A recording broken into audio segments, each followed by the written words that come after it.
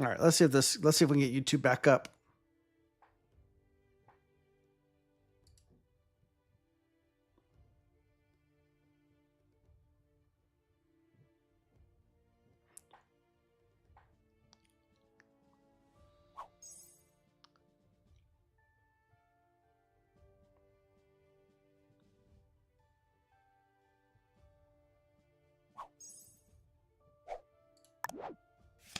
Of course, we have to use our wild. Of course, we have to use the wild.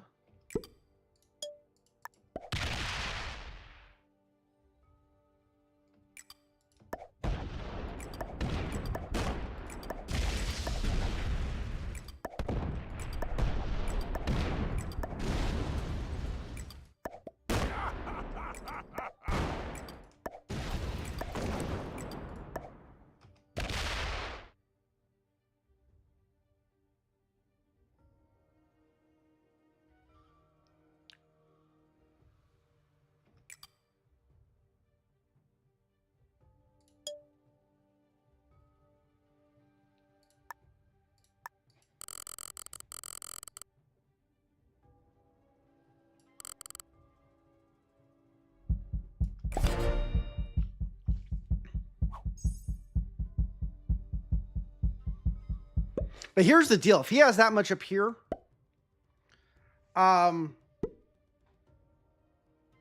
these two caps are pretty weak here.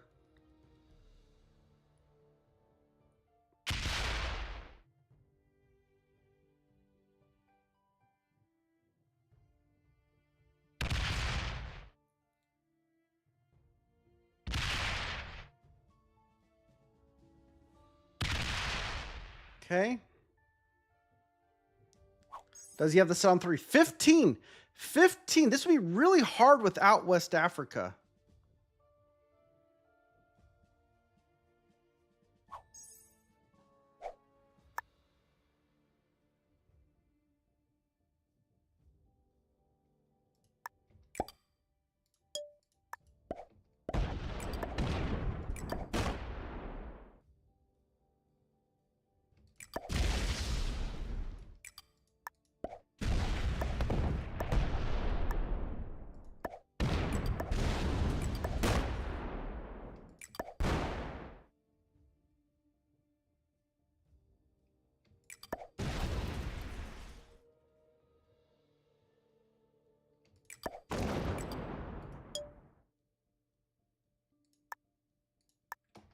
He has West Africa.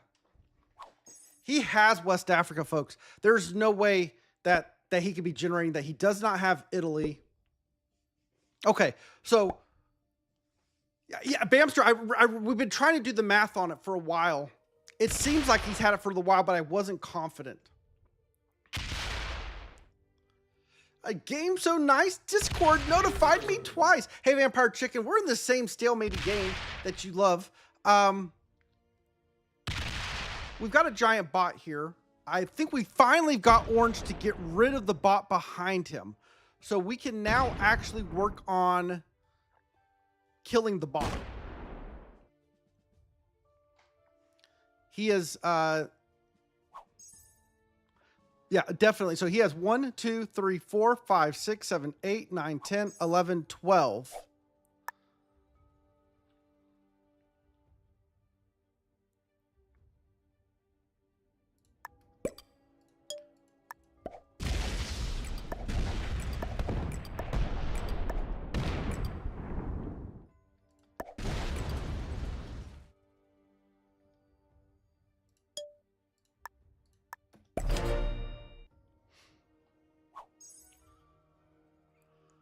$13, $14, $15. So he had 5. So let's say he had 5, 7, 9 plus 6 is 15.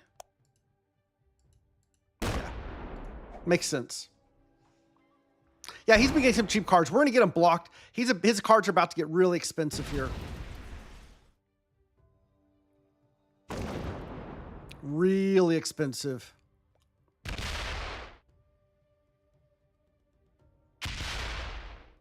Hey, William, welcome back. But he's going to set in. He's going to put it all right here. And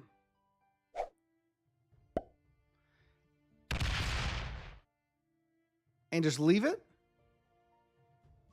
It comes out with some more. Okay.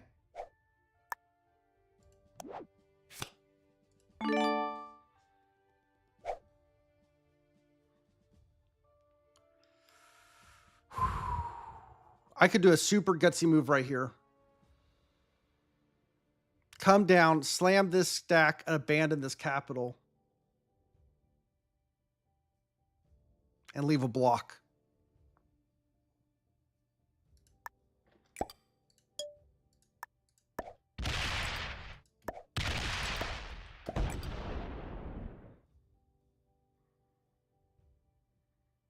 I'm here just in time for a snowball.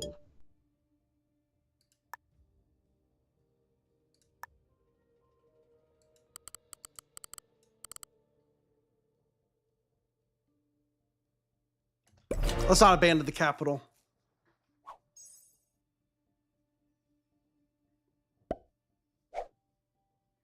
But we will try to force him to sit in.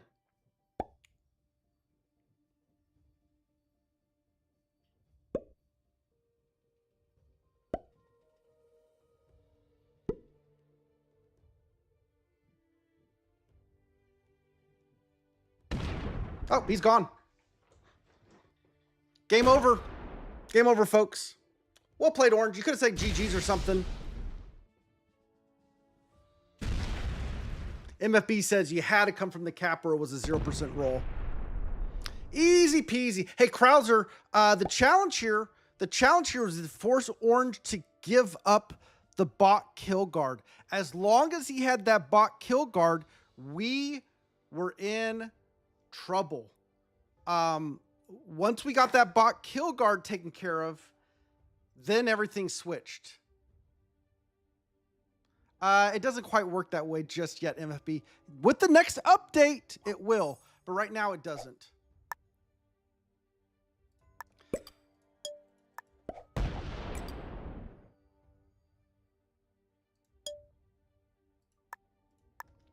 The placement is still who's last.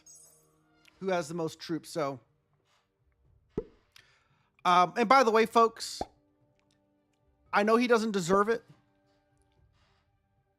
but he cannot come back. He cannot come back, but he can still get third.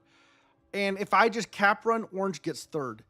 And Orange is not going to get third because I don't want him to get third. He was a good player. I liked his spunk. He flagged. That's fine.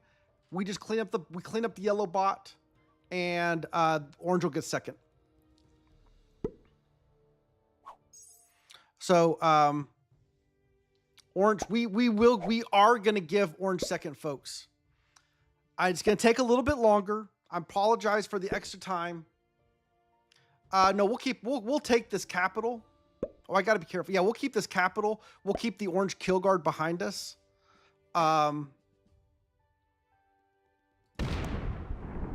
Yeah, because I think he's already been removed from up here.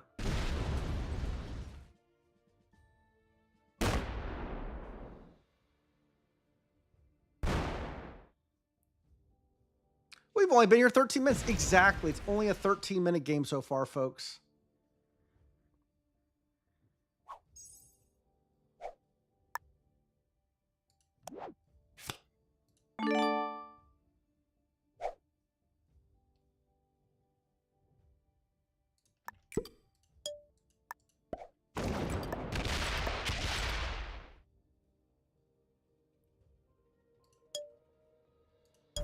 Okay. So we've secured the Orange kill guard. Now we just have to survive yellow bot. Because our London cap's just about to get rolled here. Because the bot had a set on 3 to everyone's surprise. Nobody could have predicted it, but the bot had a set on 3. It's a very rare sight. The 6th cap is in Venice.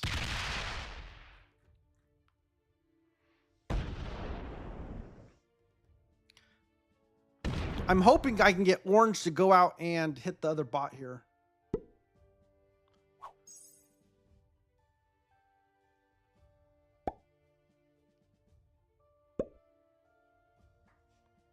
We'll roll off the 255. It depends. It depends on where the orange bot goes. I may abandon this cap to orange bot.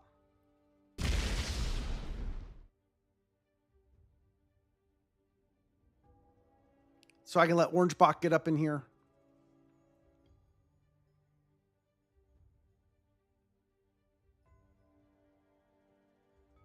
We're not going to cap run Osama because I do want to give...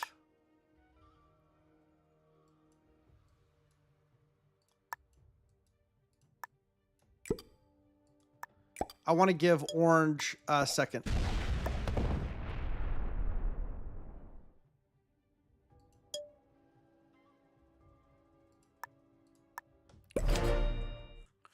Type said he left. Don't give him the no. Don't spend the extra time. I'm sorry, guys.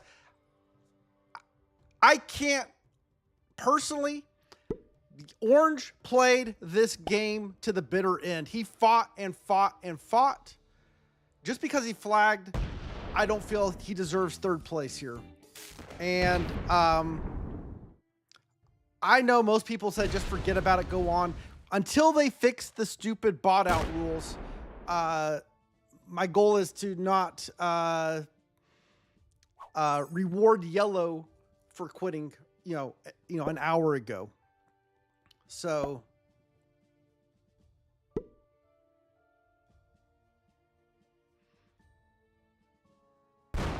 it's going to take a little bit. Yeah, I get it.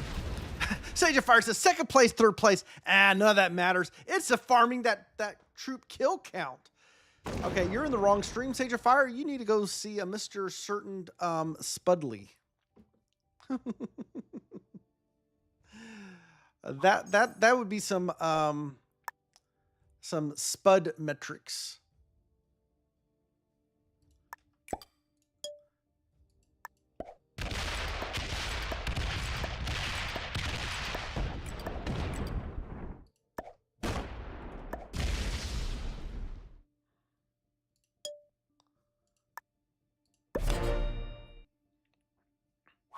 The plebes want bot on bot violence.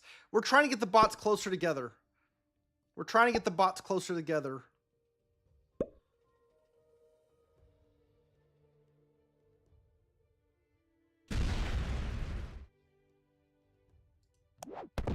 Okay, I have a set. I can reinforce this capital.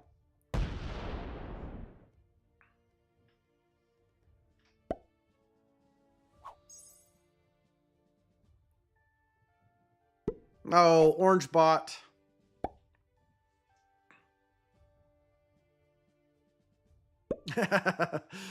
All right, we may have to push orange bot completely out of the pocket now. But then we run the risk of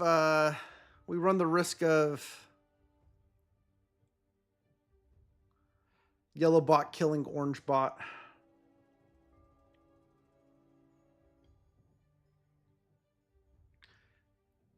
Just don't completely take the cap cards. Yeah, Mr. Oak, that might be the right play. I should have done that earlier, though. Now's not the time.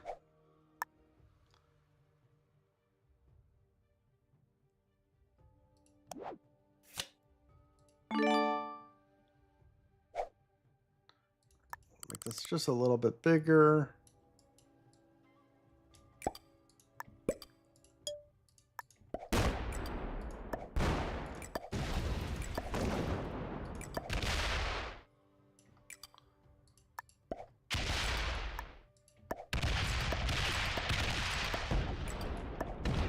Remember, we don't want to cap run.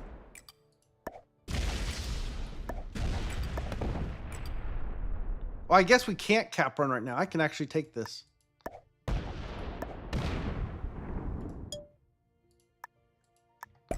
Because orange has another cap.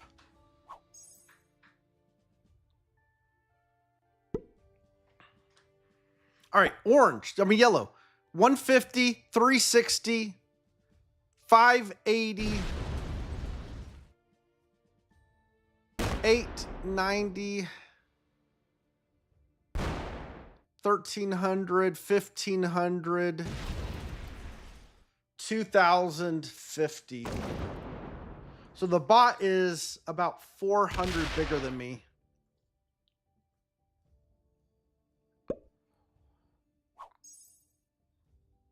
We need to block this bot.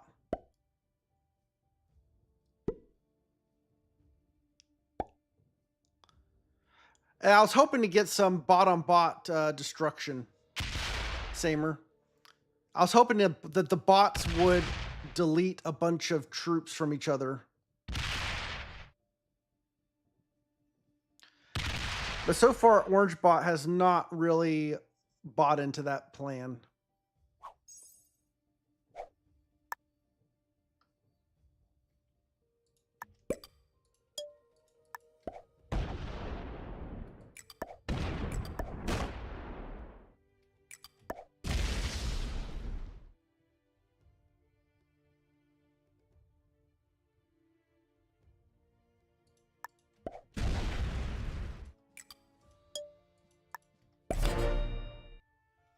Orange Bot's begging for third on place on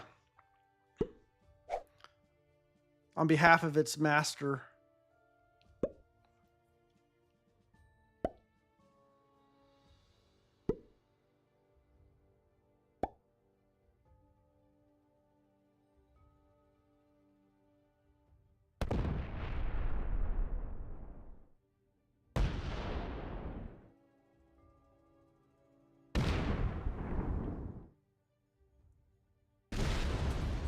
Should we report yellow and orange for teaming, is what you're saying? Oh, I could, well, how do I get out of Romania without, I guess I just have to slam out.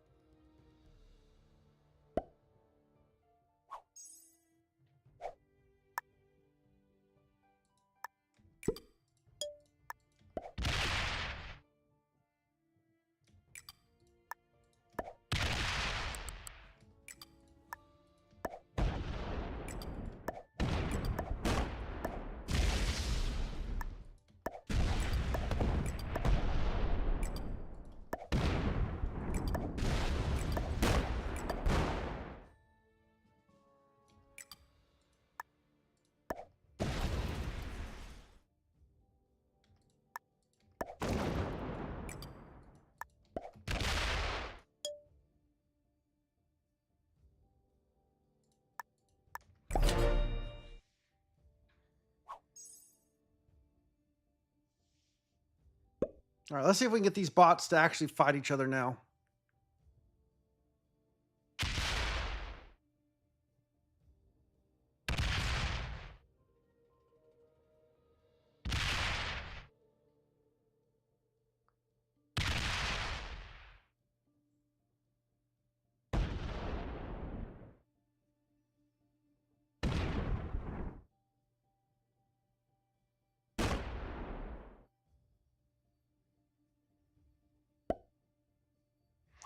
Or per yellow only hits purple. What is this?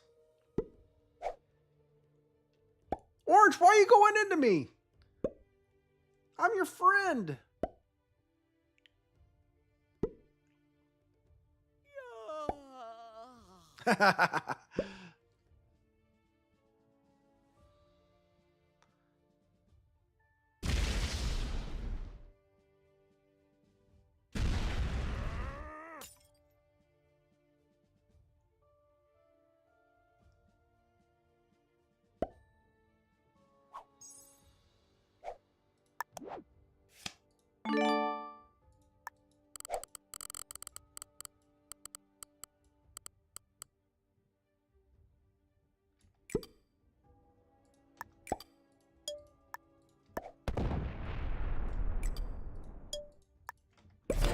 All right.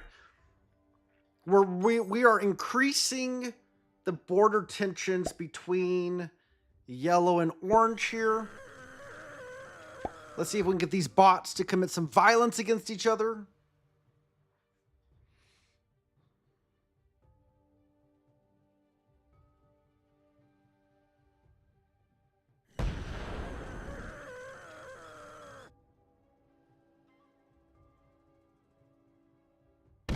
Okay, there we go.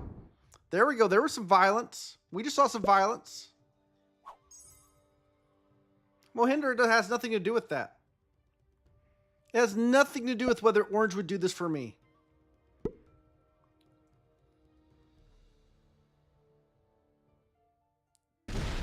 And I'm not saying that other people should have to do this. I respected Orange's game, and I don't think he deserves third place. It's that simple.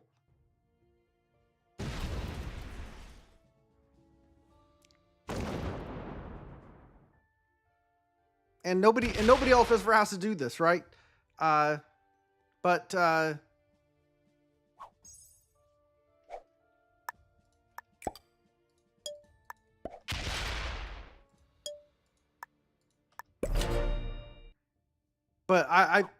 I want Orange to get second, and I have the power to do so. It is absolutely the game's fault. This should never, I should never even have to worry about this ever. The game should be giving orange second place when yellow flagged. And when the update comes out later this month, it will. But until then, we will take, I mean, it's just going to take us a few extra minutes. The bots are starting to hit each other now. And the good thing is they're hitting each other on this capital, which is taking off even more troops. They're getting cap rolls.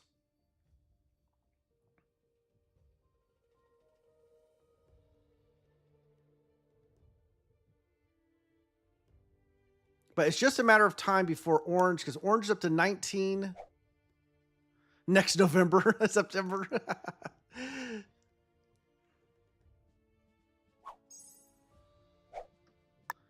Open up the 300. This 320 here. I don't want to weaken my stacks just yet.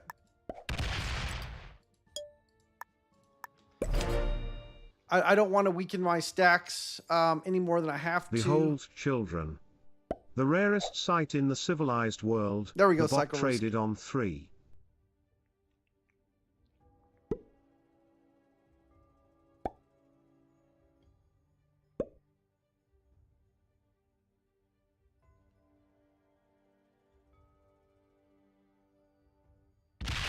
And I lost 6 there.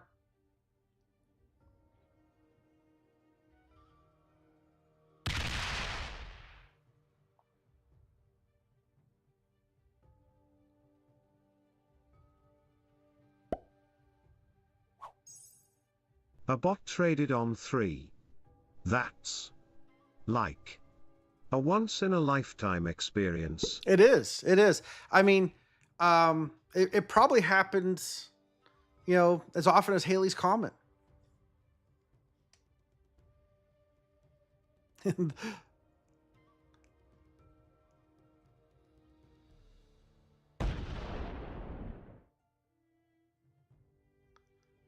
Yeah.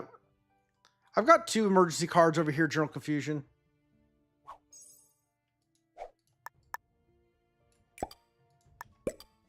I've got an emergency set.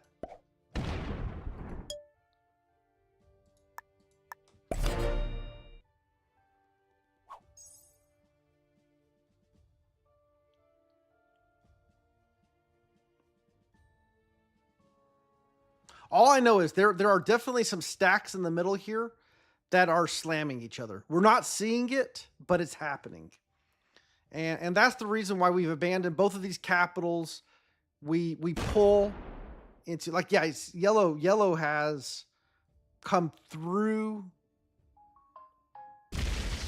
Ankara now.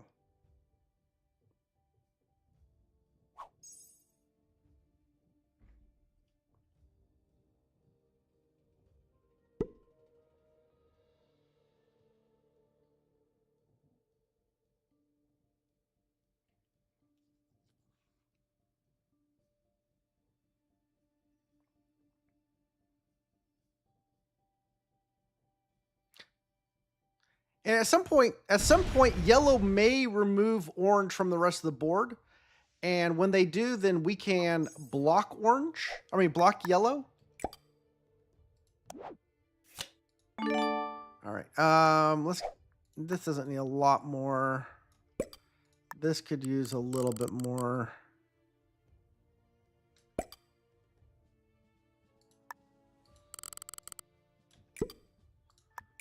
All right, let's go.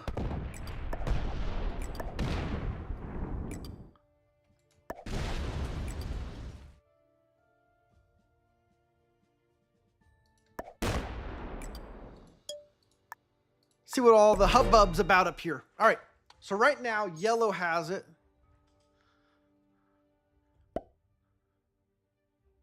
See if we can get some vision of this stuff. But there's some good. Yeah, here we go. This is what we're looking for.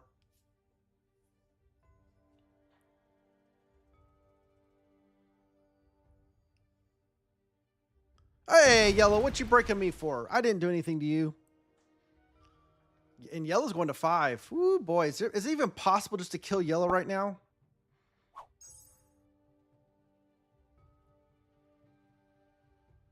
I think yellow's still too big for me.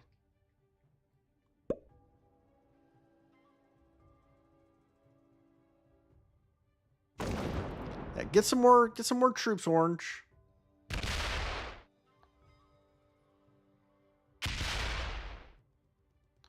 Because you're going to need them to fight yellow. Yellow's getting strong again.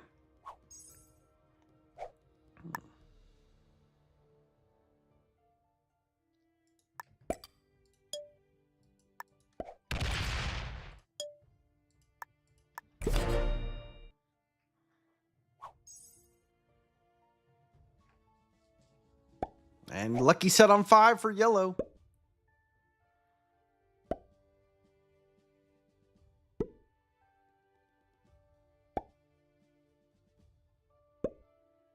Takes half his turn to put his troops down.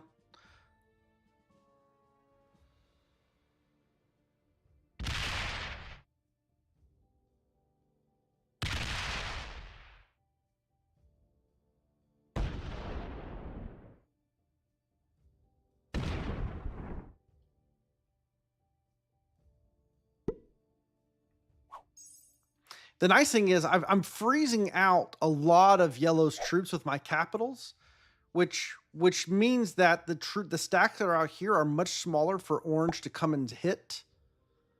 So I think ultimately, I do think orange is going to be able to push yellow out of the right side over time. It may take a little while, but I think he's been able to do it. There goes my Sevastopol vision.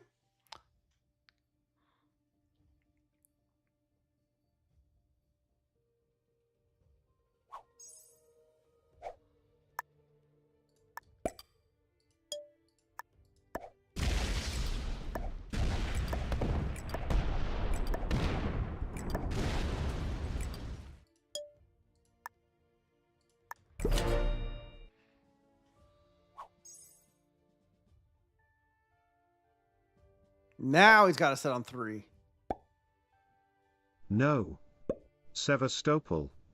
Come back, my only true love. Yeah, we may have to go and get a stack in Sevastopol again.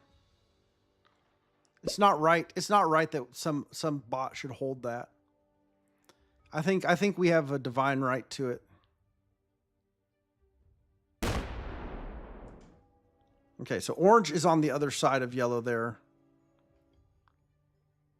Because it did split.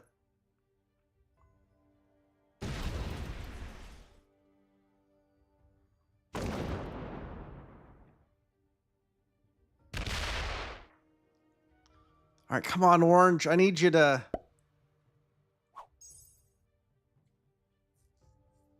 I need orange to push back down. This is taking too long for you guys. All right, how can we speed this up? I think with this set, I can maybe double card block. Let's see.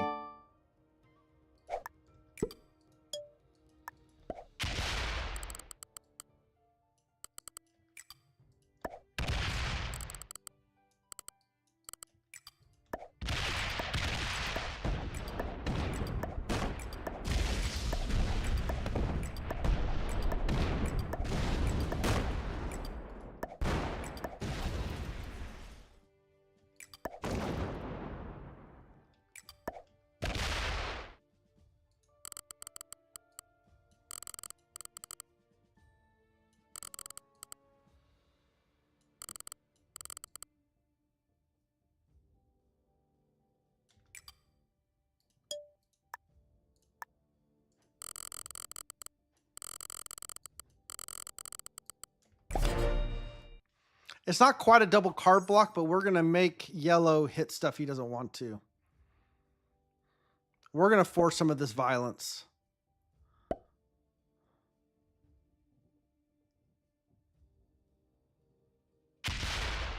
We're forcing yellow to attack down here. This is good.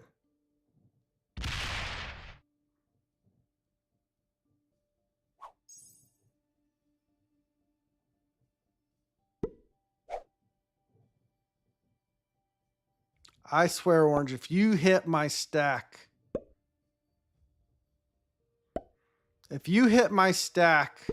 after all this, hey, Superstition.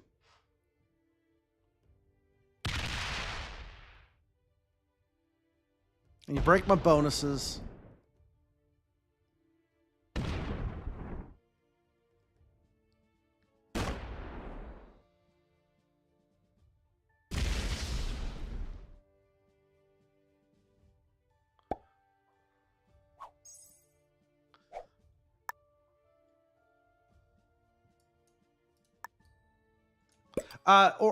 Orange.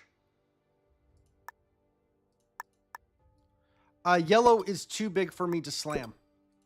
The question is, why don't I just slam orange and then cap run? Is because I don't have enough troops to do it.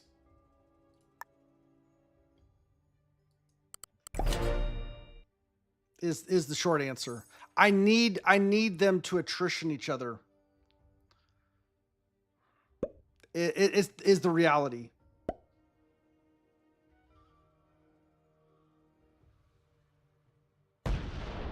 See, now we're getting, after this, now we can kill. This is what we needed. We just needed these stacks. Now, oh yeah, now I easily can. This was the whole point. We needed the bots to slam out.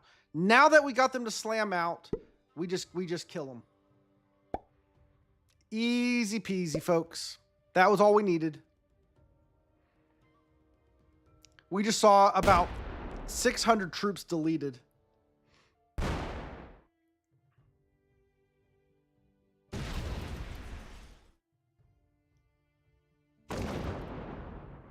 All right, let's see. That can kill there. Do I have a set? I do. Let's use it.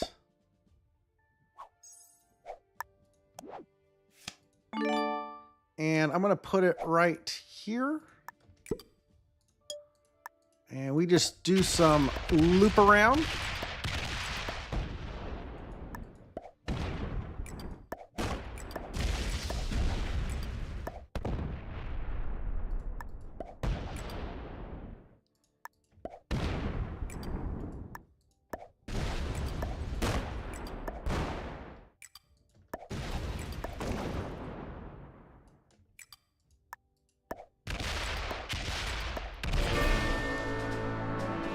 And just like that, folks, we got yellow second. I'm sorry, yellow third. 39-minute snowball, folks. 39 minutes for snowball. Actual game time, about 2 hours. Sorry for the long one. Sorry that we had the extended in-game. But you know what? Sometimes we have to give the player the win that we want to have the win. So that's just the way it is. Let's take a look at the ranks. Orange, not surprisingly, a master, white beginner, red intermediate, yellow an expert, black beginner. Let's take a look at the updated map. We now have a win in Romania. For the second time, it is now frozen, meaning we can't cap in Romania or Alps in future games. Folks, thank you for staying this far to the end. I appreciate you so much. Hit the like, leave a comment. Would you have stayed around and killed the first bot just to guarantee that the good player got second place? Let me know. And I hope to see you next time.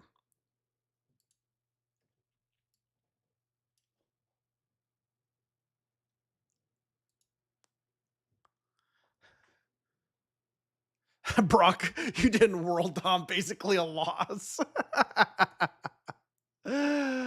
Oh my goodness, Brock. You're mad at me for fighting this out. Hey, and you know what? Give thanks. Give thanks. You called it earlier. Leave it to PJ to figure out a way to beat the guy who has a bot farm. He had the bot farm. We beat him anyways.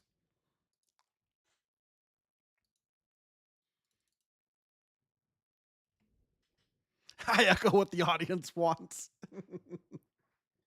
Hey, I'm sorry, guys. I do hate stalling the game out like that.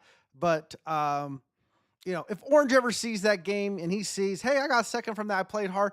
Uh, I I uh, I want people to know, like, I play to win, but I also respect my opponents. Orange played a good game.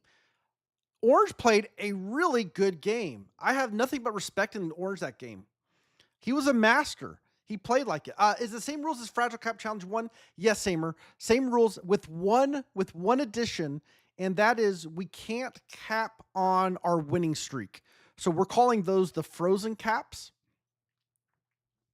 And so the frozen caps are also off limits. However, if we can't cap anywhere except the frozen cap, then we can cap in a frozen cap. And if we lose, the win streak's over and all the capitals that were frozen unfreeze. So that's the only. So we can't play Romania again. Like we can't. The idea is we can't just play our favorite cap over and over. We have to mix it up. That's the.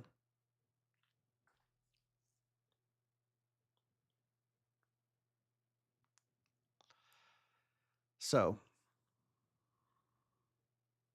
we should have a vote on which of these AI images are the best. Next round till that's the only option. Oh no. As soon as we lose, all the frozen caps unfreeze. All right, yeah. Tell me. Give thanks. Start the vote, folks. We need to number them somehow. All right, we'll call. This is Snowball. We've got the Snowball. We've got the Tavern. We've got the. Oh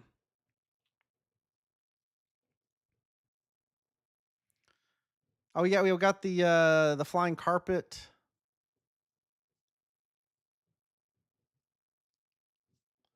Which that one's never made it onto a thumbnail. I was gonna use it as a thumbnail, and then that video never went on. We can vote by number.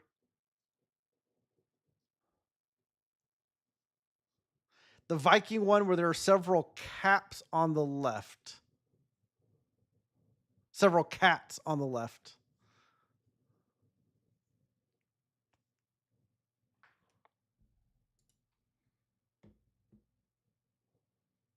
Yeah, you go on Discord. They're not all on Discord. Most of them are.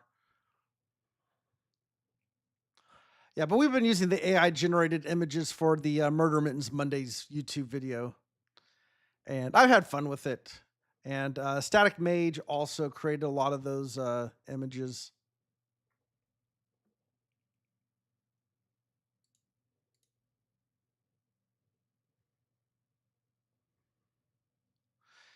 The Septa horse is being left out. Yes, I can't get AI to make a Septa horse Brock, and I figure it would be better to leave a horse, not have a horse that was not multi-legged.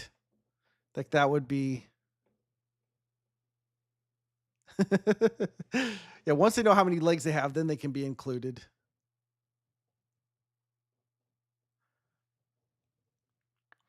Now, this one right here is a mage special.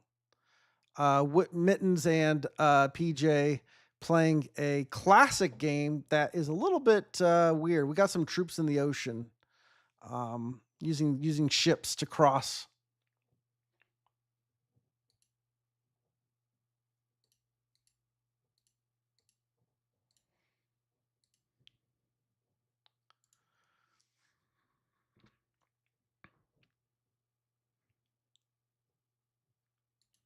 Welcome back, everyone. We're playing the Fragile Cap Challenge, Part 2. Fragile Cap Challenge. We play as many games as we can until we have no more cap choices left. We lose a cap choice if we lose from it. So we have lost 2 caps so far. Hopefully we can't lose anymore. We also can't cap in recently won, so we can't cap in the white as well. So let's take a look at the board. We have quite the Orient spawn here. We are in the 4th position. Wow, what an Orient spawn. The game's almost telling me Cap Orient. Cap Orient. Does anybody else here? Now, we also have a good Mercia territory. It's a 4. Okay, so blue's going Rostov right here. Gonna go for Russia. Asurum. Erzurum. We don't have Erzurum. We have Gaziantep. We have Iraq. We can go both of those places. We also have Istanbul, aka Constantinople. If we cap in there, it's Constantinople. Look at the blizzards in Africa. There are 4 blizzards in West Africa, and they are the most unimpactful as you can get. We've got a Galicia blizzard. We've got a Netherlands blizzard, and then over here we've got a Lebanon and a Georgia blizzard.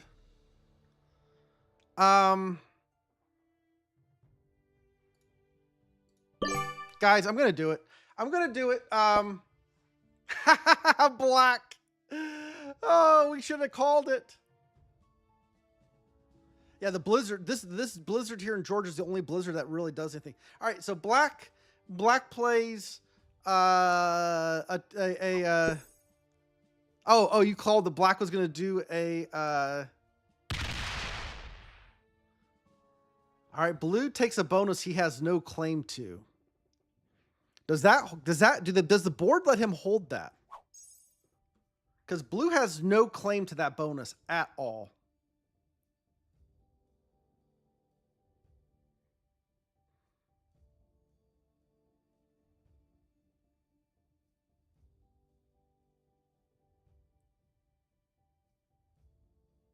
It actually might be cheaper for me to grab.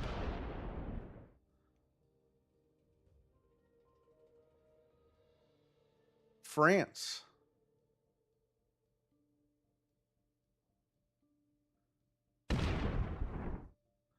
Come down through here.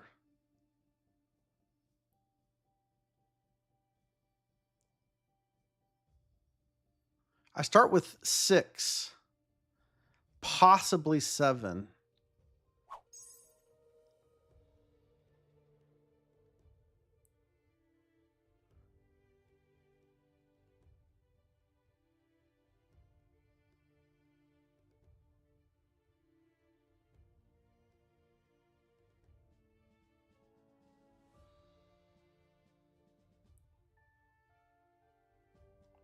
My cap's on the other side of the board, but I kind of deserve France. I mean, blue took Dinaric Alps, and his cap's over here.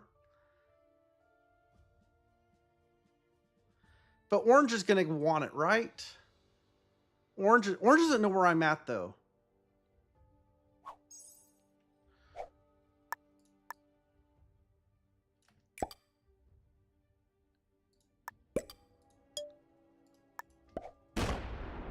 We'll make him think we're capped in London.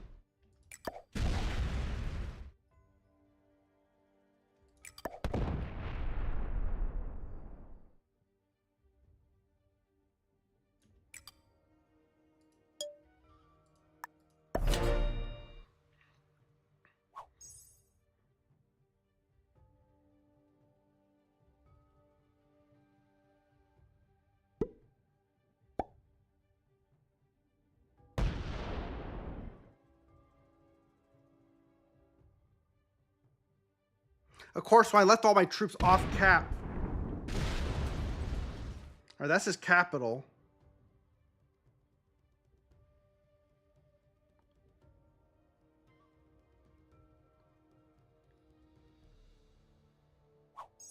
He has a 4 cap.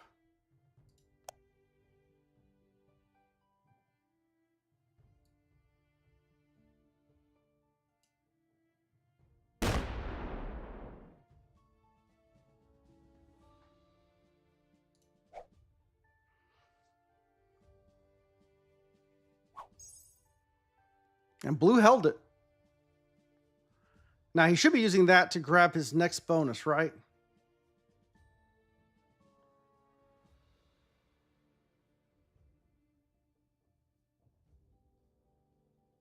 Where did blue place? Okay, he's grabbing another bonus he doesn't have claims to.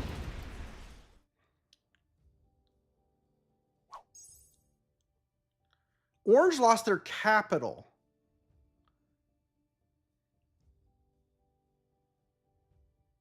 Did blue just take orange's capital there?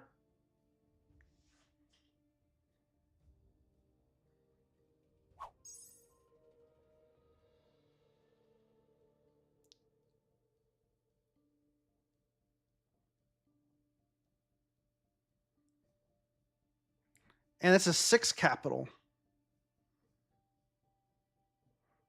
Green's uninstalling the game right now. No, they're back. No bonus for white. I could fight black right now. Or we fight blue.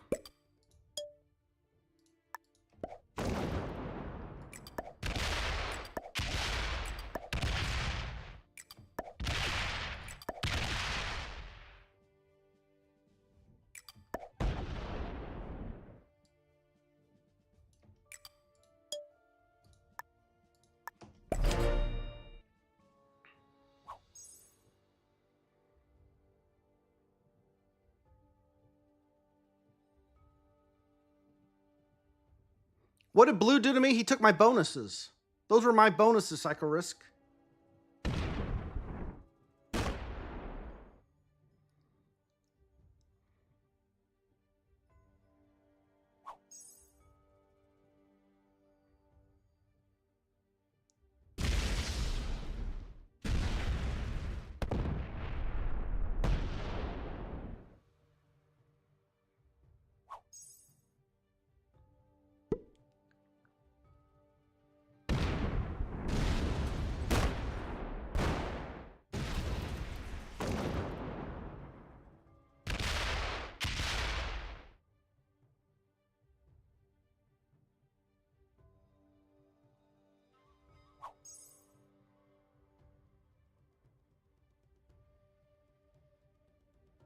Psycho Risk or Vampire Chicken. Vampire Chicken has an alternative theory. Conspiracy theory, even. Conspiracy theory.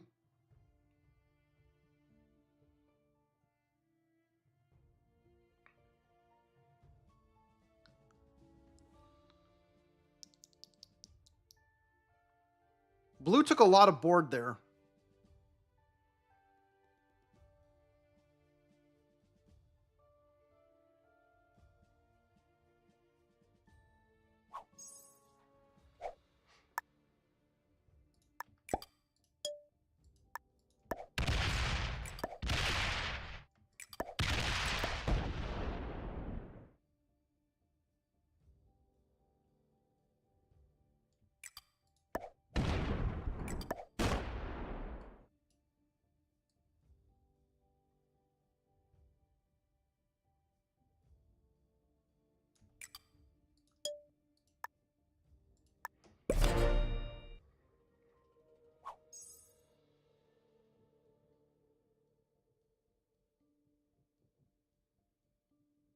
So blue decided to go back to cap. I'm not going to hold all this.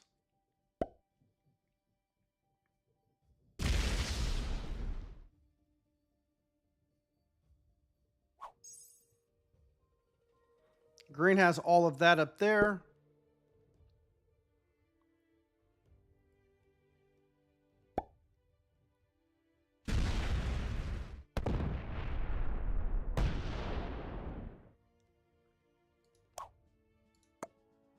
Okay, so we know Green's cap is Rhine.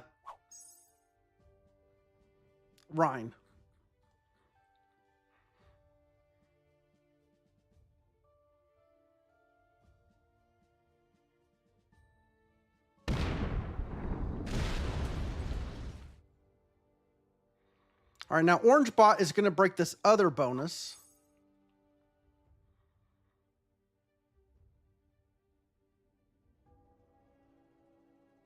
And unfortunately, black's a problem as well. I'm fighting a bot. I'm fighting blue, and green is just snowballing. Oh, orange is here. Orange is not a bot.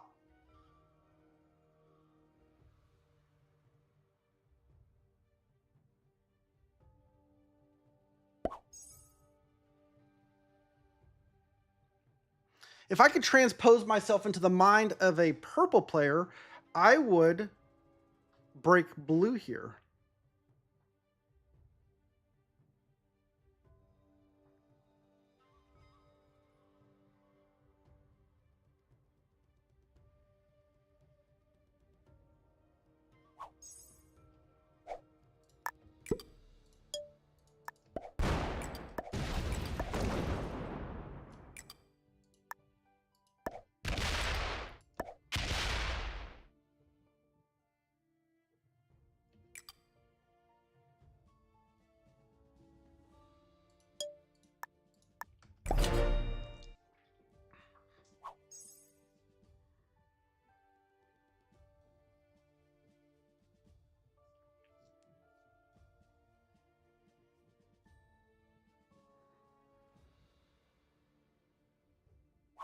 Somehow black was unable to get a card.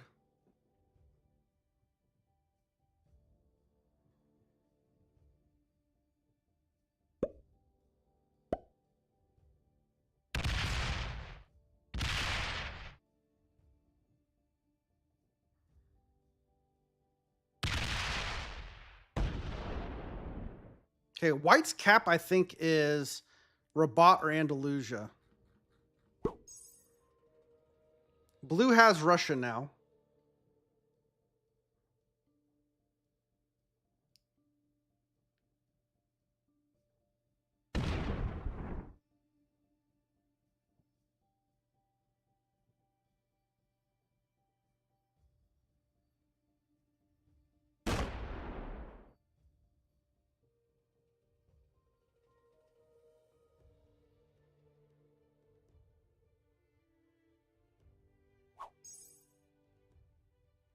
Okay, where is orange at? Orange could be Sevastopol. Orange could be right here at the very edge.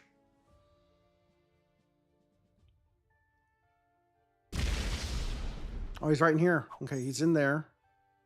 White does have West Africa.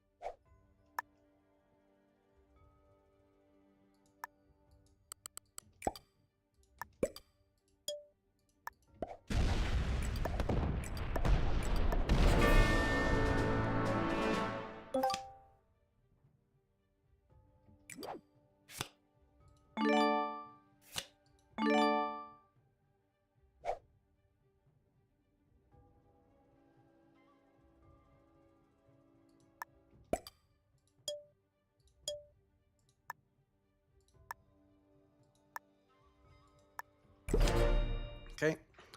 We don't take another bonus here. Green knows we don't have this bonus. I didn't break green at all. Green's been a good neighbor with me. There's no reason for him to...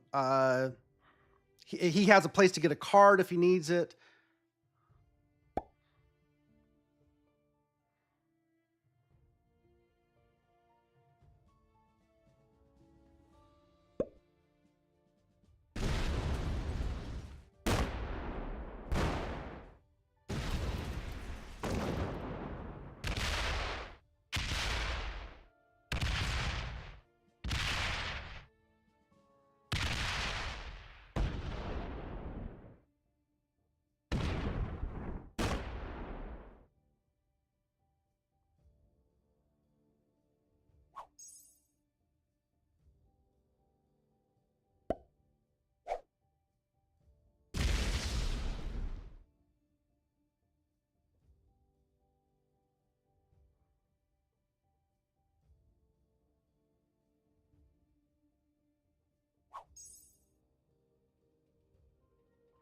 These blue and green players seem like they're teaming on me.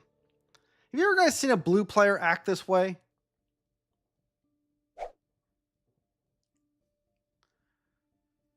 Well, guess what? You guys want to block me?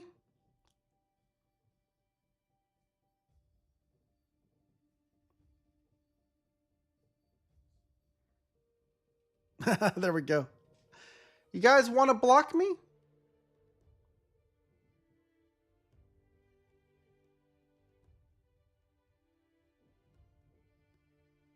Exactly. I've got a partner. I've got my best friend down here in black.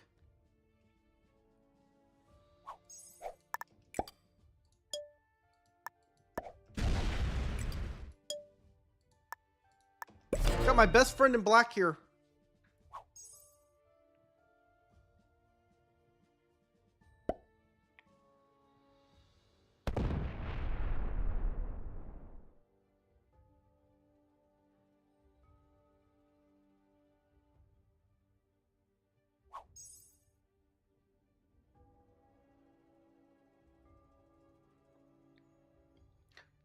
All right, guys. Everybody says, why don't you progress the game? Why don't you do things? Why don't you play more aggressively? I'm over here blocking a player, making kills, and the board turns on me.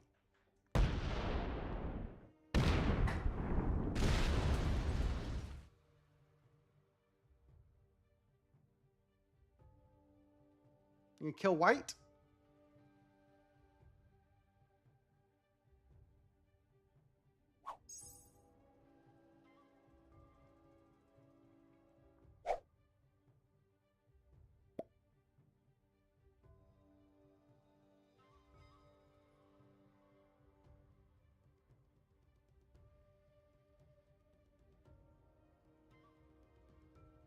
Green did see my capital at the very beginning, I believe.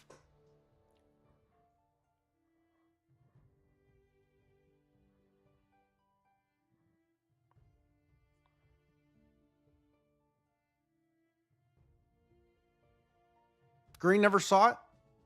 Interesting.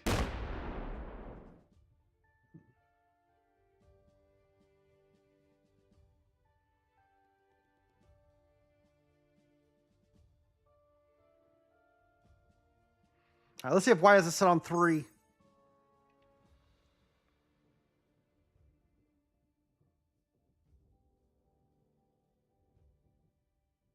General confusion is green and white saw the capital.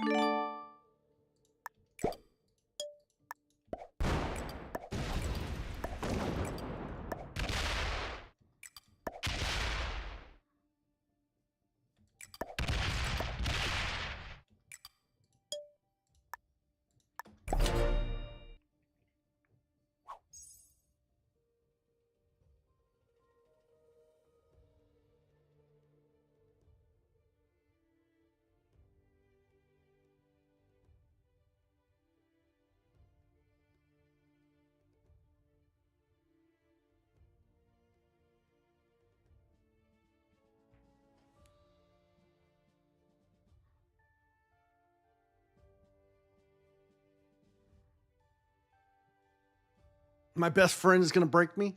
You guys talking about black? No, black. I thought we were friends. I thought we were friends, black.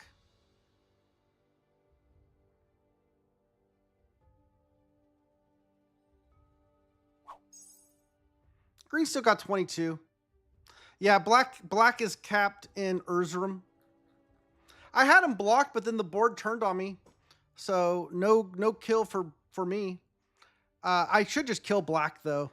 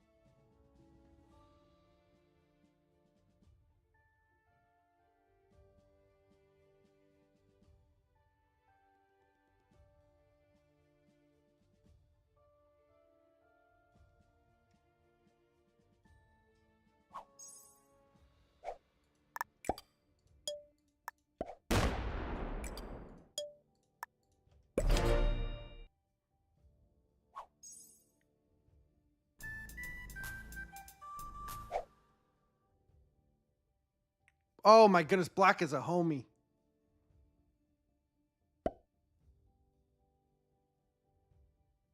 Or he's not. Maybe black isn't a homie. Oh, I thought black was going to trade with me.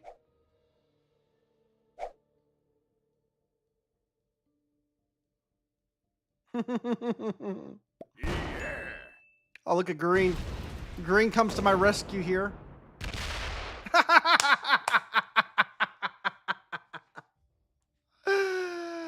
Oh, this is too funny. Blue's like, I had him blocked. And I got black to go along with it. And green, you came and messed it all up. For what? All right, how much did green get? Green got 22. Blue still gets 26, though.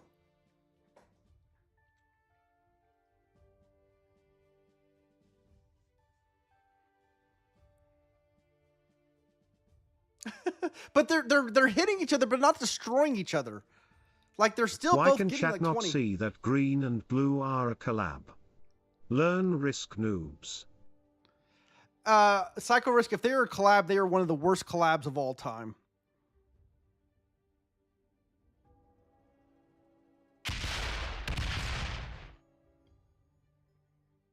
Can we ever repair our relationship with black? Well, black's good enough to know how to block.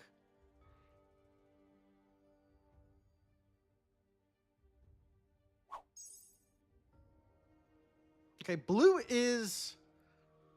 I think blue has Venice again. Because blue got down into here.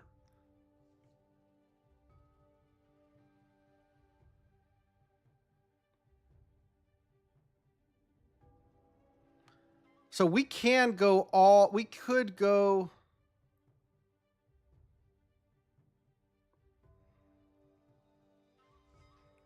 How much are sets for... Last time we saw white had like 23. White kill probably does make sense here.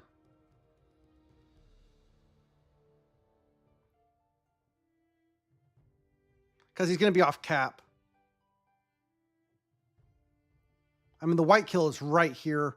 I can just sweep around.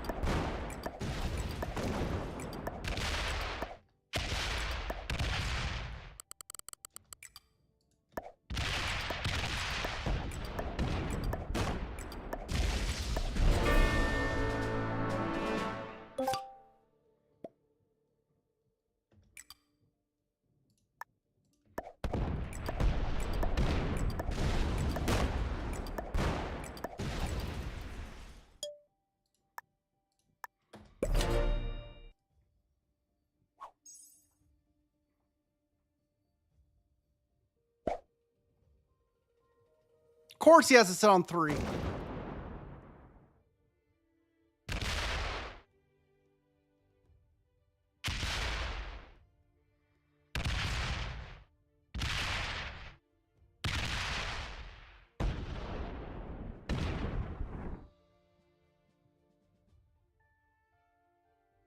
Okay, he is gonna guard off cap. Okay.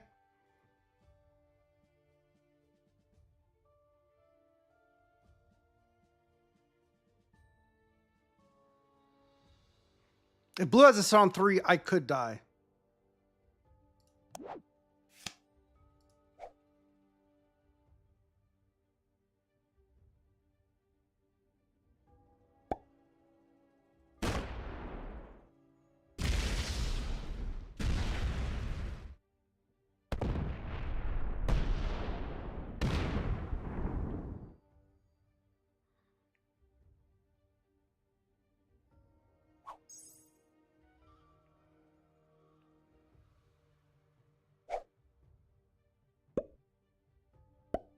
Okay, I could still die.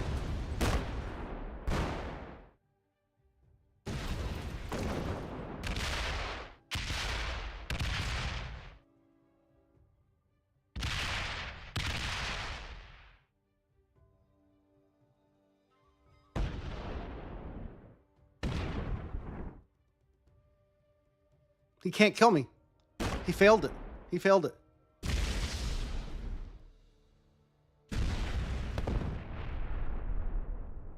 I don't think he has enough. He's gonna try to. He's gonna double tap. Okay, he failed. Okay. This cap is empty.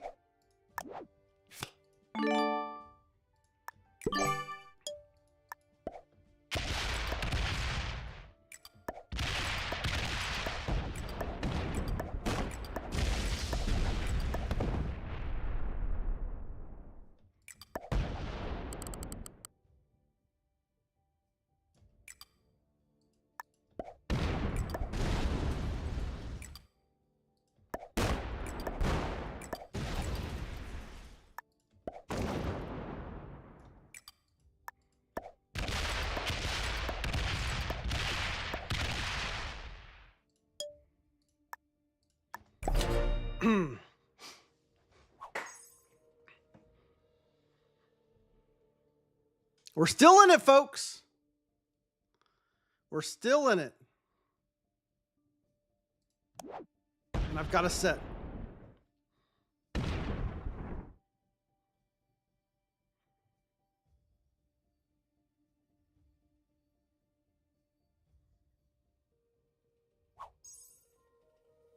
I feel a lot better. Black were eliminated. Uh-oh, green's got a set here.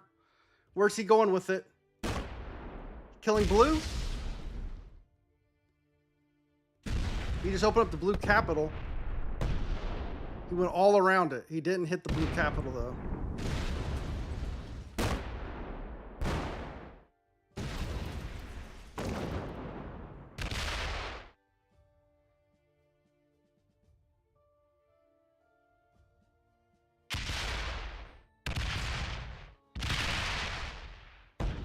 Wow, he just lost.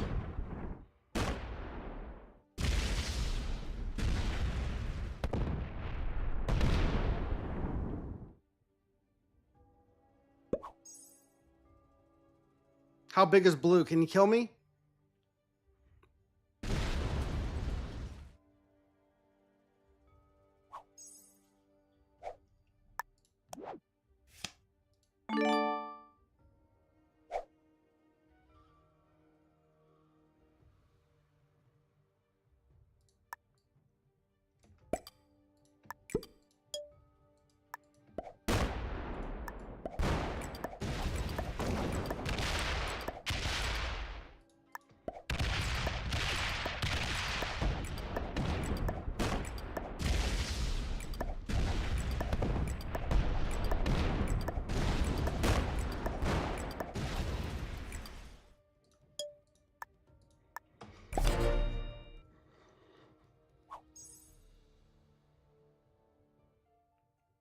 Isn't it crazy? Black's actually in a winning position right now.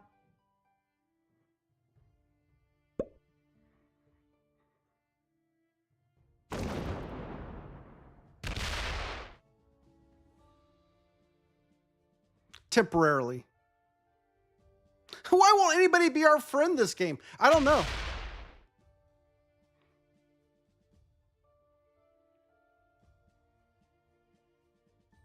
Everybody's being so aggro.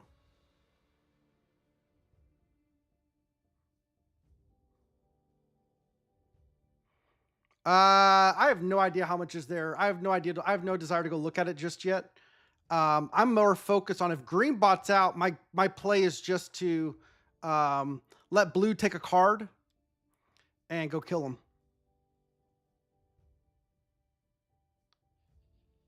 That's my play.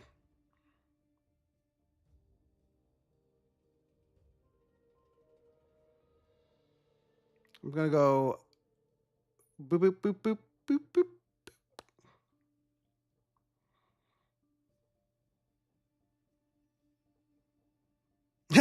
You have 0 fear of black in a 1v1. Okay, green bot's gonna break me a little bit, it looks like.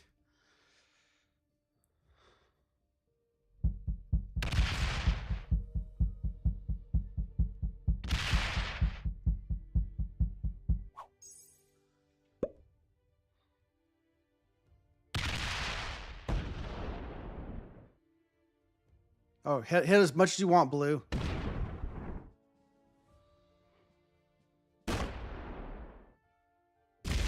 Keep hitting.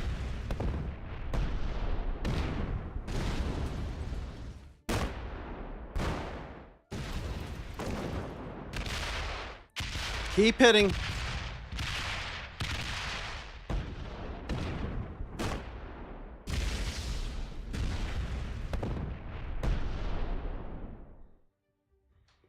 All right. You made it about as easy as can be.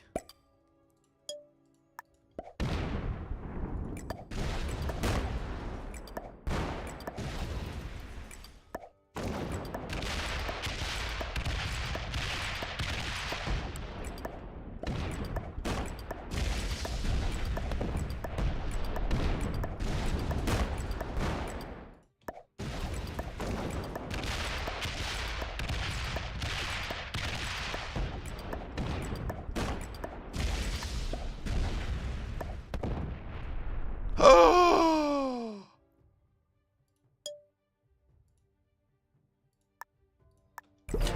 Oh! It attacked with the 3.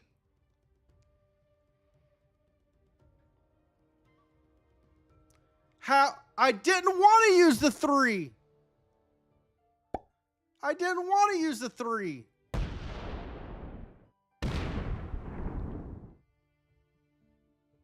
And why did my 3v1 work? 3v1s are supposed to fail. Oh yeah, now he sets, guys. Now he sets. Or the bot kills him. Watch the bot kill him.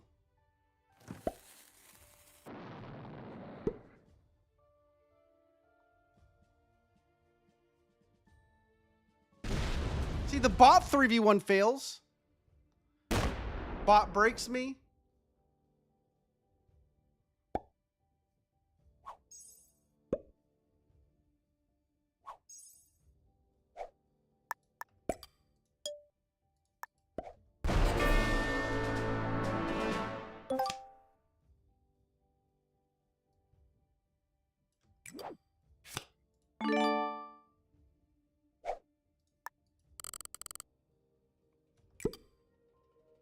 It actually worked out better that way.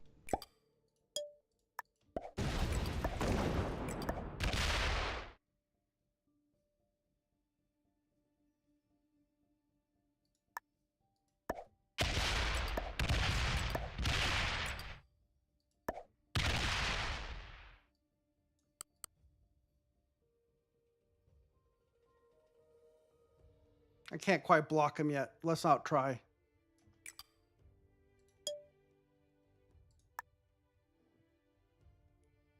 This is the more important capital. Yeah, I can't quite block him, but we will...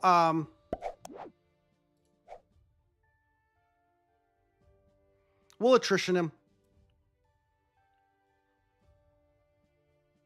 I needed to break the bot a little bit here, but...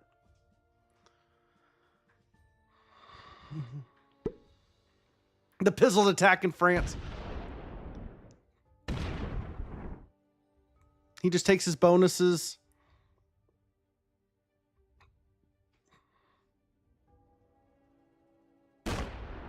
All right, he discovers the green capital here. He decides to attack a few extra. Breaks me. All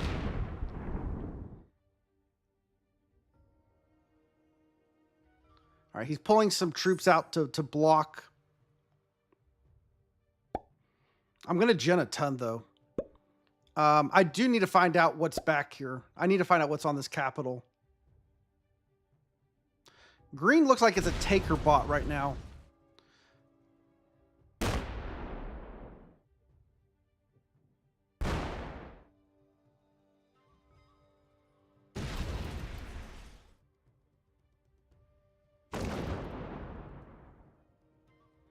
It didn't come off. It didn't attack down here. I don't want black getting this capital.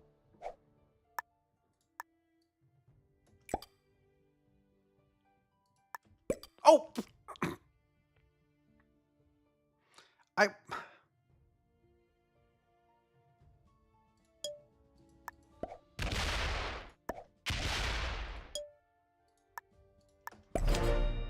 Am I okay? Yeah, I'm doing fine, folks. I'm doing fine. Don't worry about me. Don't worry about me. It's all intentional. It's all intentional.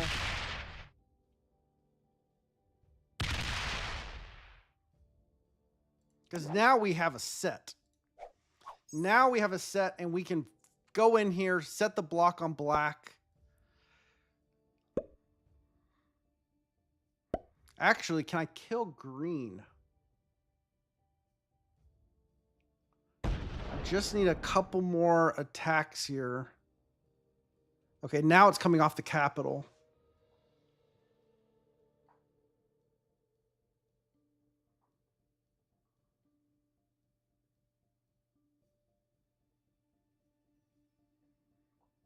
Yeah, we'll kill the bot. Yeah, if we can put the troops in the right spot, we might be able to get a bot kill. All right, I'm going to put a little bit here. And then the rest right here.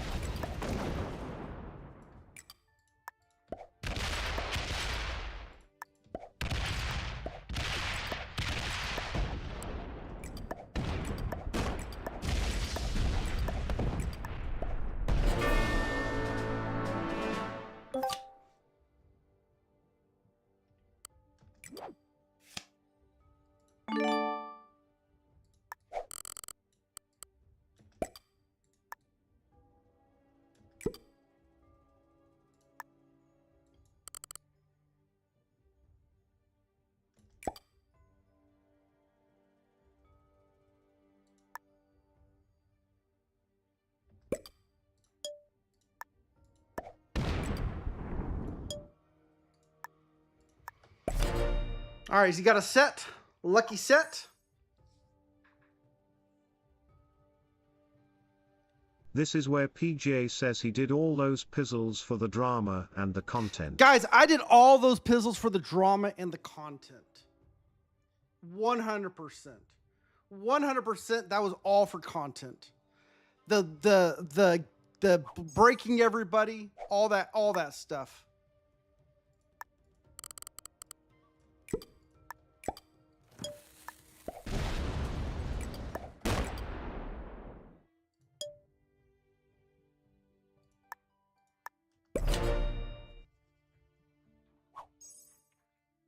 We'll have him here in a minute. He's got at least 100 troops on cap, folks. So we've got to wait just. It is so nice to see how the high-level grandmasters expertly win games with no mistakes ever.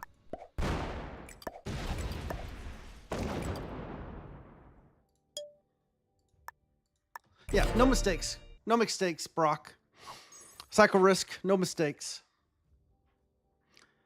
And at the end, you and my the best buddies go get 1 and 2. Probably not Kiefer, but there's no reason. Okay, he perma-botted.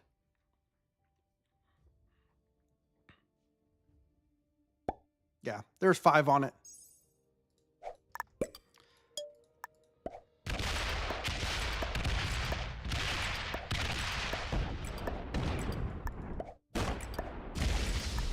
And just like that, we world dom into Gaziantep for the win. Folks, was it ever in doubt? We were playing Constantinople. When would we ever lose a Constantinople game? Let's take a look at the ranks here. Blue, a master. Orange, a beginner. White, intermediate. Black, a beginner. Green, an expert. Let's take a look at the updated map. We now have 2 wins in Istanbul. We did lose our capital. That doesn't matter, though. Guys, leave a like. If you haven't subscribed already, I'd appreciate that. If you would, help me out. And leave a comment. Tell me, did you think we played too aggressive, not aggressive? Did we make too many friends this game? Should we be a bad neighbor more often? Let me know. I'll catch you in the next one. Hey, Archivist. Let PJ know he pizzled it. No pizzle. How can you say I pizzled it when I have a win? I missed it. Oh, try to get it in there. Almost, Brock. Almost.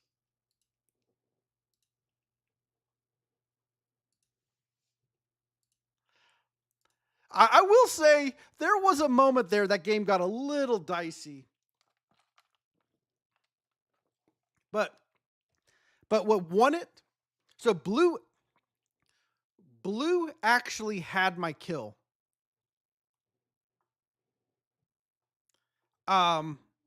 Blue actually had my kill. He mispathed it. And he put too many troops in the wrong place. Green made it a little bit tricky. He needed to actually put some troops to clear the part out of Eastern Europe, put just enough at the bottom to get visibility of the capital. Everything else on the capital comes sweep down. He was split too far, and I got a decent roll. So blue tried hard. Blue somehow maintained a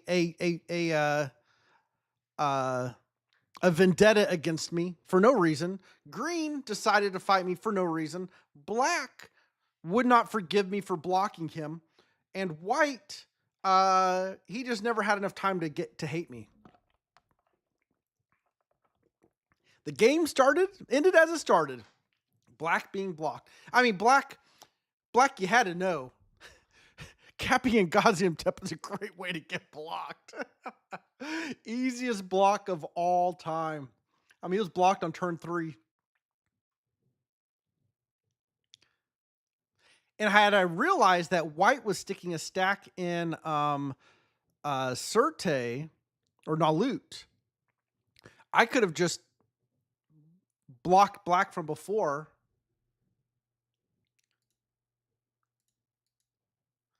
And kept him.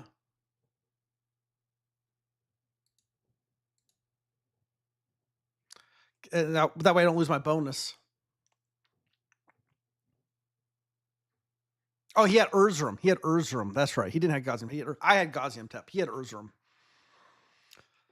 Oh, what a fun game.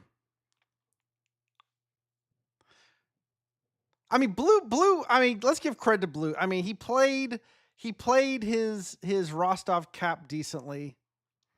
He took a Teneric Alps turn 1. Nobody broke him. So I took a France. Nobody broke me. And then when blue realized that I was fighting him and orange wasn't a bot and orange was stacking up on the capital, that's when blue decided to abandon Venice and go back in single stack. Psychoverse, they were all GMs. Every single one of them was a GM. Every one of them. They were all top 10. Somehow we got top 10. We had 5 players in the top 10 join our game. Never before seen.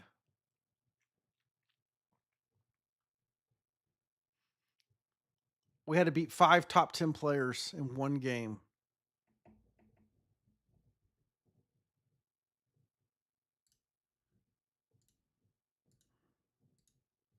Oh yeah. 6,000 rank points easily.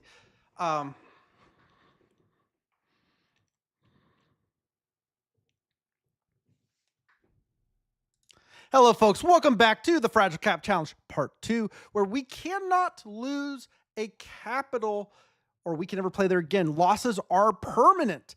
So as you can see, we have 2 black capitals. Those are off limits. We are on a win streak, 3-game win streak. So all the white capitals are also not available as they are frozen. Let's jump into the gaze game and take a look at the board. I am the royal player in position number 4. And what do you guys think about a London game? A London game or a Trieste? London, Trieste. We've got another game with a Galicia Blizzard. A Galicia Blizzard. We've got a Jejel Blizzard, which makes this a nice long pocket. It also means somebody's probably want to go Alps to grab their almost 1 point hold on Italy. White is over here in Kharkiv, looking to go that direction. Where are we going? If I'm white, I probably would have capped Burgundy. Four-way fork likes London.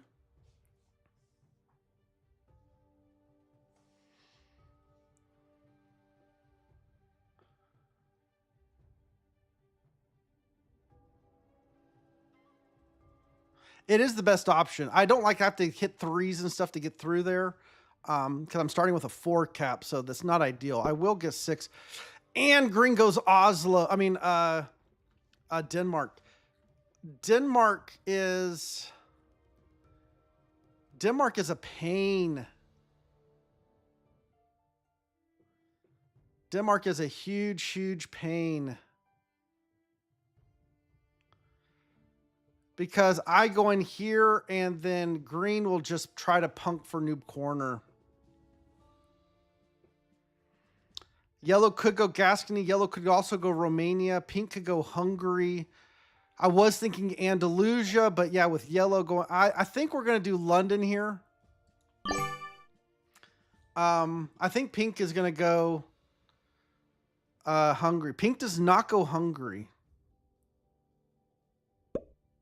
Yellow does go Gascony. Okay. So I got a plan here, guys. I have a plan. I'm going to take a page out of the blue player's book from last turn. And what I'm going to do here is I'm going to take a turn 1 Dinaric Alps. My capital is strong enough. I don't need to put any troops on it. I can put everything off cap. Establish an exterior position here. Red is Benghazi. I could fight red right from the get-go.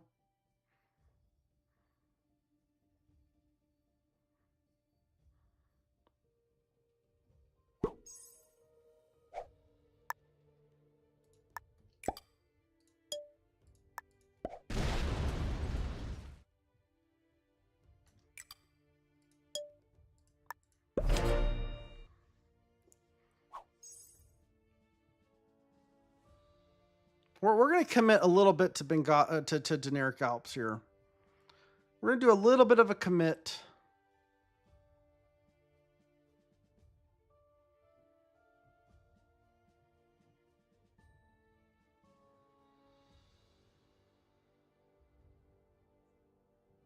I think green got a turn 1 Germany here.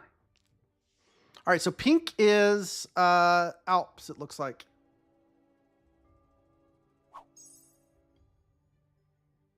Pink has the Alps cap.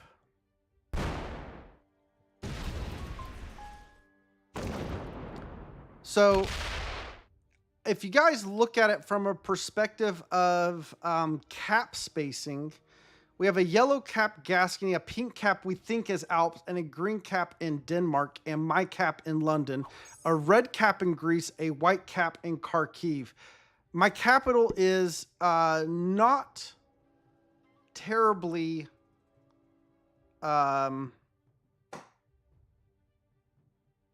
powerful.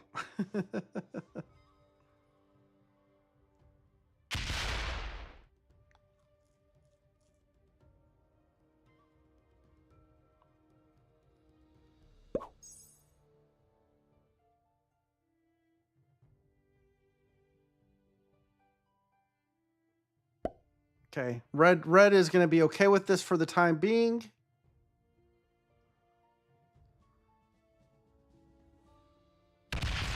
They're going to work on Orient.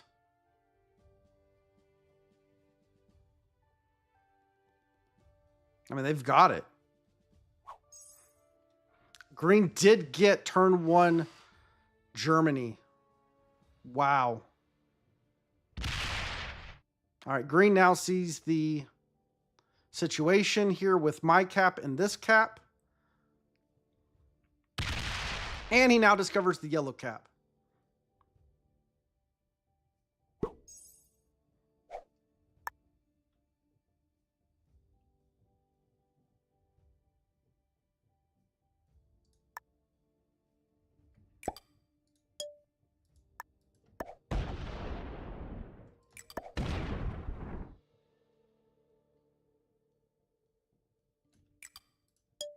And we lost 5 on a 3, folks.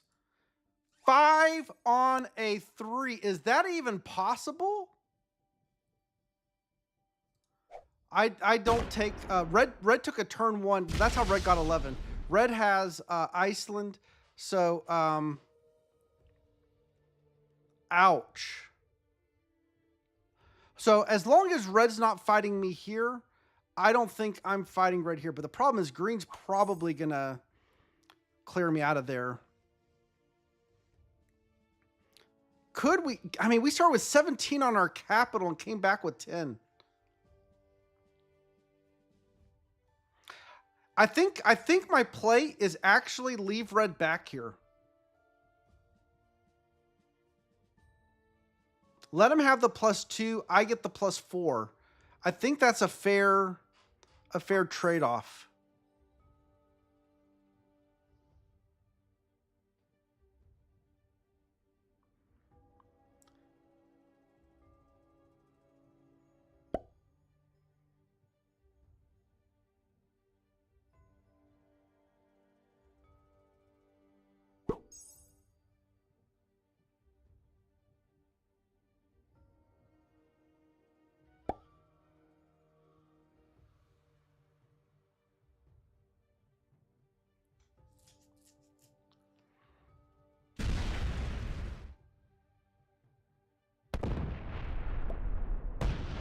Okay, so red, I mean, I probably do have to take, I probably have to take Iceland. He just took he took Orient.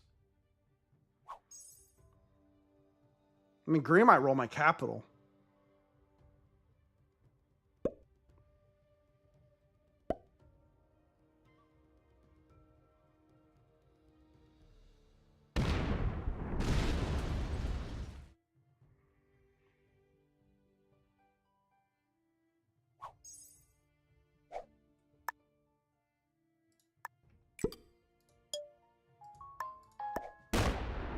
Oh, red did not have that. Okay. Green is not going to be good neighbor with us for long, but and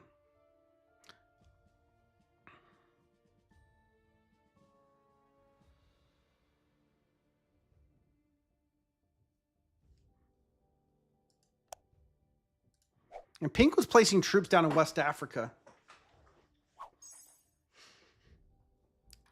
So is that going to be a trading spot? West Africa is going to be a trading spot? I mean, yeah, a true green could say, you know what? I want to not fight white. I'm not going to keep the troops in Dinaric Alps much longer. I think I've about exhausted my Dinaric Alps run, but I think they've been helpful. I put a lot of troops there turn 1. I've gotten my gen back from them. So we'll see. We'll see how long I can hold it. Yeah. We saw that coming. We saw that coming. Didn't see it coming from white, to be honest. I didn't see it coming from white, but we saw it coming. Green got to witness that. So green may say, hey, you know what? White doesn't like purple. Let's fight purple. Why would white do that? Because he can. Because I can't retaliate.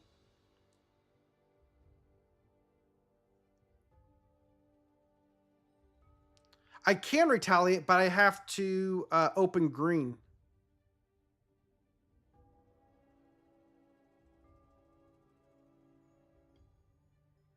I have to break Germany.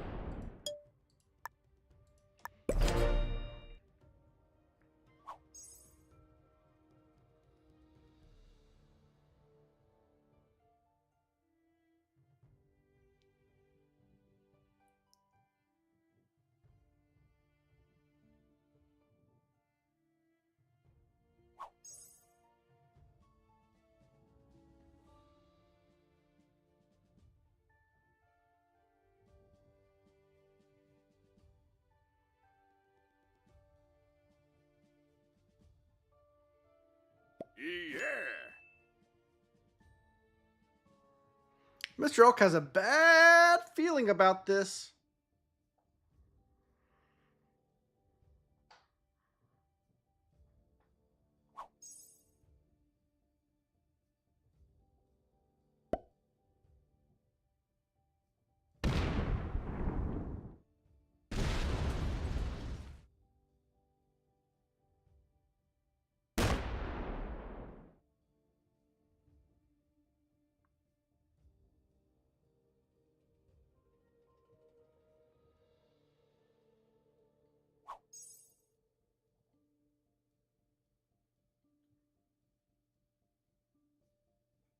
Oh, I love this. Red's going to just give me cards.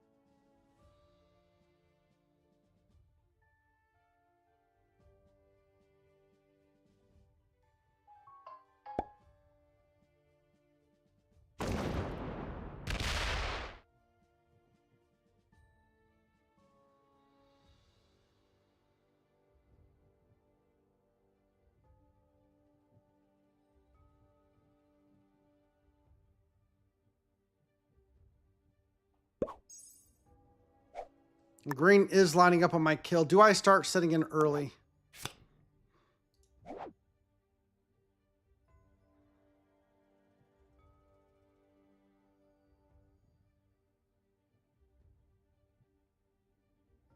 I think I die.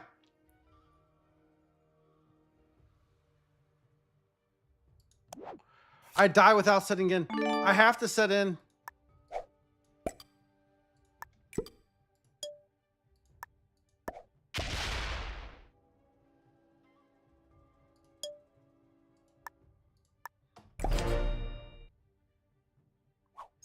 Because green's lining up on me.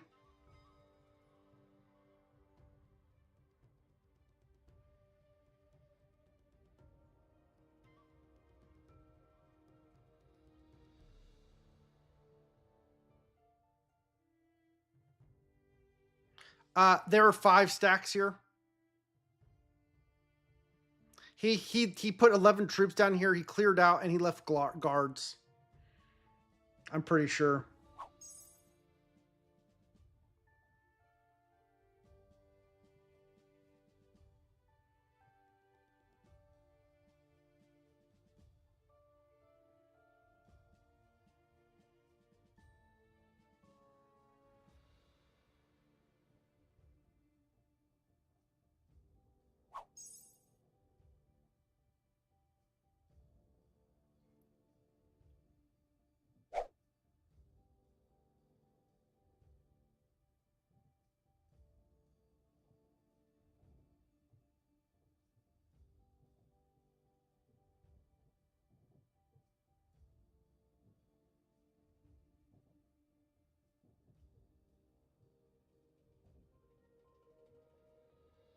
I don't see a way out of this, folks, unless white starts hitting green right now and red starts hitting green.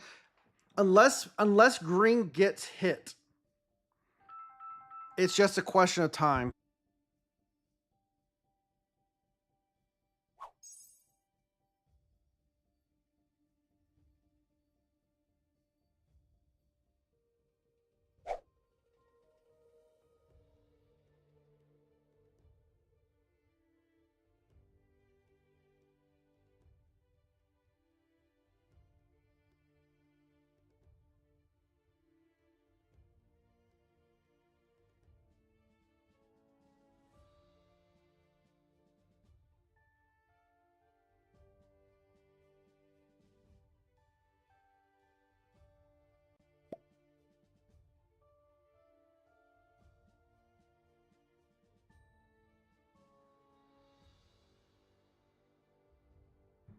All right, red's attacking a whole bunch.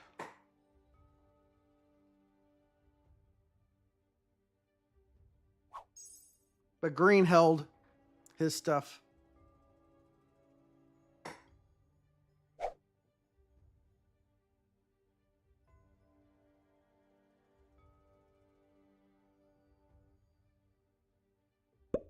Oh, this is perfect. Yeah, double stack.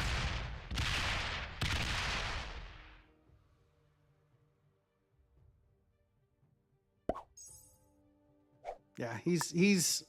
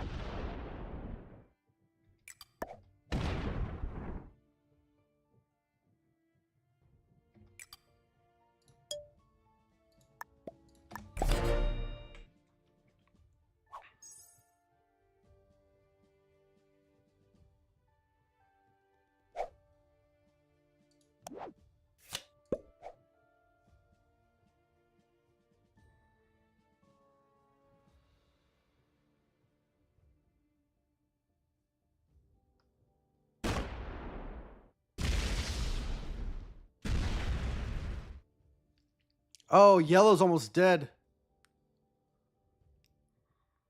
Do we not get 6th?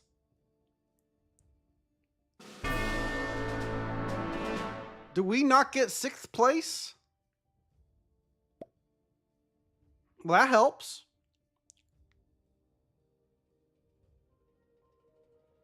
I know I died next turn, Z-Man. I needed to hit Sevastopol to hide in it. White just kills us.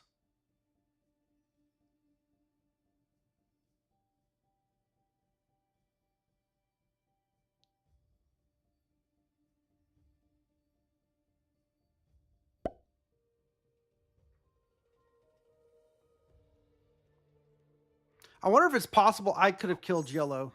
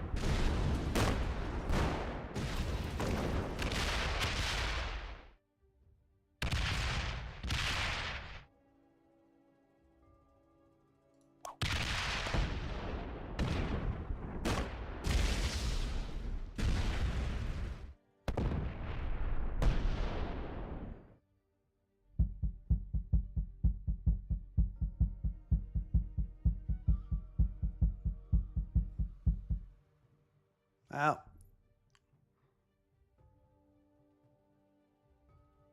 Oh, that was the cap there.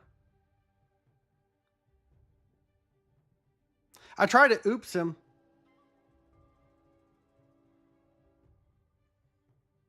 But turn order guarantees that green gets a free kill. Oh, red got it. Well played, red. Well played, red. All right, we got last or second to last, but yeah, it is what it is. Let's update the map here, folks. We'll take a look at the stats as well.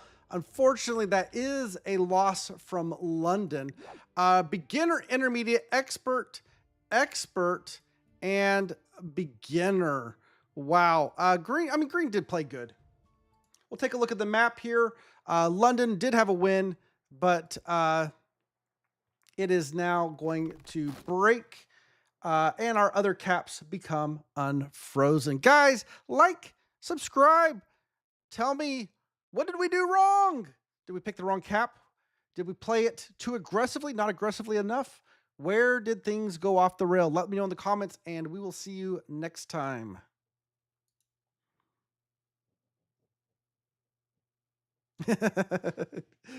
We might have lost Portugal again. On the positive side, we can cap Istanbul again. Yeah, I mean, I don't know what to make of that game. I don't know what to make of that game.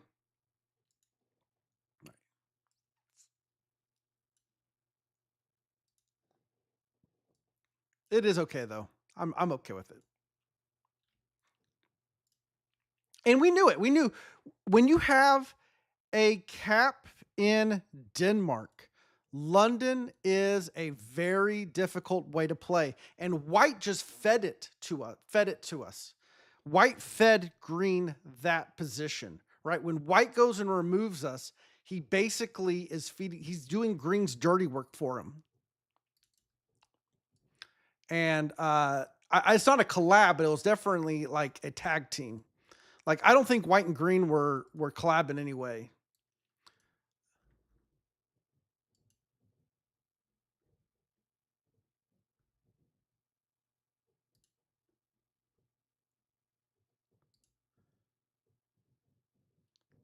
But we'll move on. Oh, we knew not to be good neighbor with green.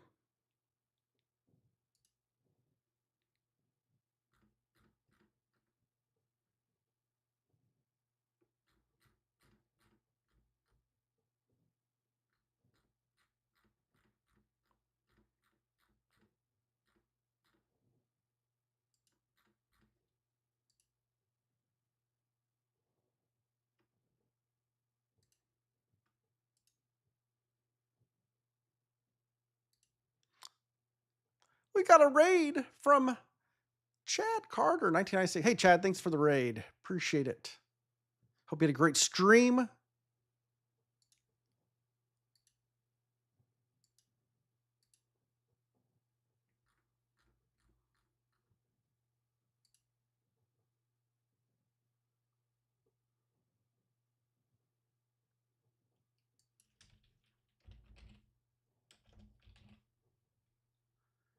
And we are trying to get a lobby ourselves.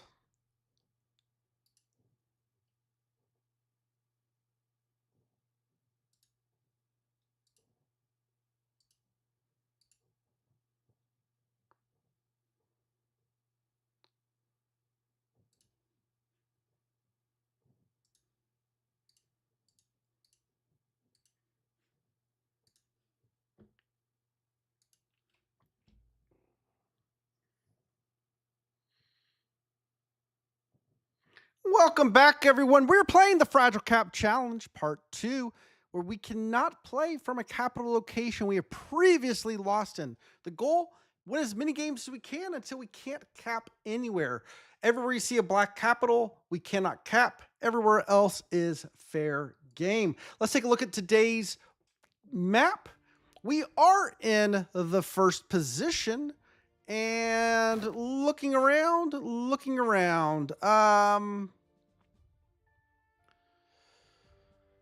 Ooh.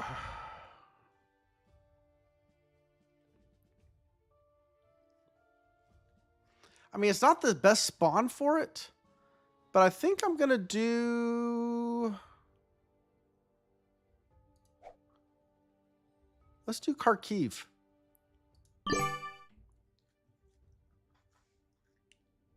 We got 2 blizzards here.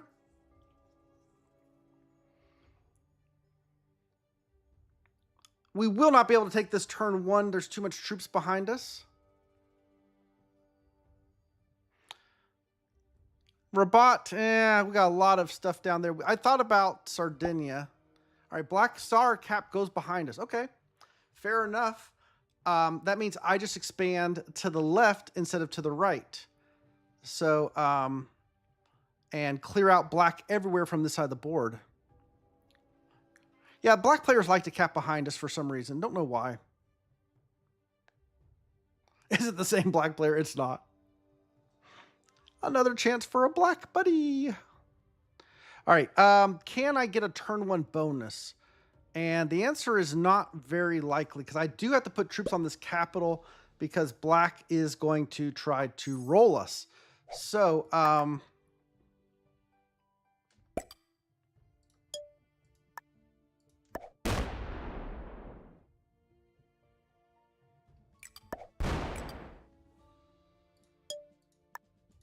right, I'm guaranteeing that black does not get a bonus troop there by hitting him twice.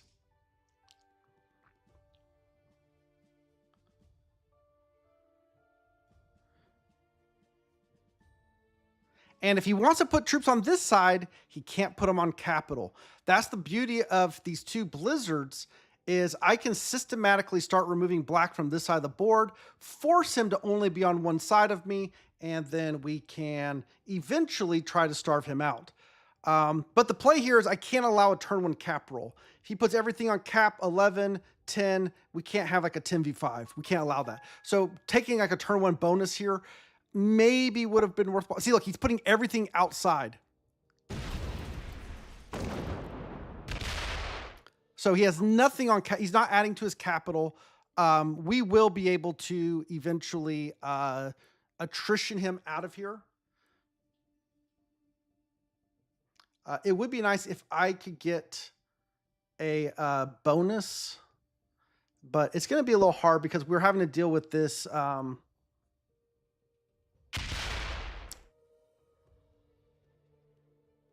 He might hold it, though. He might hold it dicey. Please don't attack me anymore, green. You can't take that turn 1. Green is Gascony, it looks like.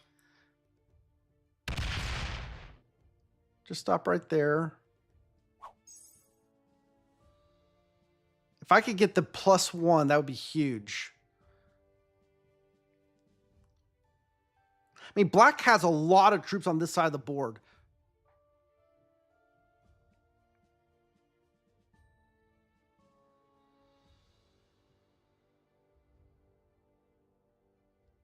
But I need to take a lot of territories each turn because the goal here is the +1s matter. If I can generate some +1s, it'll go a long way. Okay, I don't think I'm going to keep this bonus. I'm not going to get a +1 anymore.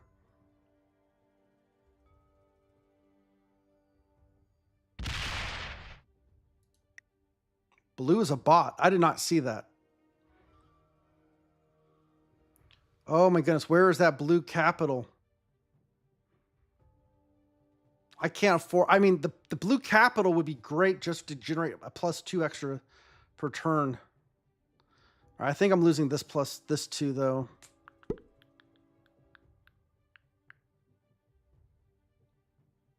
Yeah. All right, there goes my bonus troop. Nope, he didn't get it, though. But he did hit that one.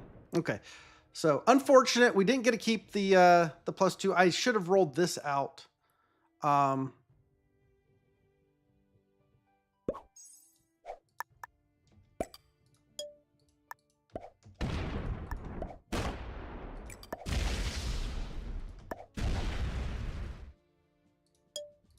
Okay, we got horrible dice that turn, folks. Horrible dice. We lost 2 on a 1, a 1 on a 1, and a 1 on a 1. This is...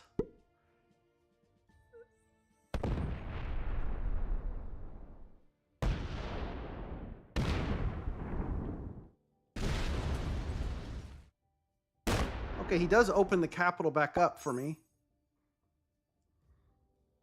I do need a slightly better guy. I mean, I lost a 3v1, and then I kept losing ones.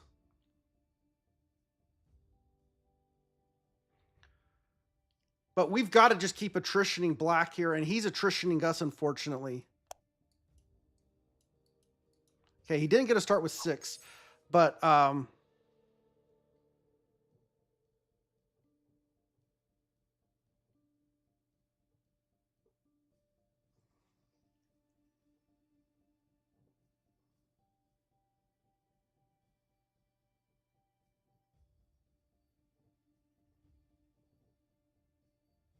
yeah, 3v1 can lose too.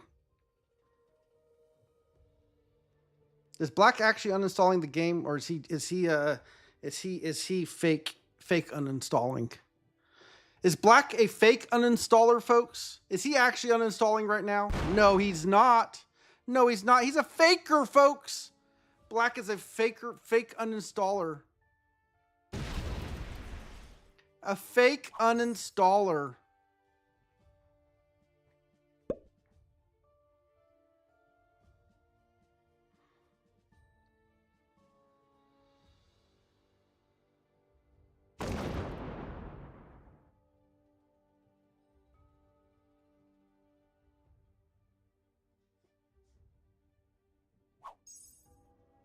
Red did not hold West Africa.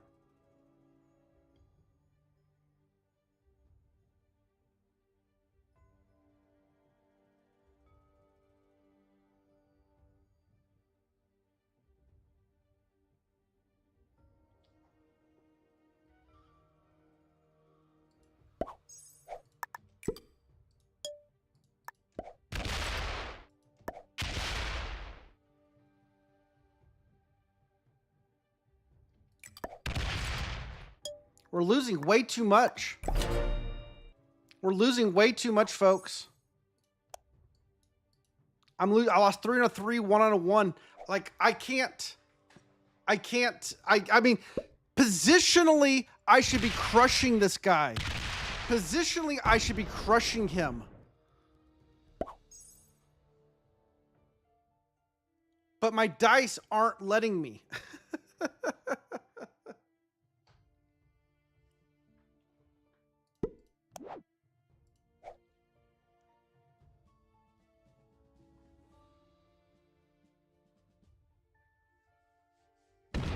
I mean, it's almost to the point that I'm gonna get my cap rolled, right? He's gonna put a 12 with a set. He could have 16.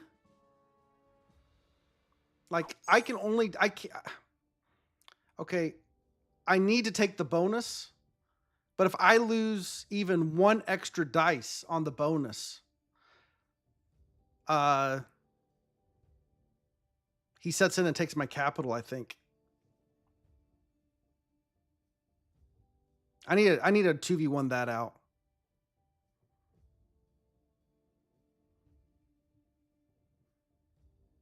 The reason I want to take the bonus is I want to force him to put more troops on here. But the thing is, he can fortify him back. So it really doesn't matter.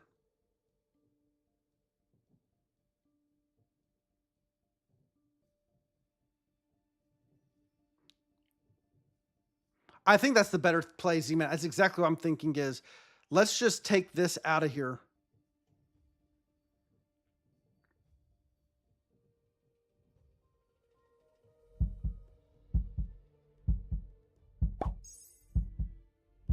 All right, blue lost their capital finally.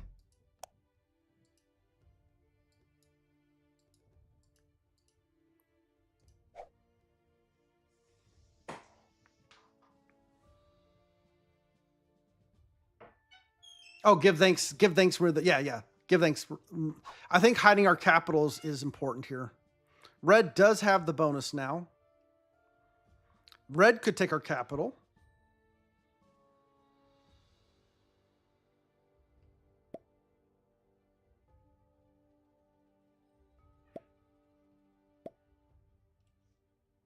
White can take our capital.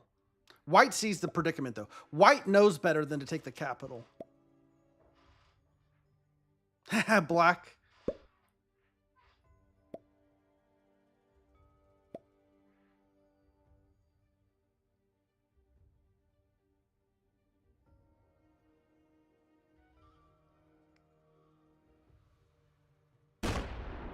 Why is black upset about red?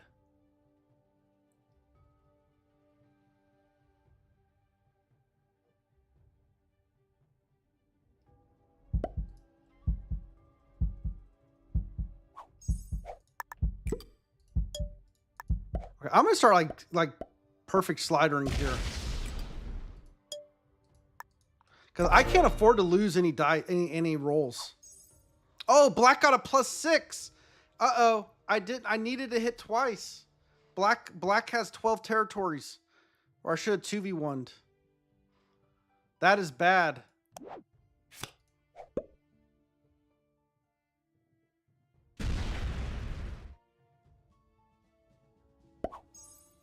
He just hit a 3.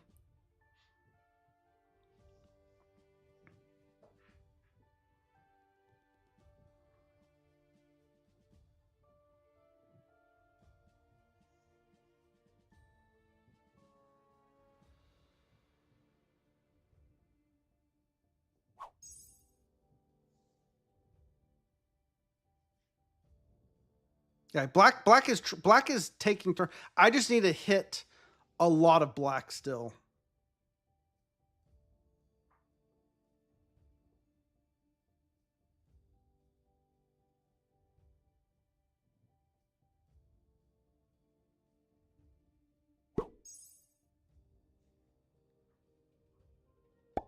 Thank you, blue, for putting in my bonus. I'd appreciate it if you would hit a black territory.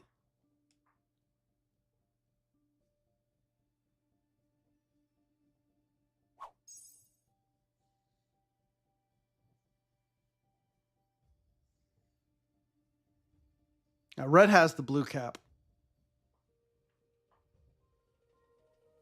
Oh, we see blue down here.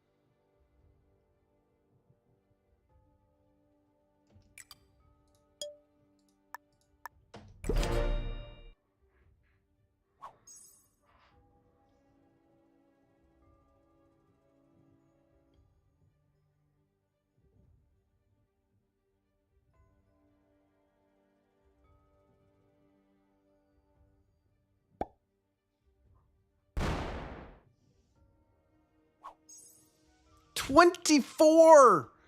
Woo! Green. Green has everything over here.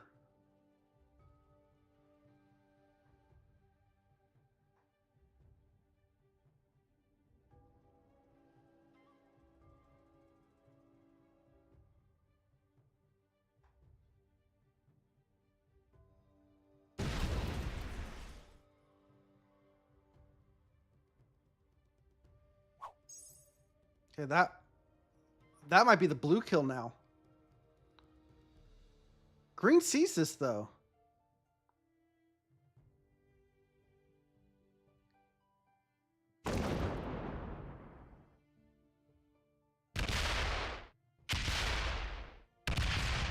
Well, there goes my extra territories.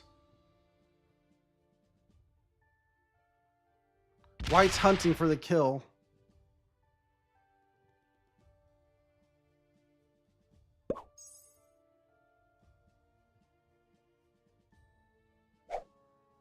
Now black's going to get a bigger set now.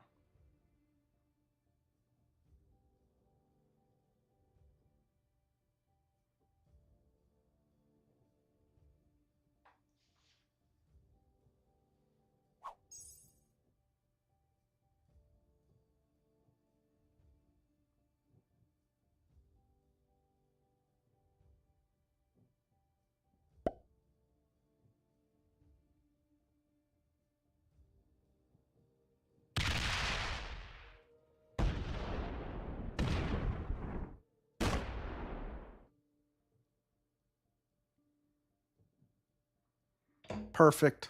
All that for nothing.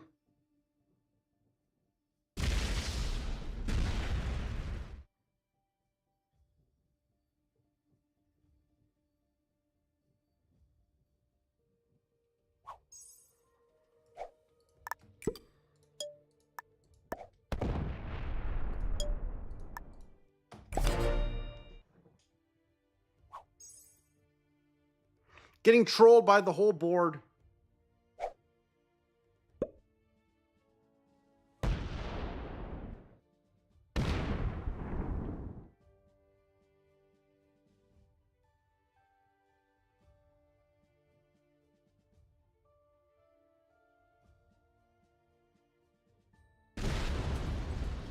He loses 1 on a 3. That's great.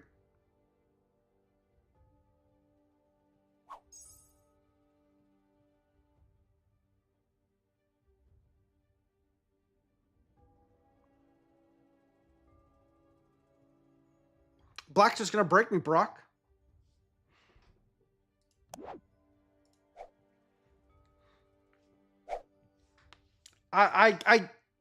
I'm over here trying to fight black, and then red just slams through me. Like, what am I supposed to do?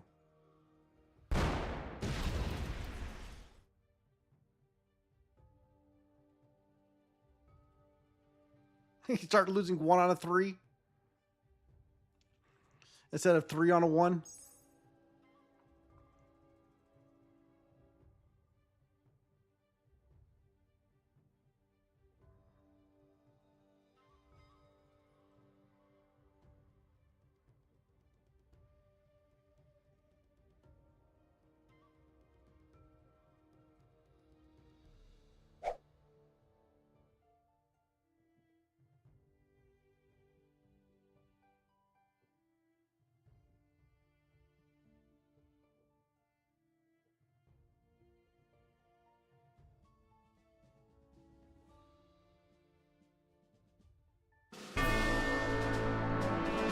All right, white got rid of the blue bot. All of that breaking that white did in here was to hunt the blue bot. Everybody was going around hunting the blue bot.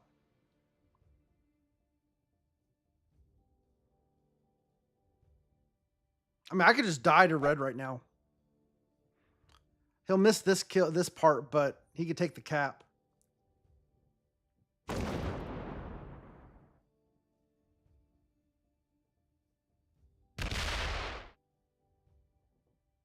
Yeah. I wish I had a set right now.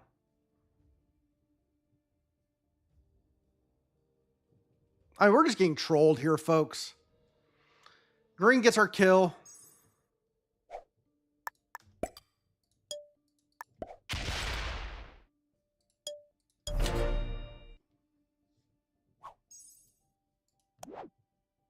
And I don't even have a set on 4.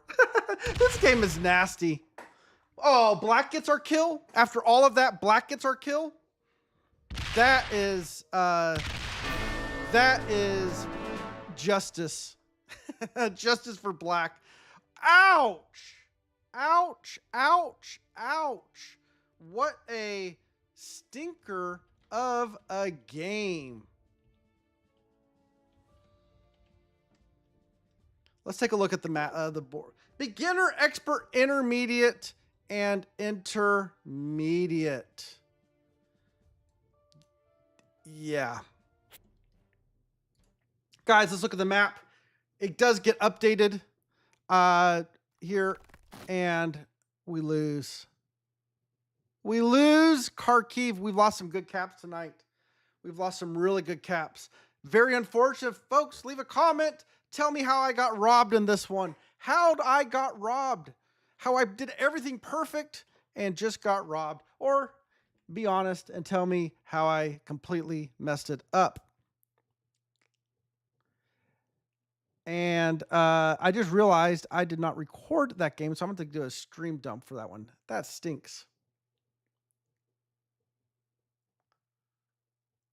That game didn't count, guys. I didn't record it. It doesn't count. I think that's how it works. If I don't record the game, it doesn't count. Can't blame that logic, can you? Yeah, missed the recording. If it didn't happen, if there's no recording of it, it didn't happen. You guys all, there are no witnesses. There are no witnesses to that game, folks. No witnesses. Absolutely nobody saw it happen.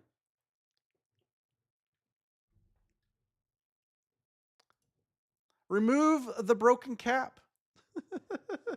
Nobody will notice if there is. Nobody notice. So you're saying we should do this? Is this what you're saying, folks? We should do that. Oh, it didn't happen. It didn't happen.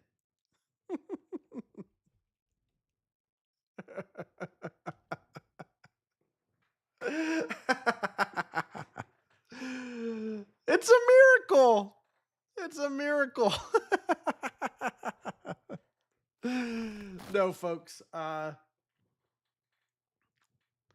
It it did happen. It did. Seems legit. Oh my goodness. You know, if I did that, if I had actually done that, guys, I would never ever hear the end of it. I would never hear the end of it. You remember that game? What was it, Kharkiv or something? I can't remember, but it, like, does anybody else remember that PJ lost from it and then like the next game it was like back? Does anybody else remember? I mean the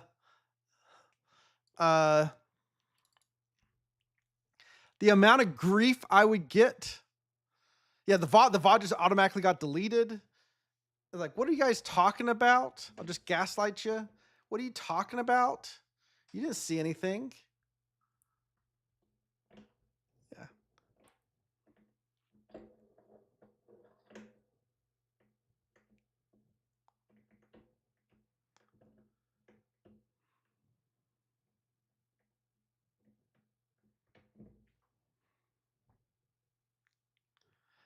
But I got a chance to show off the undo command. There is the undo command.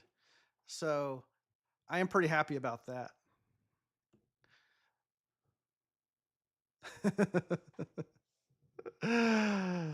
That's just not how we roll here, folks. We take our losses on the chin. We don't make excuses for them.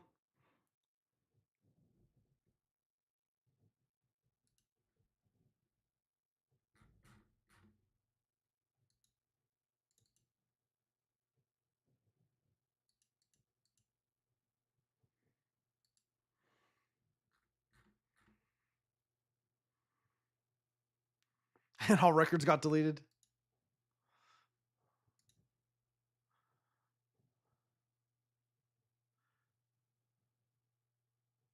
That's true, Dicey. That is true. Your logic is sound.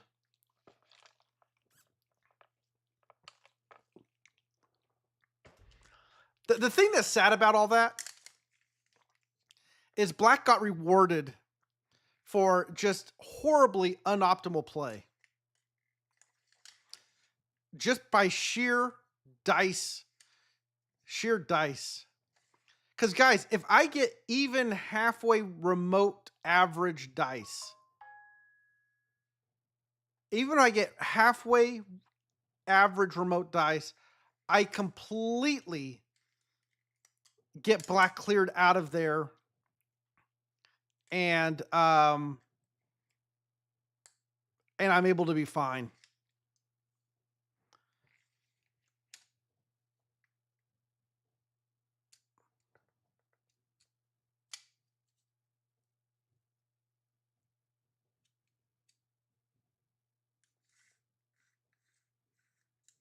But I mean, Black, I mean, to his credit, he understood the assignment. He had all those troops on. He had a lot of troops to the west of me. And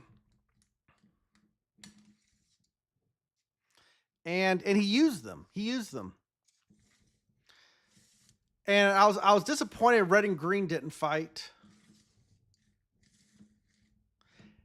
And to be honest, I think red had a better play at white's cap than my cap. I don't know why he had a hit. I think he thought he had my kill.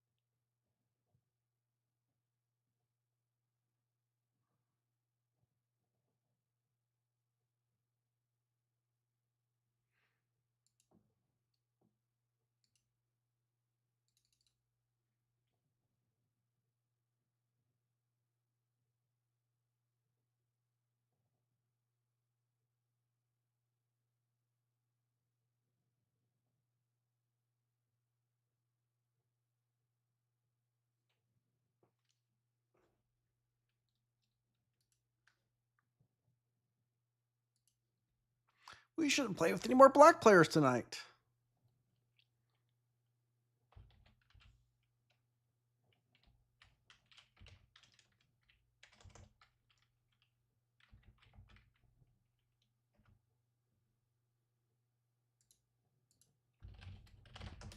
Checking some real quick, folks. And I'm trying to get another game going.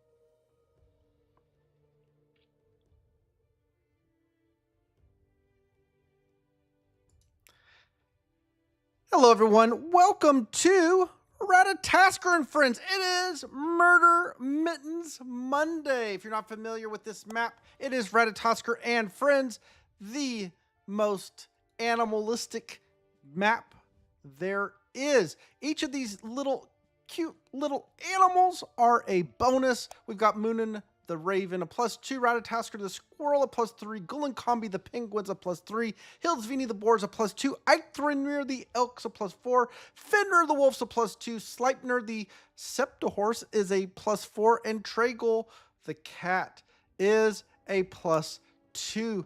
Looking at our position here,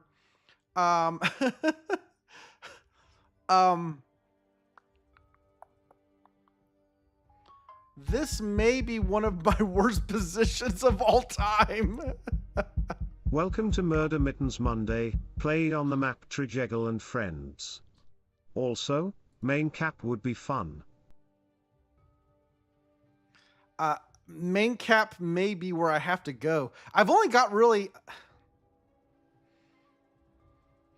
If I cap on the main, I only have to defend from one direction.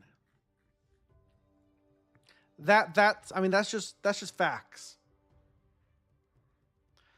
I could also cap on the 3 and hope that red is actually a bot.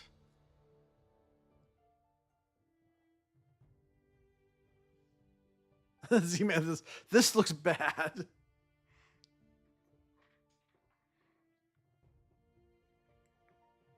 We could go in the elk legs, that's true.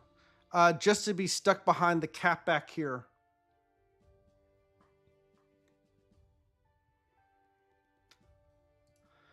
We're going to go in the raven's feet.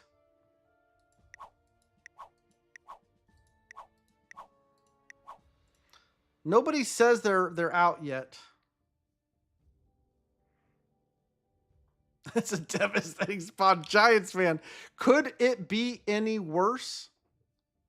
Seriously, could it be any worse? I sure hope red bot's out. I sure hope red bot's out. I know, I'm defending from 3 positions, Brock. I don't know how we're going to manage it.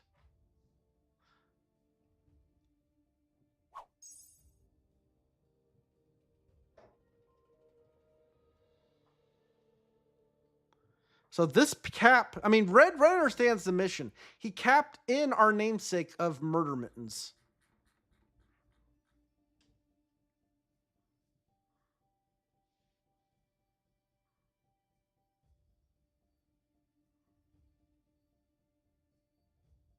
See, this is a tough vote. Do you guys think there might be a capital in front of me? So I've got a couple of options here. One is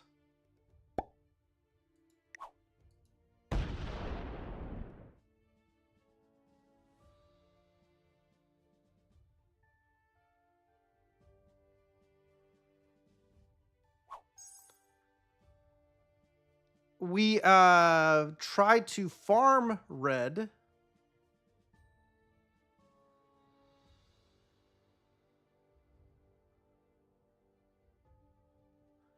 He left 3 off of it.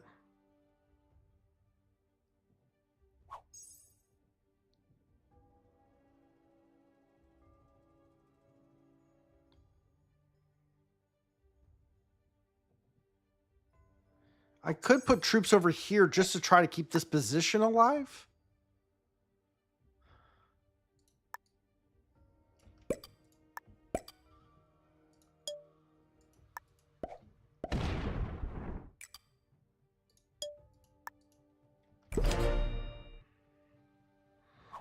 Orange has the exact same problem I do in reverse.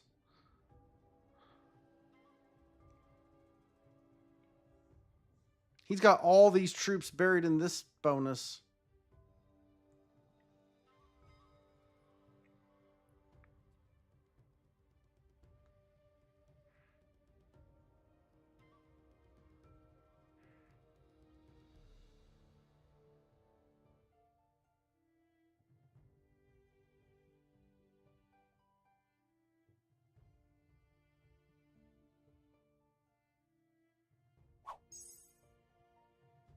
Orange lost their capital. Do you guys see that? Orange does not have a capital. So we should not kill this 5.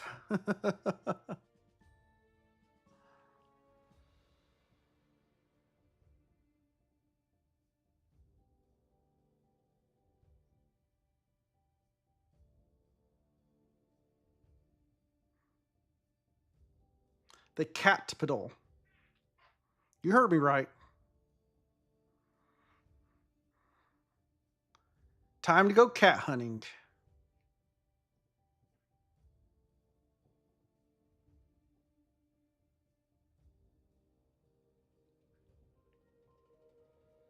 Okay, red is a bot.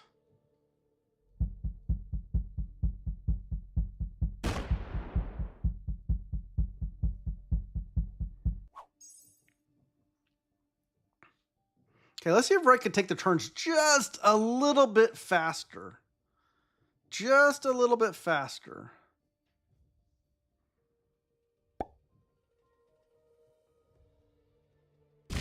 He loses 1. It is a 6 capital. He's like, there's purple everywhere.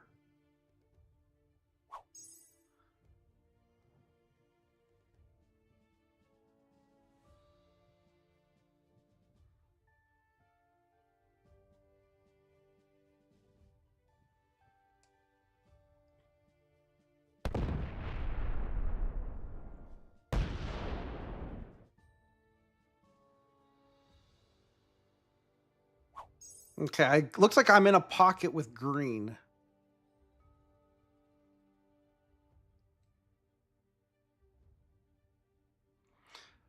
All right, 5 capital. If I come in, I put everything here. 14.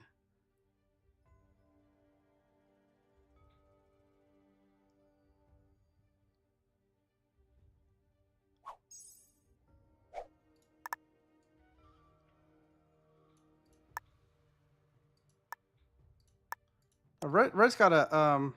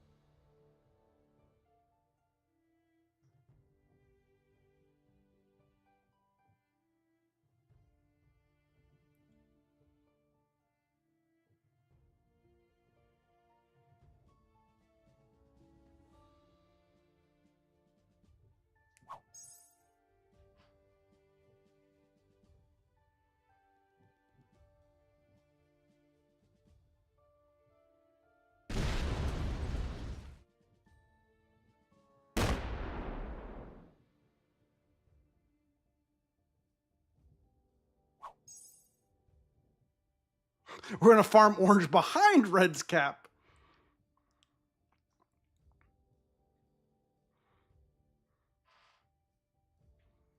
Okay, does Red have any troops left?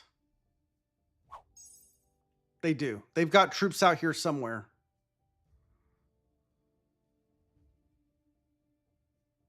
And they didn't pull the 3 back home.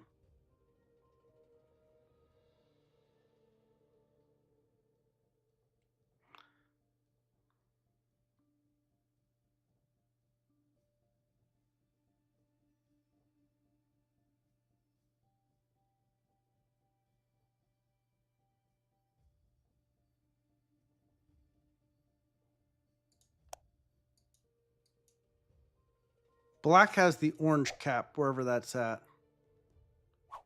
Mr. Elk says we should take the cap now.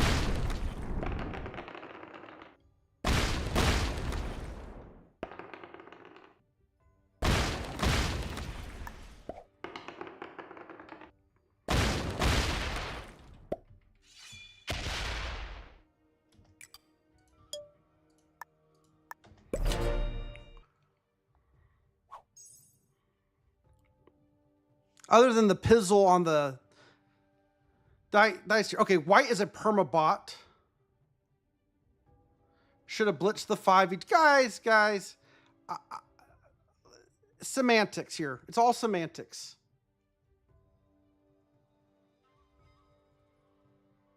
We got murder mittens. We got a bot. And we got an exterior still.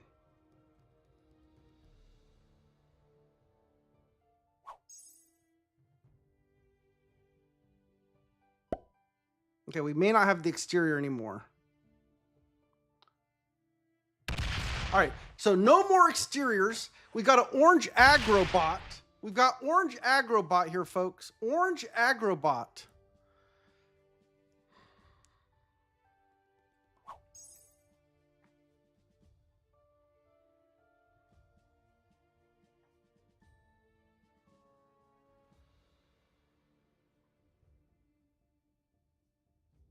Okay, red is a permabot. Green sets and rolls our cap.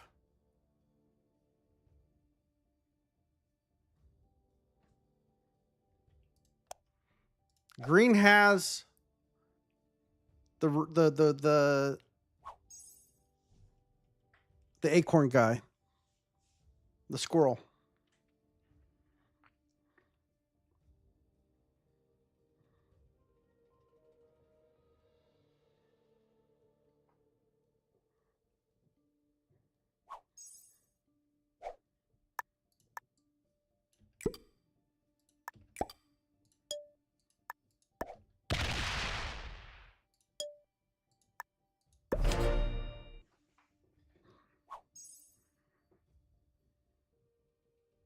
He forgot his name. Guys, I may be a little bit distracted, just a little bit here. All right, we got a red bot, we got a white bot, we got an orange bot that isn't permabotted yet. It's really a 3-player game between me, green, and black. And I believe I am vassaled with green. I think I am green's vassal here.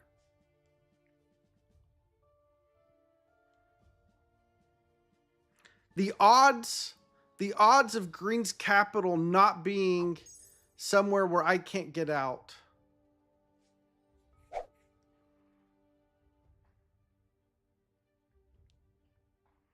The problem is orange is taking cards elsewhere.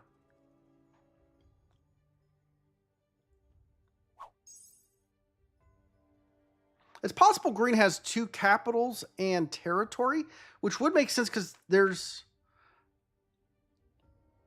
The white bot doesn't have a capital either. No, the white bot does have a capital. There is a bot with a capital. Green just has the squirrel.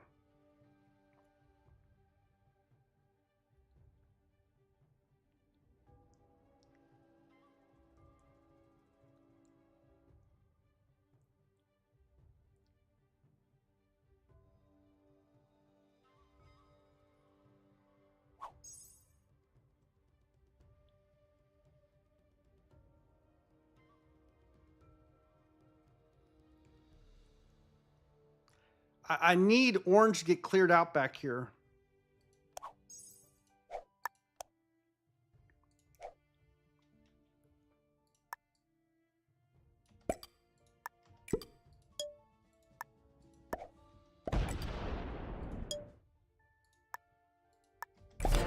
We're going to try to entice orange to break us.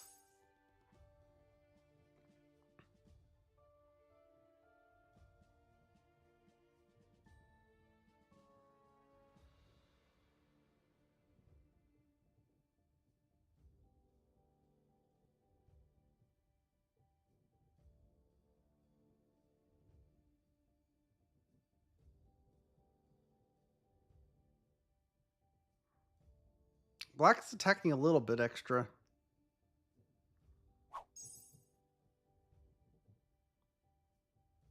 Okay, 9 for green. We see 3, 4. So orange is still over here.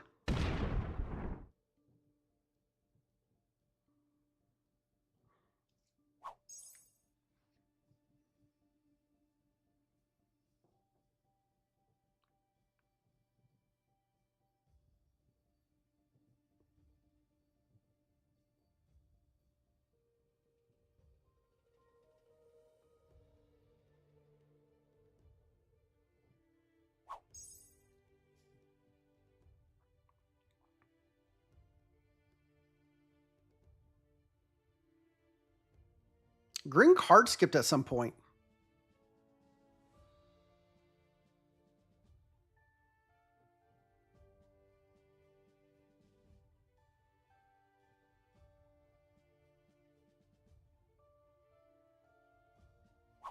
Folks, I believe green has fallen victim to a classic blunder. The most famous of which, never get involved in land war in Asia, but slightly less well known is, do not run out of cards when playing Ratatasker and Friends.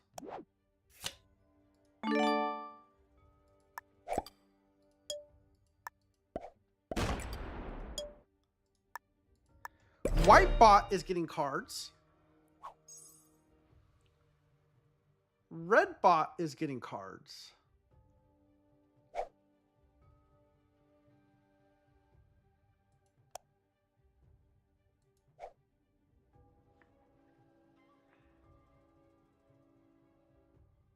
All right. All the bots are permabot, but none of the bots have died. None of the bots have died.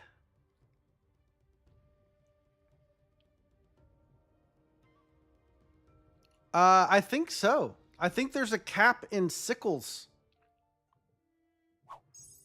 And he can't get through.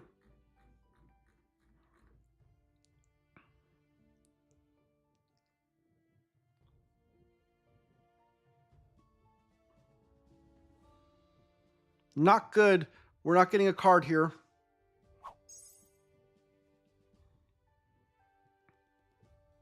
Red bot has a set on 3. Because of course he does.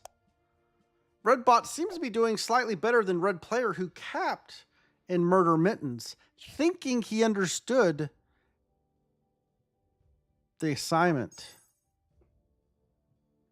Okay, green only got 6 that time.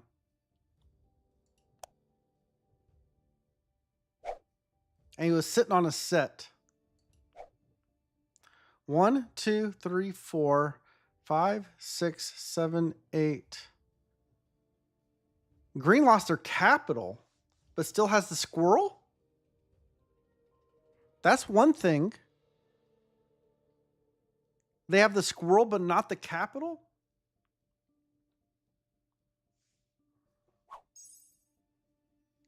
Okay, Whitebot finally lost their capital.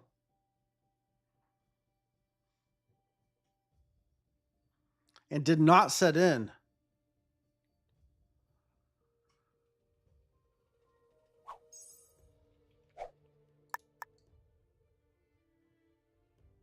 I don't think he could have, I don't think 12 territories was possible.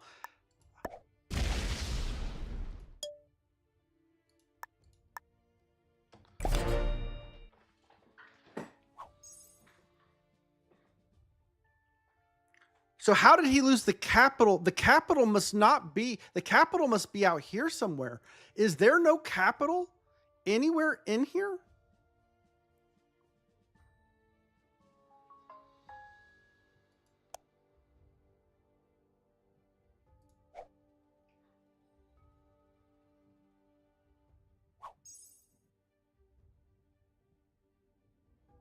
Oh, we see all of orange. This is good. And it breaks us, which is okay.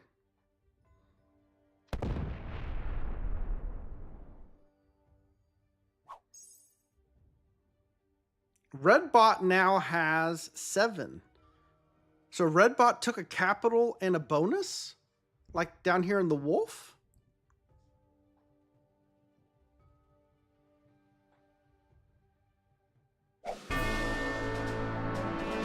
Redbot just murdered Whitebot.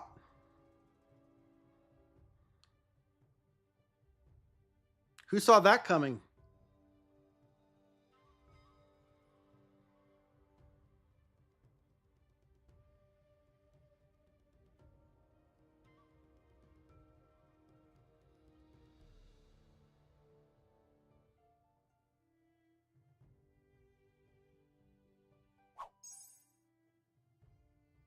He has his capital back.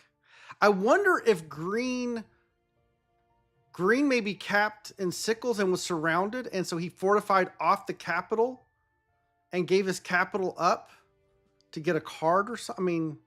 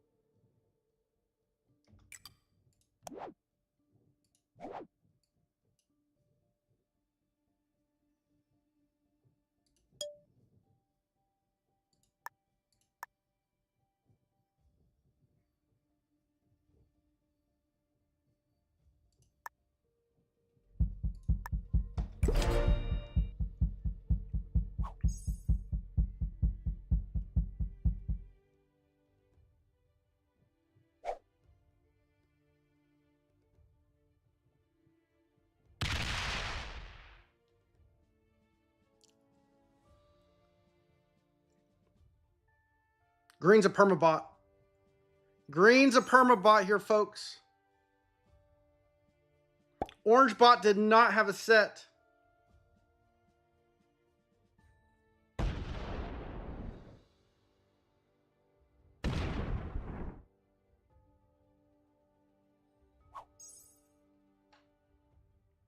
Where is red bot at?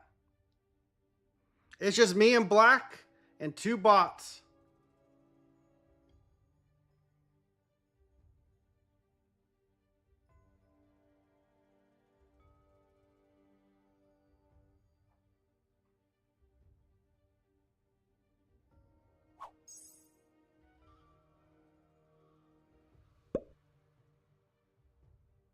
Put everything right there.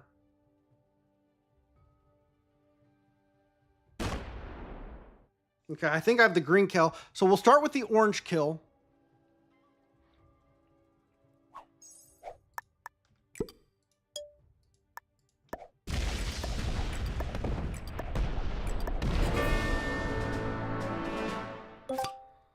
No, no, no, no, no. We don't let that guy trade behind us here.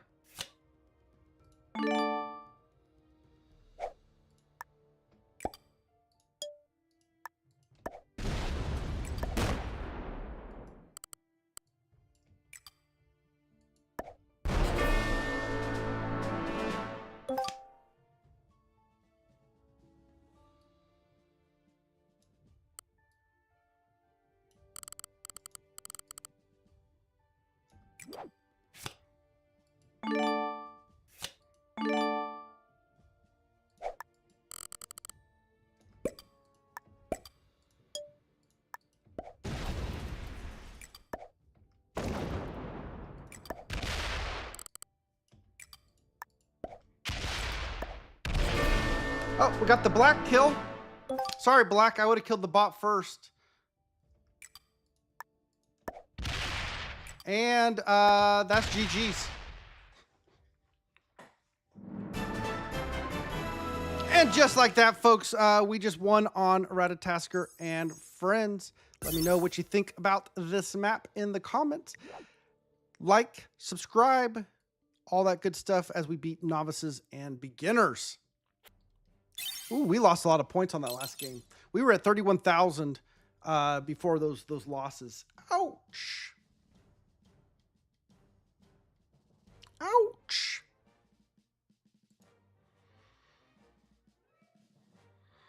Bunch of noobs. A bunch of noobs. Oh, but what a fun game.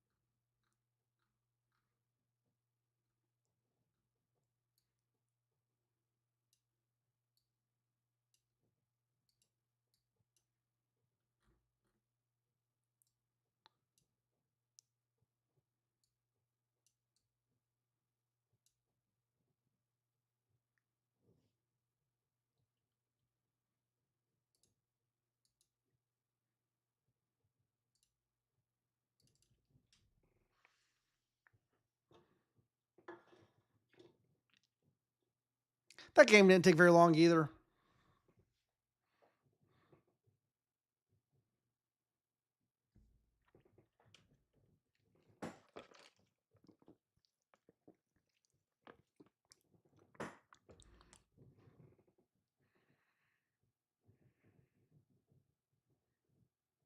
Let me guess, another murder mittens.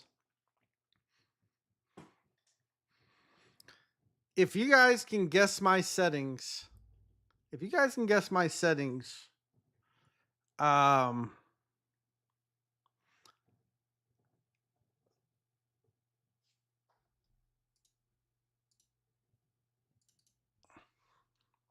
I don't know what I'll do for you. I'll do something for you though.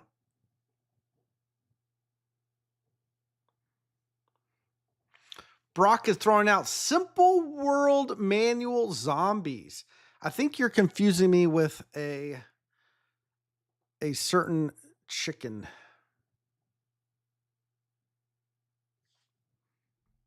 Those sound like horrible settings that we may have played in the past and dominated.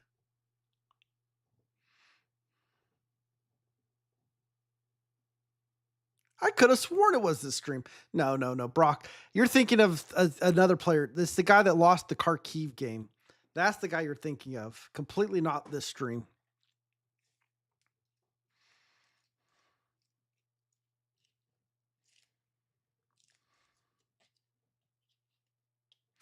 Dead End Depot. Great guess, General Confusion, but wrong. Great guess.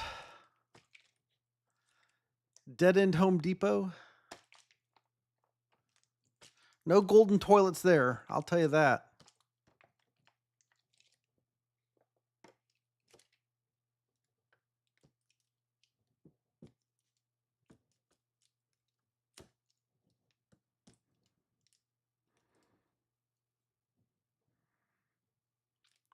Classic.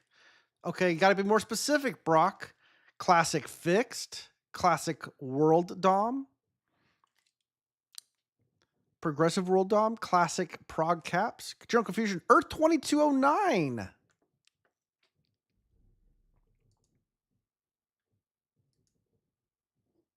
Hey, Gavin. How you doing? Oh, no. We love our noobs. We love our noobs.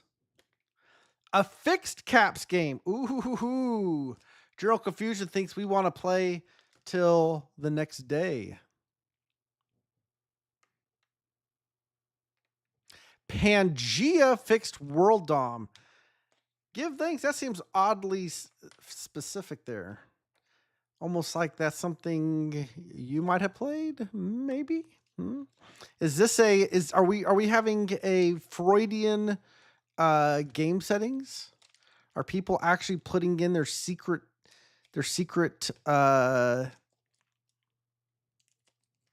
look at that. Yeah, first ever online win. Got a place in your heart. That's what I'm saying. We're revealing secrets without ever holding a bonus. That's pretty impressive.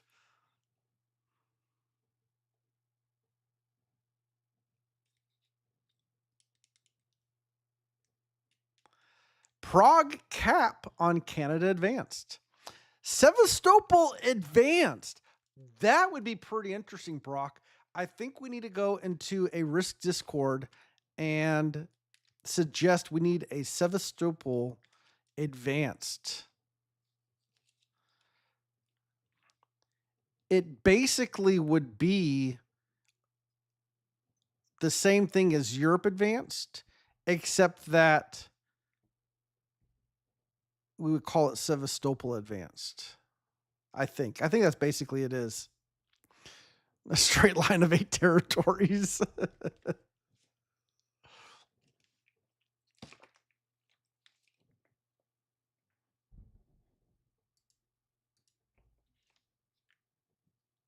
Europe Advanced, every territory is Sevastopol.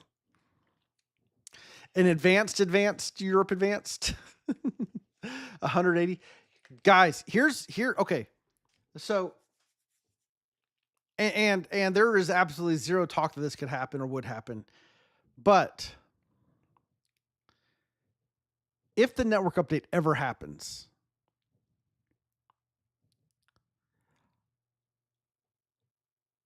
one of the things that I would love to see happen, and I think it could happen if the network update happens. I think the current infrastructure prohibits it, but with a different network infrastructure, I think it could be possible. Again, we'd have to see if SMG would actually be open to it or be interested in it. But can you guys imagine? Just think with me for a second. Just think. Just hold on. I know you guys build up the anticipation here. Let your minds expand with wonderment. What if we could have more than 6 players in a game? What if we could have 7? No, 8. No, 12 players in a game. Can you imagine a 12 player risk game, folks? On Europe Advanced. I mean, did your head just explode there? Did your head just explode there just a little bit? Give thanks. Mind is blown. Blown. Everybody's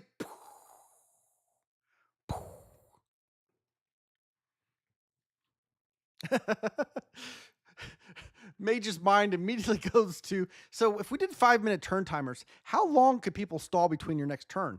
Okay, 11 players, each take 5 minutes. That's 55 minutes. So you get 1 turn an hour, right? Perfect. You could just use the EU5 map. It's got those provinces. Yeah. No, I think a big map with a lot of players would be quite interesting. I think you have players just dying left and right. Now, a stalemate would be interesting in those settings as well. But I think there's a couple things that have to happen with that. Number one is we've got to get dynamic turn timers working.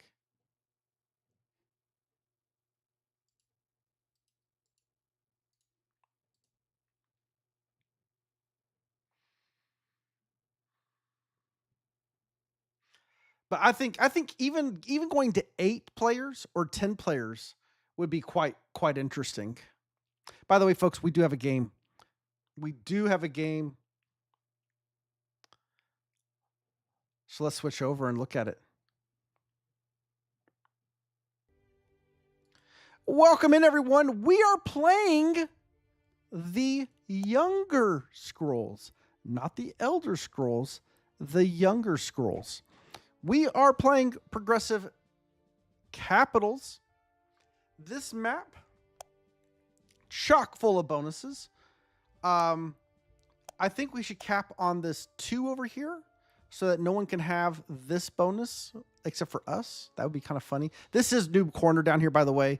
Darkmire is Noob Corner. We are in the 4th position.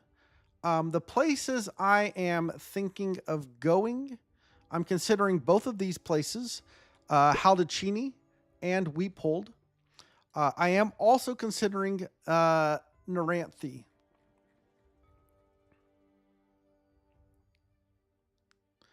White is going to go for this +7 up here. That is a great capital. This +4.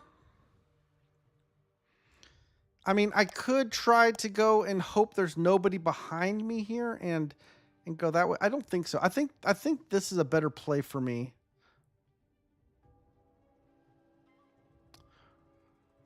This is our only Sevastopol opportunity up here in Serenity. Serenity now.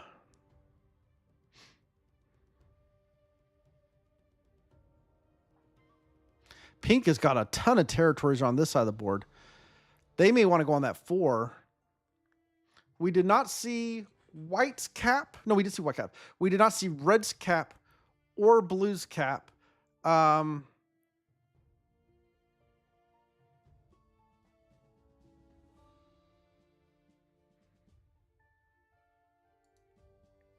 I think this is a better territory than that territory.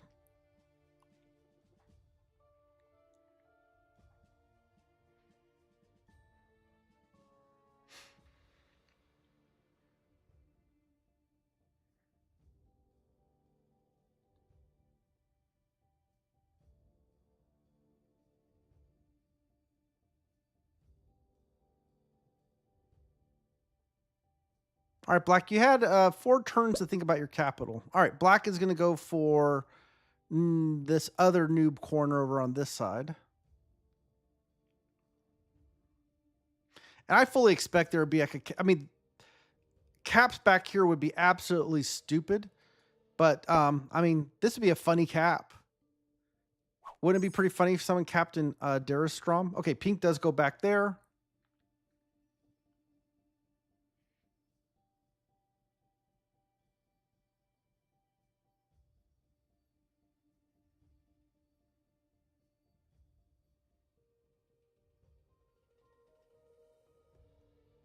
And Brock says, hello, I would cap Daristrom.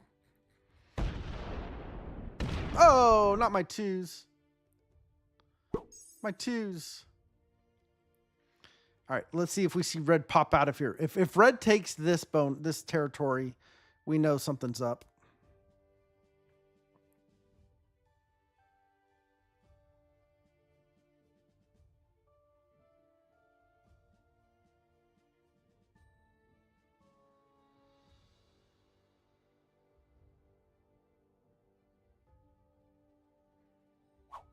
All right, blue, where are you going?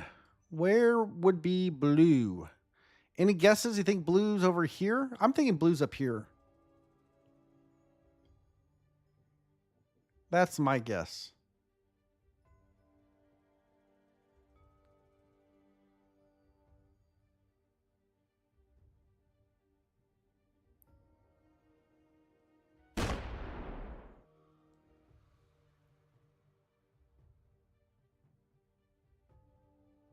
Or blue's down here.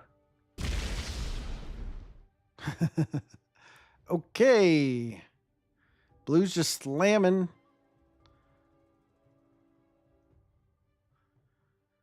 We start with our 6 troops this turn.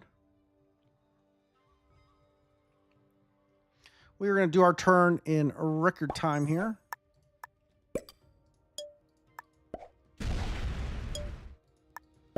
Because we planned it out in advance. Folks, you can take your turns fast if you think about what you're going to do on other people's turns. Then you could say, oh, it's my turn. It's just time for me to execute.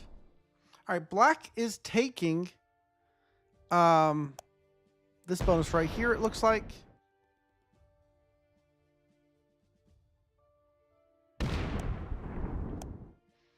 And lots of territories. Black's just attacking everywhere. Everywhere. We showed pink some good neighborliness by removing troops out of his bonus.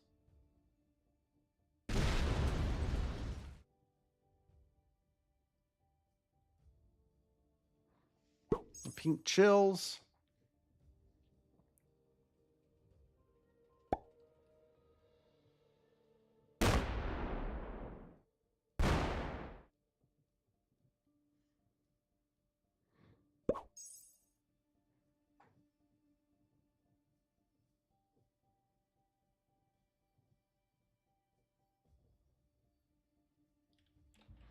White may have Cloud's Edge. Give things this. What? Think before a turn? Egads. Okay, red. So red actually, okay, red held this +3 up here.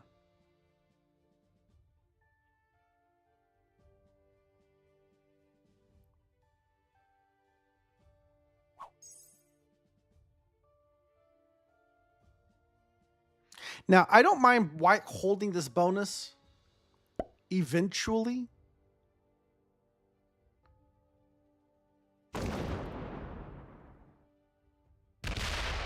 All right, blue wants to hold this +4.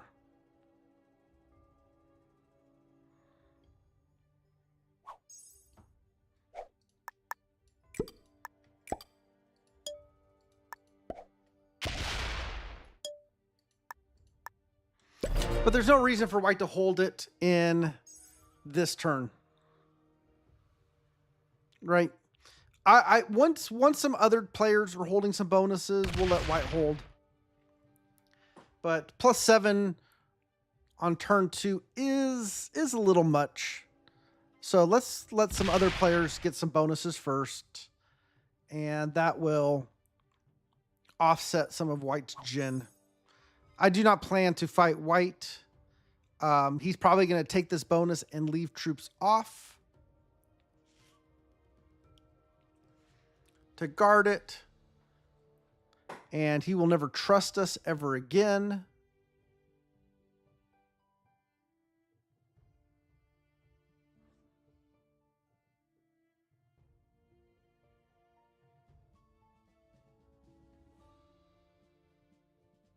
But we can see that the blue has decided that he does want to be noob corner. Pink is like, noob corner will not be yours. Not today, not ever. Pink made that very clear, blue. You will not have troops down here. Pink saw me break White as well.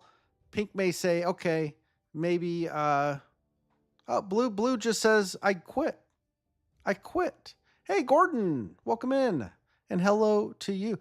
Blue said, I can't hold my triples. I don't even know what you call this. This is not triple split, but this is like triple blizzard noob corner. And blue just is crying. He's uninstalling. He's already uninstalled the game. Never will play again. Poor blue. Poor blue. The game was way too complex for him.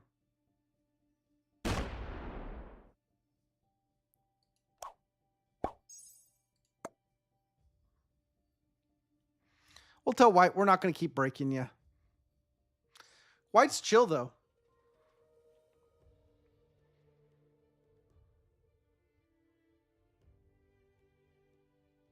Maybe I should keep breaking White. If he's not going to guard his bonus, maybe I should break him.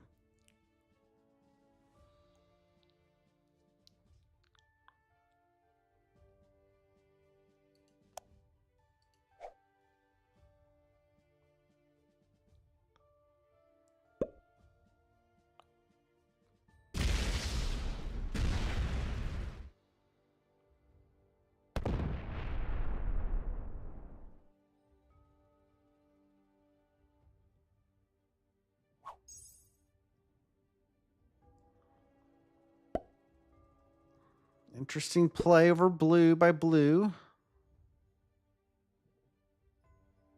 Okay, we've lost our visibility over here.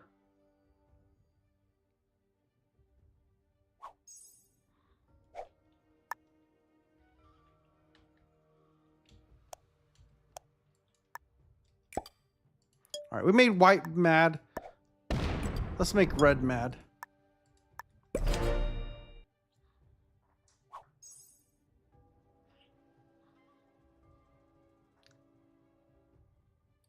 I don't really want to have an ally here. Is nobody on YouTube? Ask Gordon, please. We had a connection glitch earlier, Gordon, and people may have lost and didn't come back, so I don't know. All right, Black sees that he's not going to be taking that bonus now.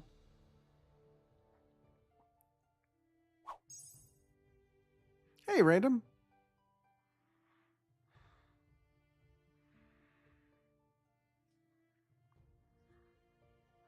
All right, I'm expecting Pink to take his bonus this turn.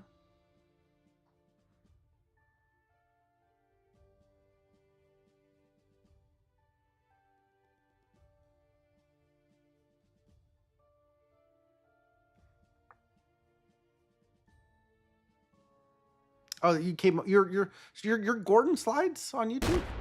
All right, Pink has his bonus now. Okay. Mage is over there on YouTube.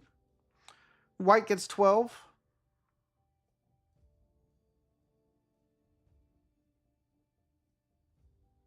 Everybody's got a bonus except for me. Oh, Arizona Pet Sitting's over on YouTube. And Mage is like, there's another Mage impersonating me on Risk. All right, I've made White mad at me. I've made red mad at me.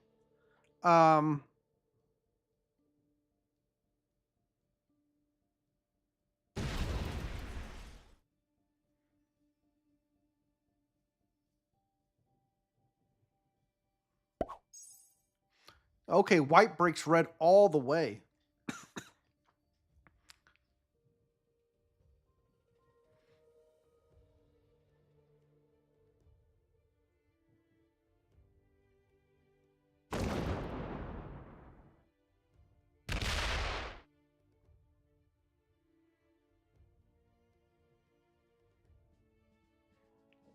All right, I like for blue bot to go break pink and or black.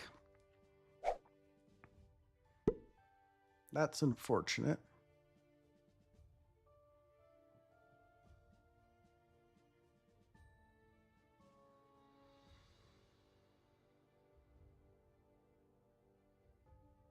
Blue bot has a cap. Got 5.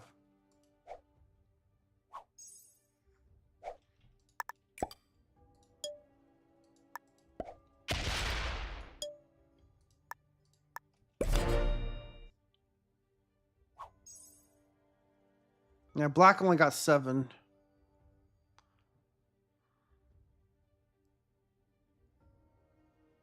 Yeah, see, it's 1 of 6. Everybody has a capital.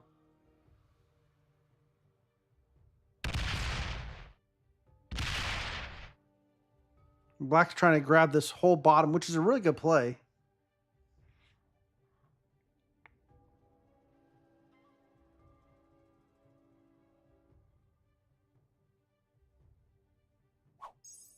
All right, pink killed their bonus. Pink may have to hit blue bot or break white. I was very intentional about hitting pink here. Even though I'm letting him hold a bonus, I don't want him to have an exterior. I want him to have to go through stuff. He's getting 11 a turn, not that big of a deal. And he got the blue cap. And he now has this bonus. Oh, he kept the blue bot behind him.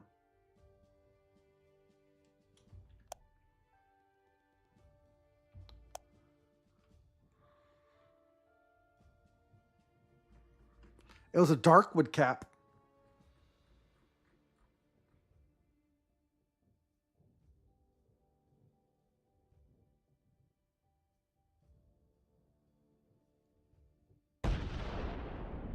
All right, white breaks pink.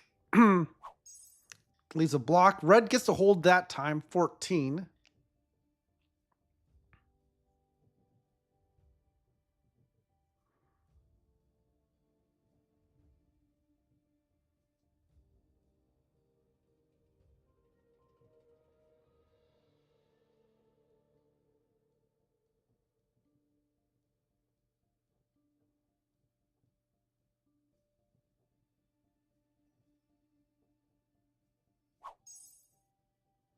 I don't think blue's going to get a card this turn, is my prediction. I think blue is only in here. No card.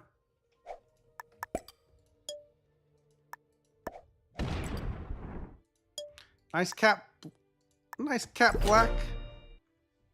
I'm sure red will never roll you. Oh, he's got 18. Okay.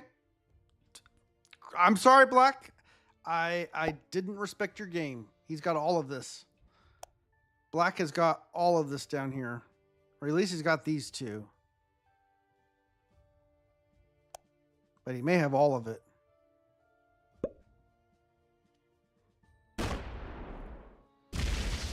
He broke red.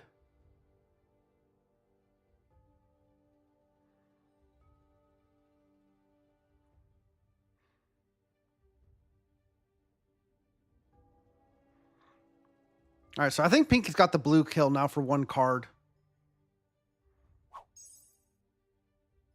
Yeah, pink does not have the bonus. I think that was a horrible play on pink's part because he just got the smallest trade while being in the last position. He basically moved himself to the front of the turn order. He did the exact opposite of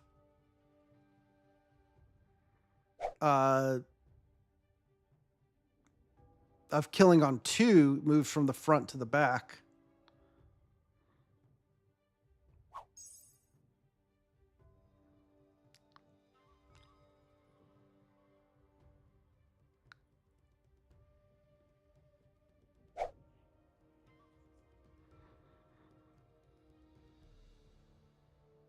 Where's white attacking?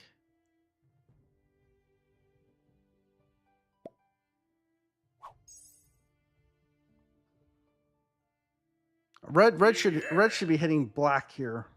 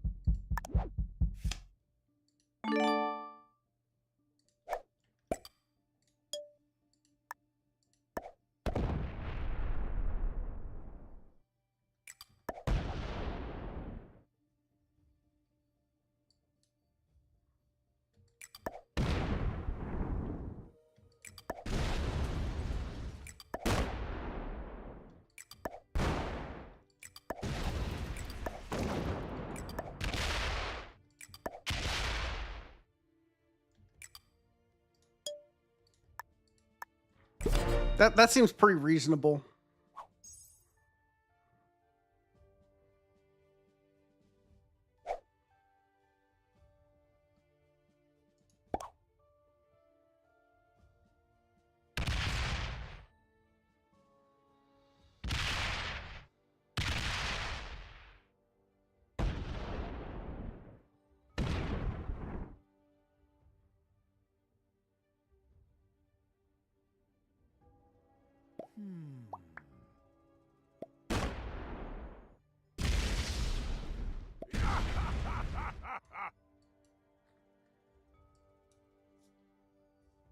I thought that was a pretty reasonable play on my part. Did you guys think that was a reasonable play? I just took a little bonus. All right, pink held on to the +4 now.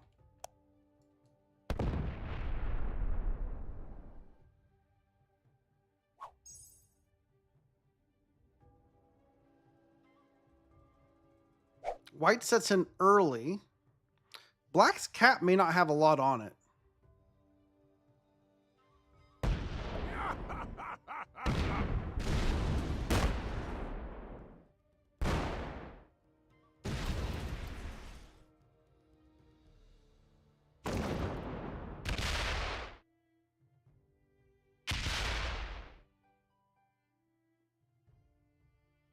Okay, white's going to break over here.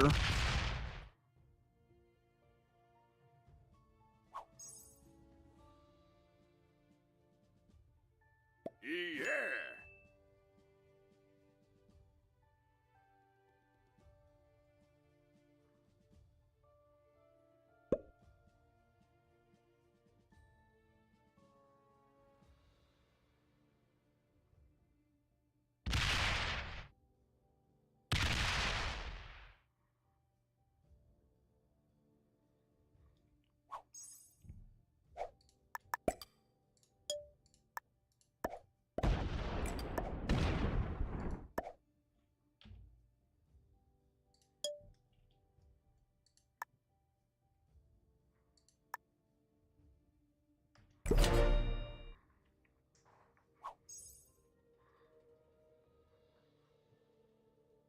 Black somehow has no bonuses anymore. Is this a snowball map? It can be. This map definitely can be a snowball map. If you can get a bonus and push out hard.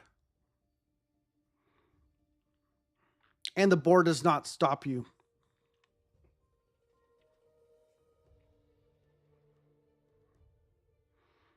Black's hitting red really hard right now.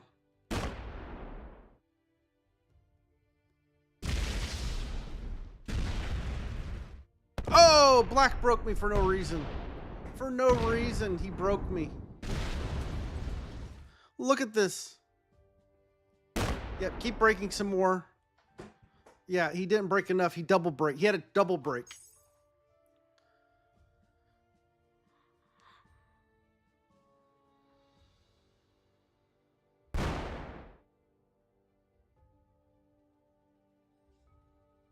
Now here's the thing. Pink can easily break white without white keeping white's cap closed.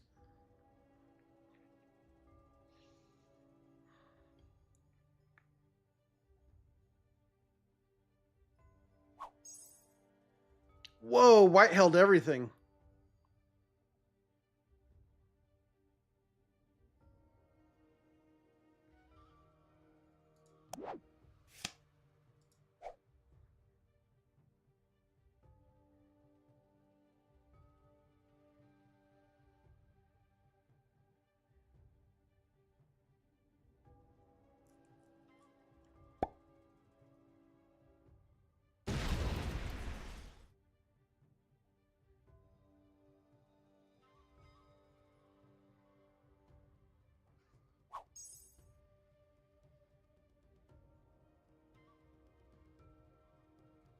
Oh, red sets in early.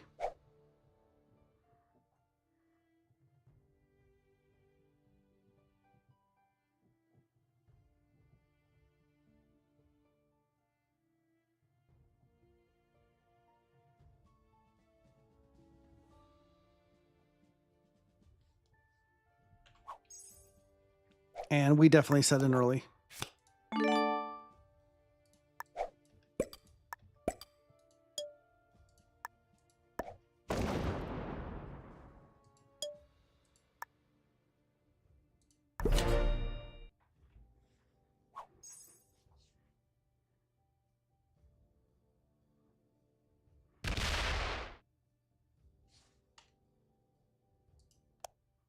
Okay, black held that bonus. So I wonder if black lets me hold this bonus down here, this other bonus.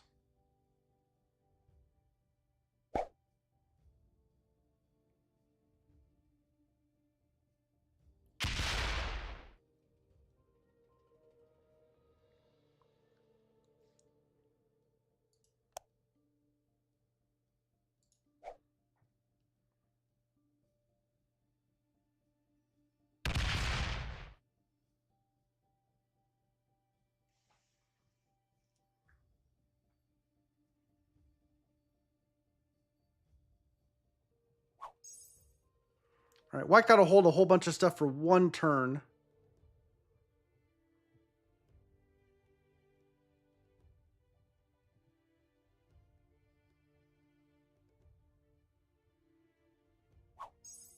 Red's back to holding their +3 up here in the top.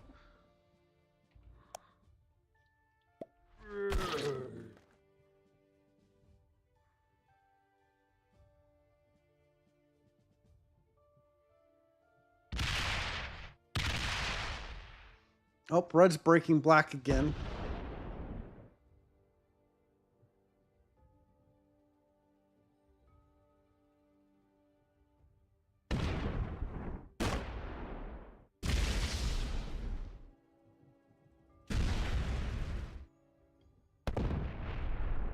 Oh, red wants to break pink now.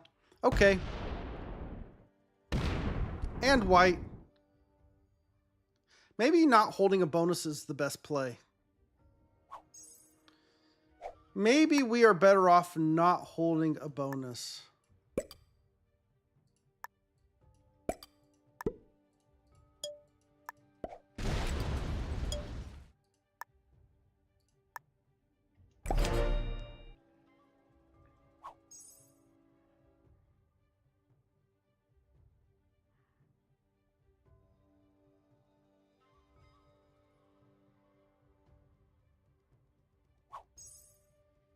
All right, pink held the +4 at the bottom.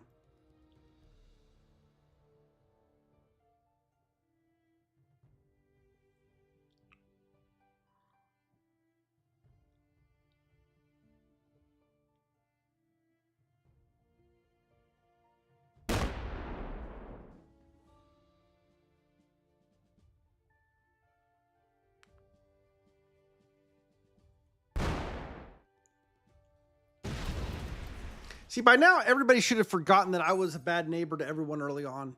Everybody's forgotten about that by now. Just because I broke white a couple turns, I only broke him one turn. I broke red a turn. I broke black. But that's all water under the bridge, don't you guys think? I think everybody's over that now.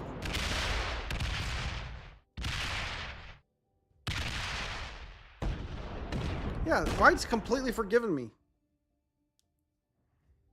Completely forgiven me. No grudges.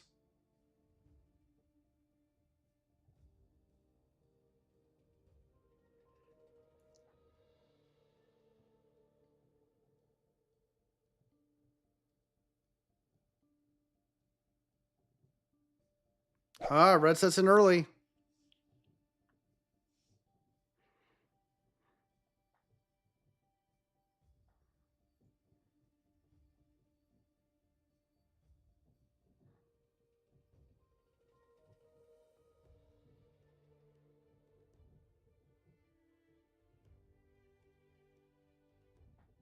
Oh yeah. Our cap is high meme ability, so nobody will roll us.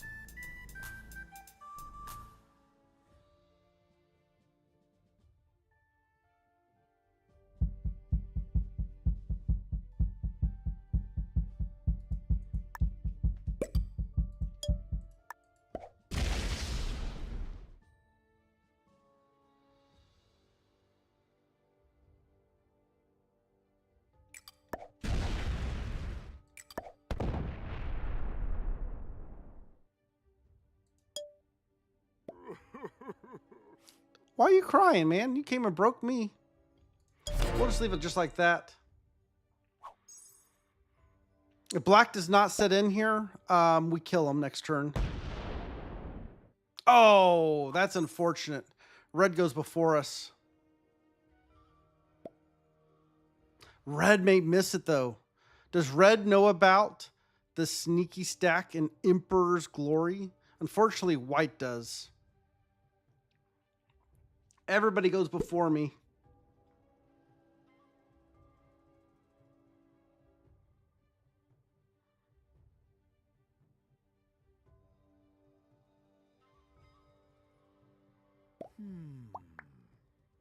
I don't want pink getting this kill. I don't really want white getting it either. White did not see that slam.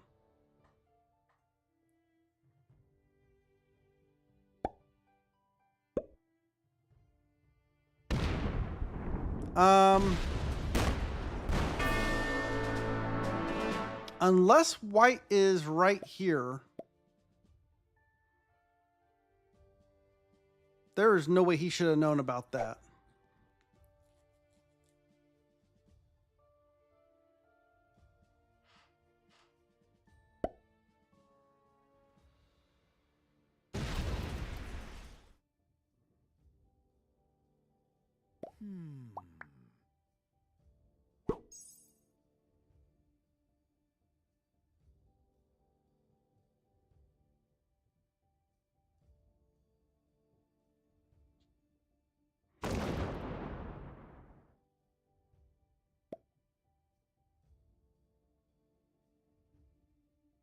Because the other thing is, if he was right here, he would have just popped out.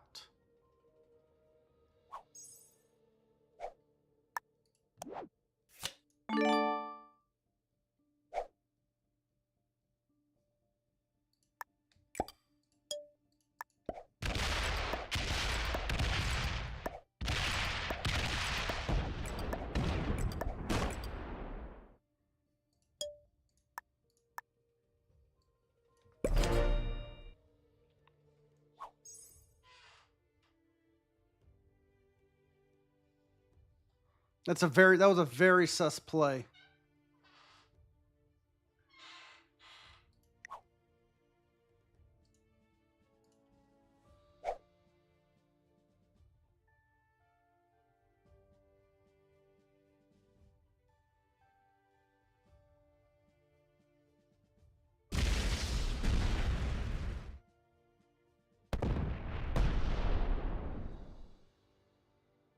Why are you hitting me, Pink?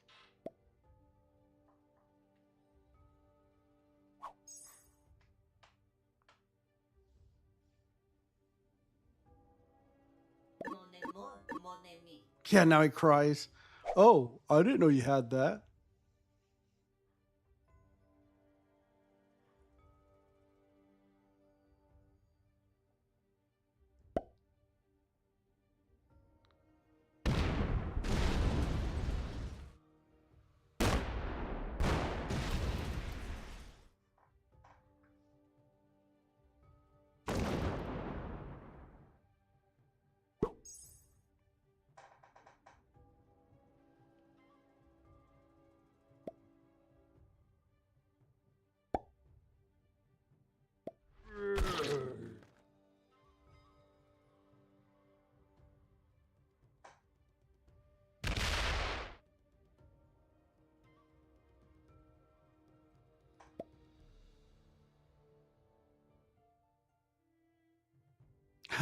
Have I held a bonus this entire game?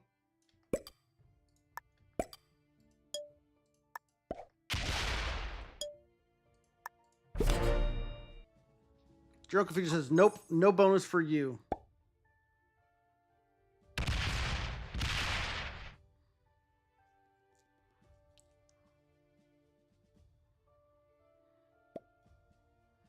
Pink's attacking red. I would much rather Pink attack white. White is the one with the good position. He got fed a free kill.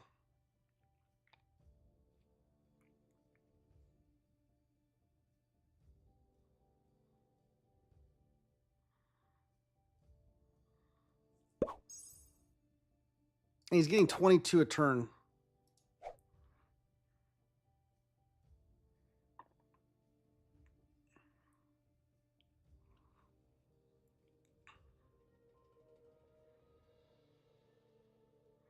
I think white just kills red here.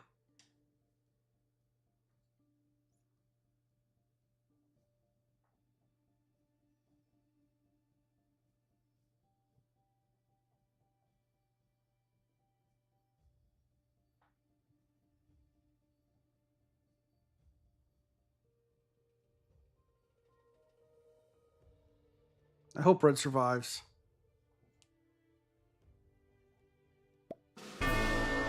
But Perpy Boy does not. Perpy Boy, the red player, does not survive.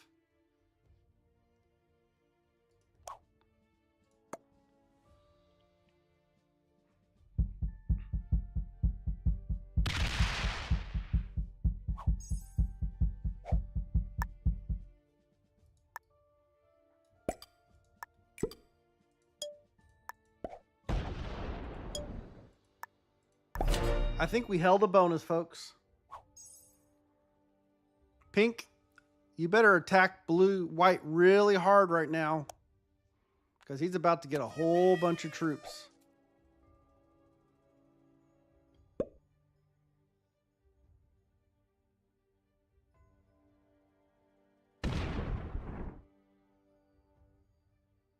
White's going to get 60. 44.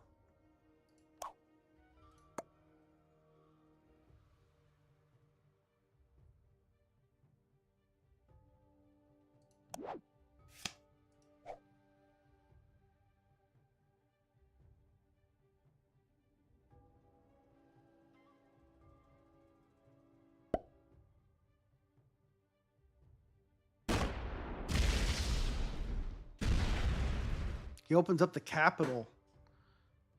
Really?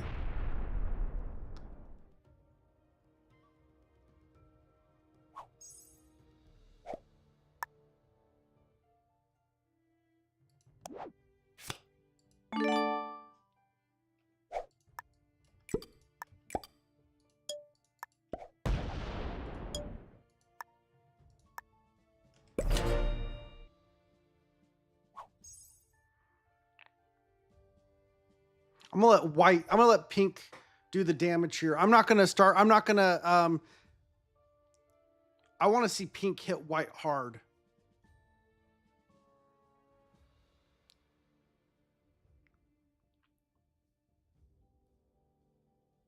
Before I start going, pink's huge.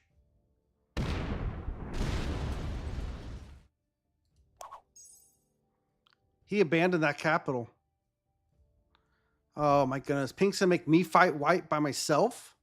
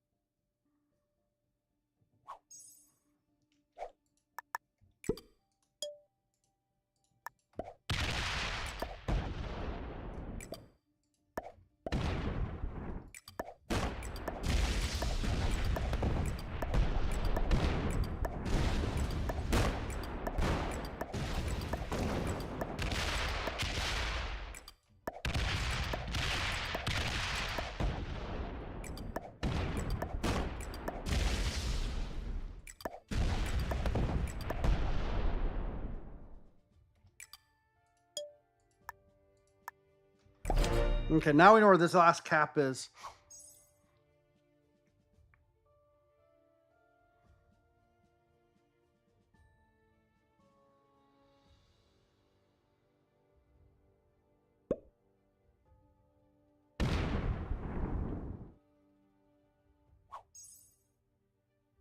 And Pink's just gonna card and pass.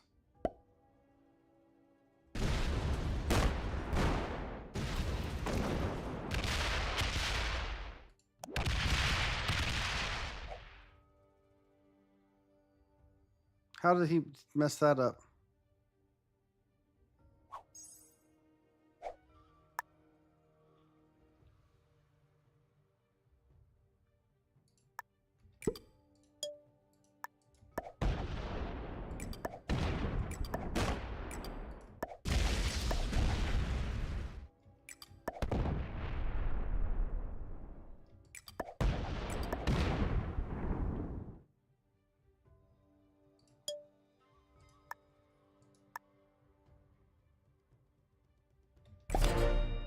Come on, Pink, attack.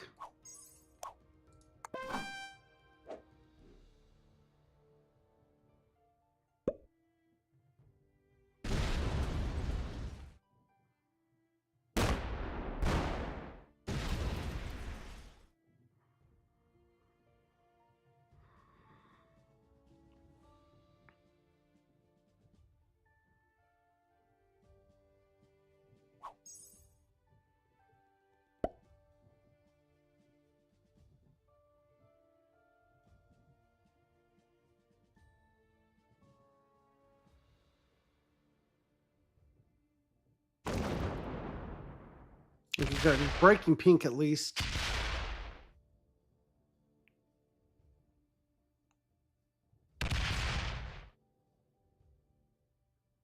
Yeah.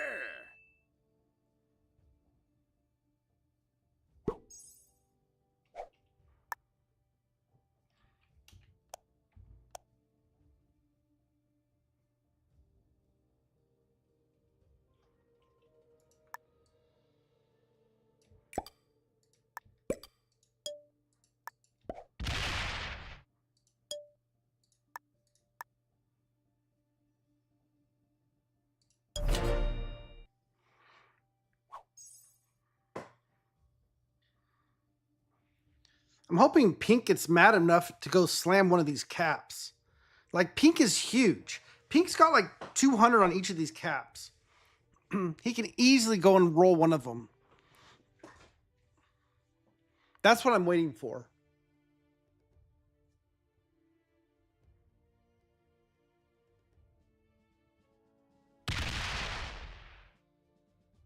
Is that cap's only a 60?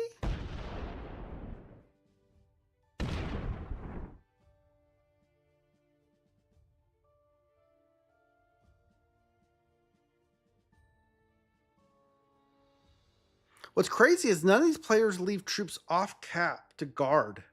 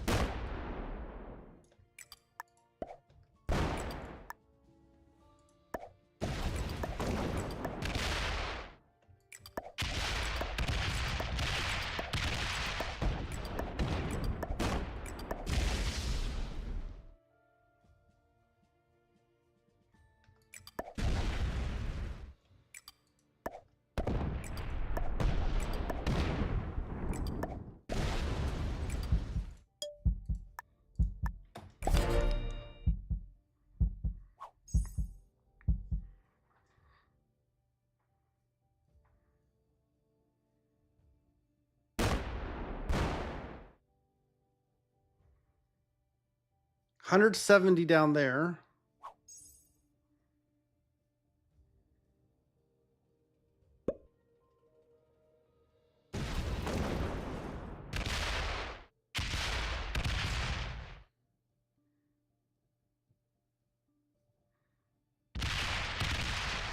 Oh, please roll this into me.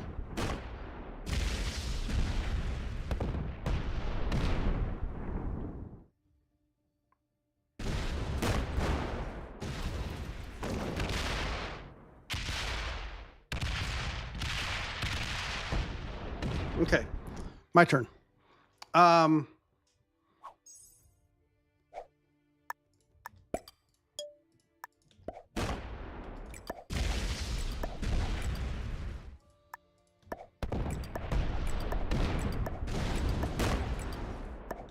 I've already messed it up.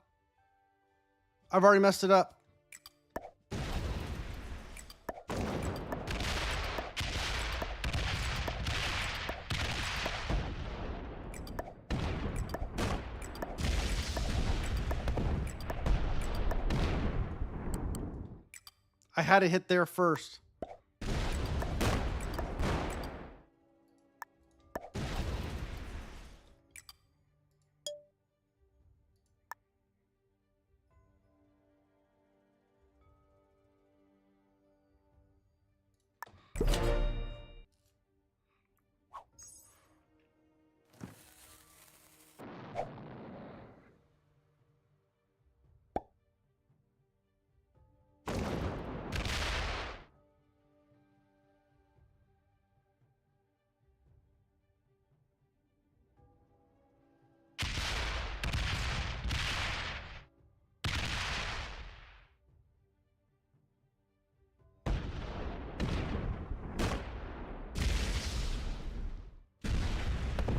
All right, Pink's missed it.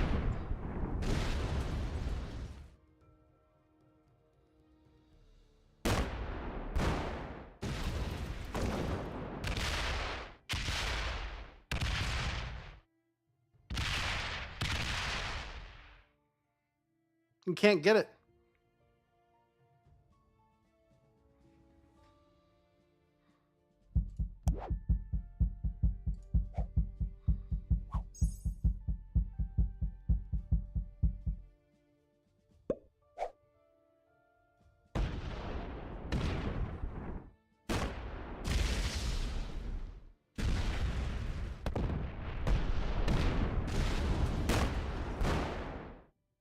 White's gonna get it.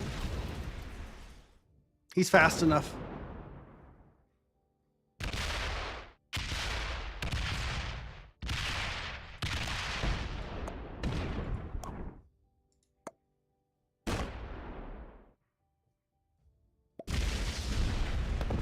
He got it. Oh, I needed that white kill so badly. I would have gotten second. Pink still, cause I had to open up Pink's cap to get it, but Pink wins that game. White was the master, Black was a master, Pink was a beginner, Red Neem, your novice. Hey guys. Oh, we lose some points. White is very sus. They didn't even look at the right side of the board.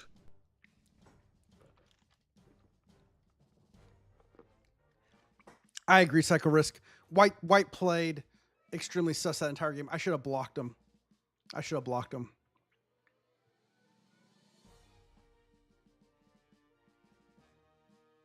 Well, we were at 32,000 at one point in this game, in this stream. I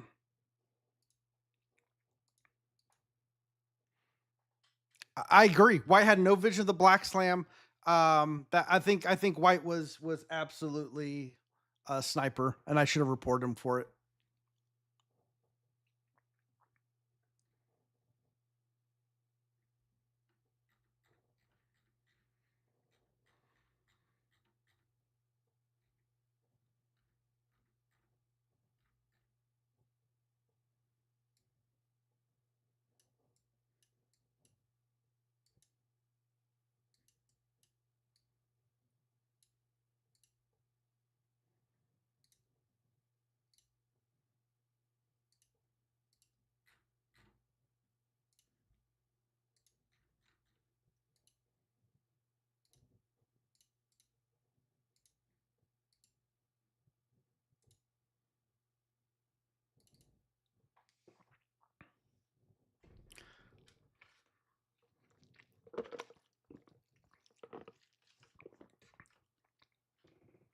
White understood that if he killed me,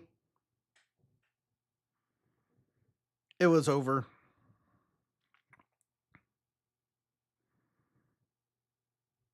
I can't believe I failed that. I had that kill so easily. It would have set me in.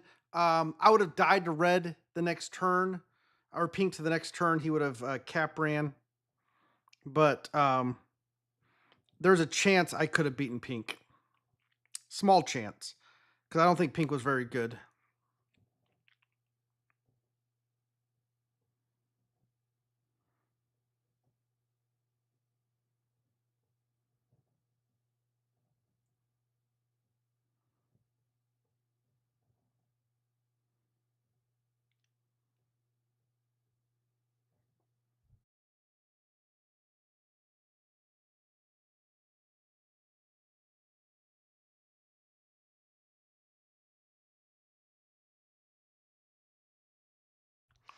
Well, and other news, folks. I have executed a contract on our new house.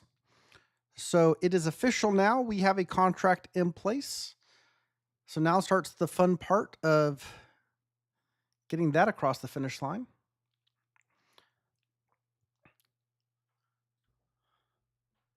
So we are definitely excited about that. I wish I could share more details about the property, but I can't.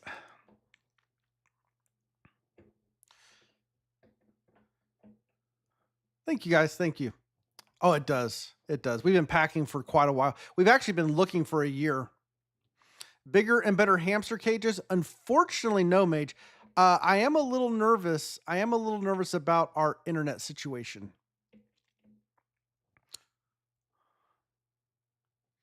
We have not sold our current house. It goes on the market as soon as we move out. More room for the kitties. The goal is for the kitties to not be in the house.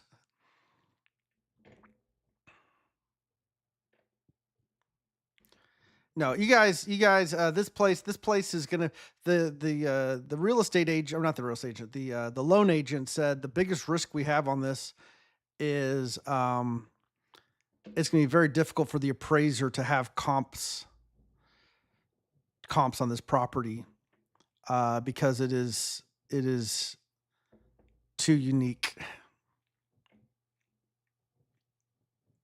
So it's the opposite of a cookie cutter.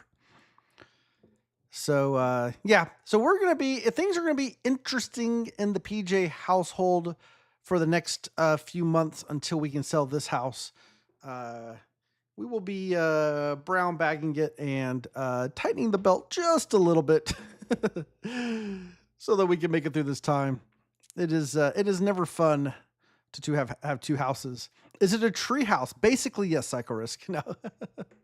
Moving into an abandoned Whataburger. But it's going to be great. It's going to be fine. It's just to get into this place is essentially we are going to be running without a savings account for the time being. And I am not used to living without a savings account. If you guys are not aware of how much freedom savings gives you, it's a huge hack in life. One of the first things you can do in any situation financially is get yourself a little bit of runway with a savings account. And the reason why that's so important is when speed bumps pop up, and speed bumps will, you've got some reserves to dig from to get through them, as opposed to having to using credit for it. And so, in general, rule of thumb, 3 months, ideally 6 months of reserves is ideal. Adelbo says, yeah, 6 month cushion. 6 months ideal. 6 months ideal, so that you get through. It is life changing when you get there.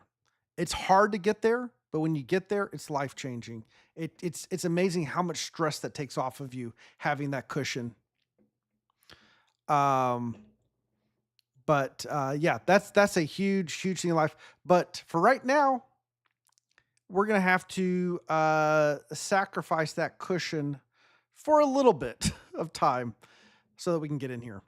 So it is uh there are times that you do it, but I definitely know we will be missing that cushion.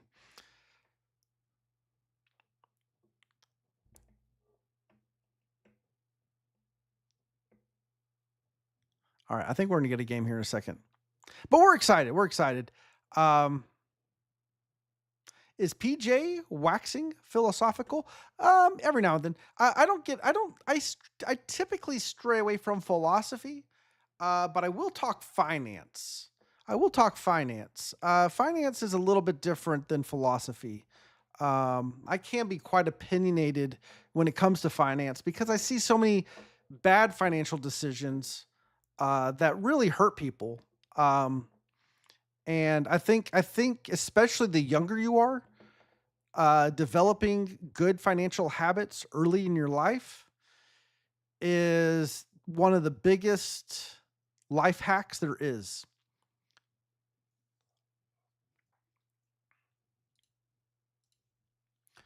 One of the biggest life hacks there is financial discipline.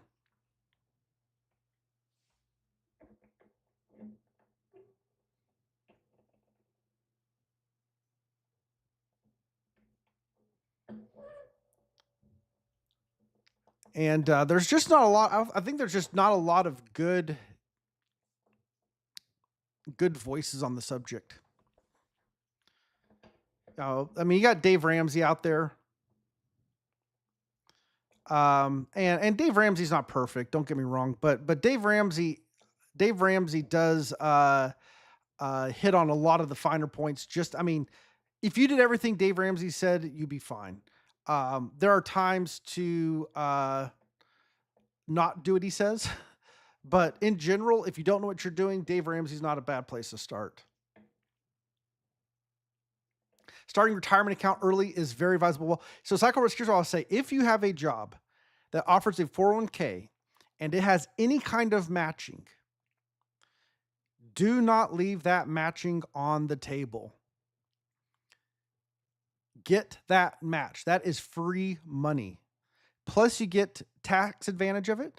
If you're not making a lot of money and you have the option for a Roth, that is a great thing. Yeah, get the match. Get the match.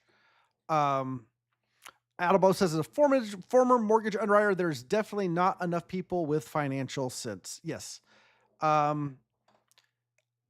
Understanding. Gavin says, there are people who don't take matching if it's available. There are lots of people that don't. Yeah, 6% math put into a Roth. Yeah. So if you don't know the difference between Roth and traditional, basically Roth is you do not get any tax advantage now. You get tax advantage when you pull out of the retirement fund. And the difference is if it really comes down to, do you think the tax rate you're paying now is more or less than the tax rate you're going to have when you use that money? If the tax rate now is less, you want Roth. If your tax rate now is more, you want traditional. That's the 60, 70, 80% rule right there. It's all about tax rate now, tax rate later. Roth, you pay the taxes now. Traditional, you pay the taxes later. So pay me now, pay me later thing. They both are tax advantage. If your tax rate the same, technically it's the same deal. It doesn't make a difference. But with some asterisks and caveats and all that. But yeah, don't leave free money on the table. Gavin says, I'd be satisfied with just not having any money taken out of my paycheck. Well, I think you also want some some services, right? Don't you? You want some government services? Can't get those government services without those taxes.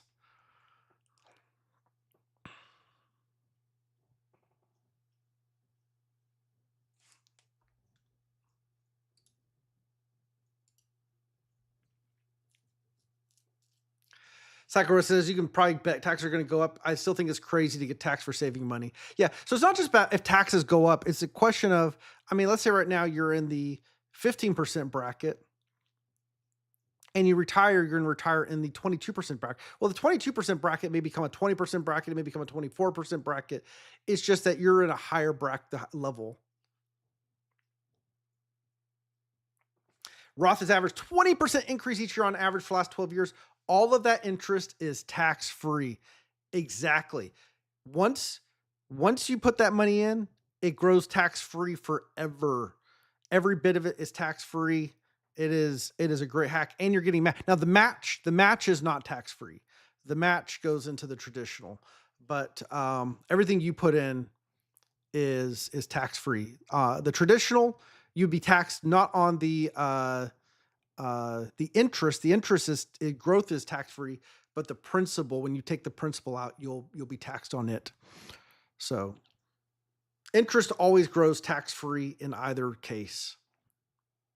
Any growth you get. It's just whether your primary amount gets taxed when you take it out or not.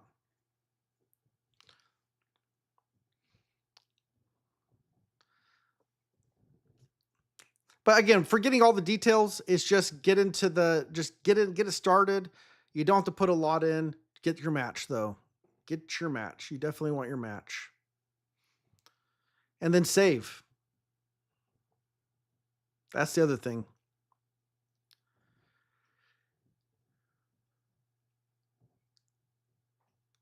Try to have assets that generate income versus assets or liabilities that drain income. Like debt. Debt drains income quickly. Can't avoid it. I'm not 100% live debt free.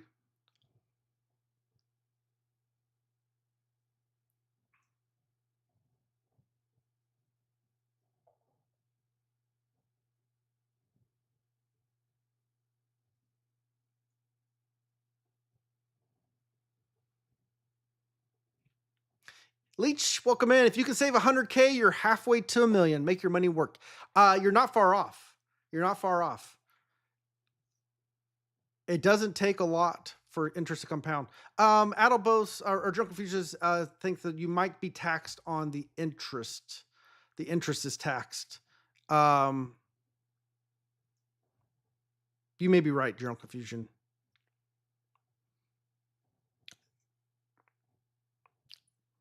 Think it through. I think you are. You get the everything that comes out of the traditional is taxed. Everything, including the interest. The Roth, nothing is taxed because everything's taxed on Roth going in. So yeah, it is a tough lobby. We've been past halfway, and then people just keep leaving.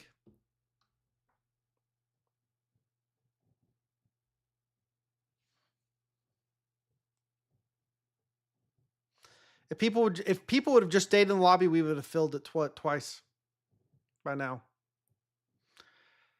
People will play a 30-minute game. They won't wait 5 minutes in a lobby, though.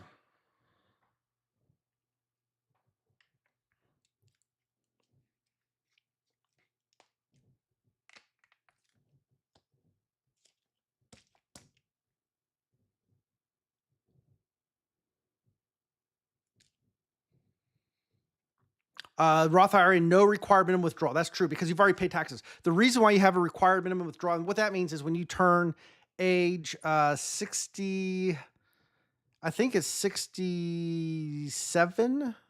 It's either 67 and a half, 69 and a half, somewhere in there. You have to start taking money out of it. And it's a certain percentage. Joke feature 67. Okay, thank you. And that's the requirement of distribution. And the reason they do that is they want to get some of that taxes. Since you've already paid the tax on the Roth, they don't care if you keep it in there. So, because they're not getting any money from it anyway, so you don't have to do it. And there's also some tricks to convert some traditional to Roth. Cycle risk, you can leave it to your kids, and assuming there's no estate taxes, it remains Roth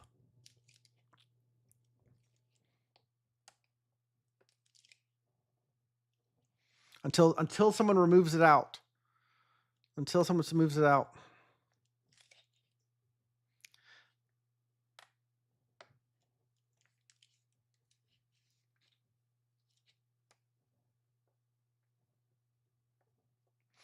My grandfather was good to me, says Your Own Confusion, taught me early, had me open a Roth IRA when I was 13. So that's the other thing the Roth does is there's a 5-year rule on it. You cannot take money out without penalty for 5 years. Once you've met that 5-year rule, you can take your principal out at any time with no penalty. You can't take the interest out without paying a penalty, though. But you wouldn't want to do that. For the kids, they have 10 years to move it. Okay. 10 years to move the Roth IRA. And they should wait those 10 years, let it grow.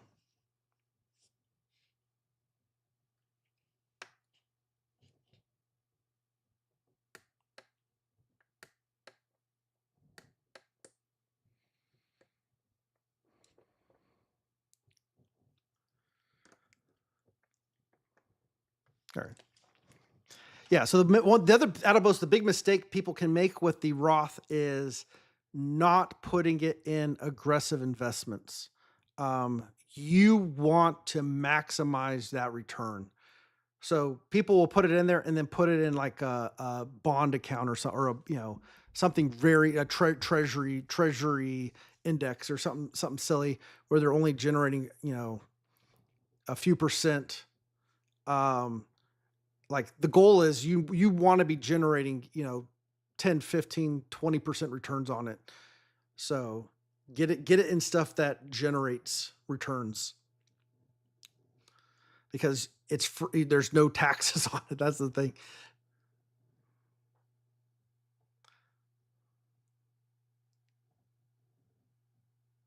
Leach says, I now know far more about the American retirement saving systems than I will ever need to know. Leach, I know the American retirement system is so crazy. So, I mean, we do have a retirement safety net referred to as Social Security. And the way the Social Security system works is you pay into it. And after you pay into it for 20 years, you are eligible for benefits based on your highest 3 earning years. The problem is it's a pittance to your actual needs. And so people that have no retirement savings and only rely on Social Security because they figure, oh, Social Security is my retirement system. Social Security is not a retirement system. Social Security is a safety net to make sure you don't starve. That's basically what it's designed to do, is to keep you from starving. You will live very uncomfortably if that's all the money you've saved is Social Security. Exactly, Gavin. The money you're paying in is not your money. So when you have your paycheck stub and you look at it and it has Social Security, that's not going into an account with your name on it. If it did, we would all retire very handily. No. The money that goes in immediately goes out and pays the current retirees. So I believe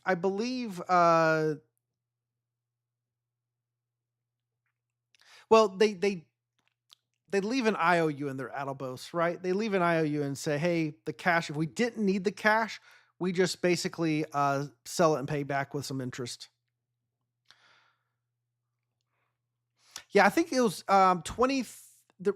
Either we're hitting it pretty soon where there's more going out than going in.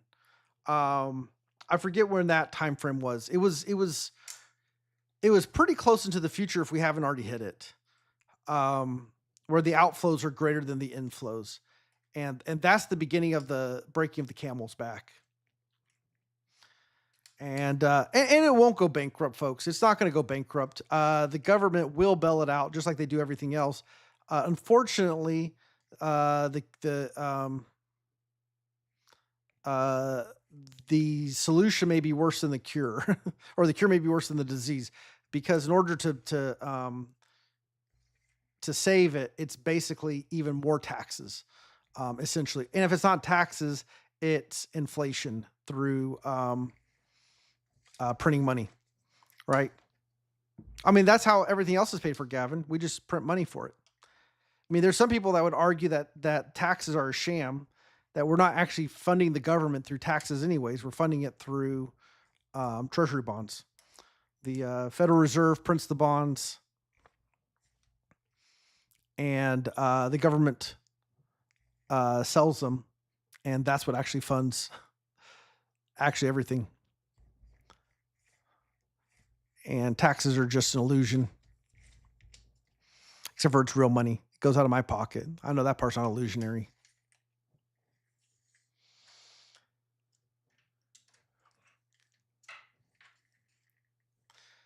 But nothing is more certain than death and taxes. Watched Meet Joe Black recently again. And if you guys have never seen Meet Joe Black, it's an old movie. I watched it many years ago. I watched it again not too long ago. And it's a long one. It's a long movie, but that's one of their phrases they get into. Is nothing certain but death and taxes. Fell asleep 3 times that movie once for it's a very slow movie. It's a slow movie. The Jamaican scene. Yeah. I'm not even gonna try to do the Jamaican accent.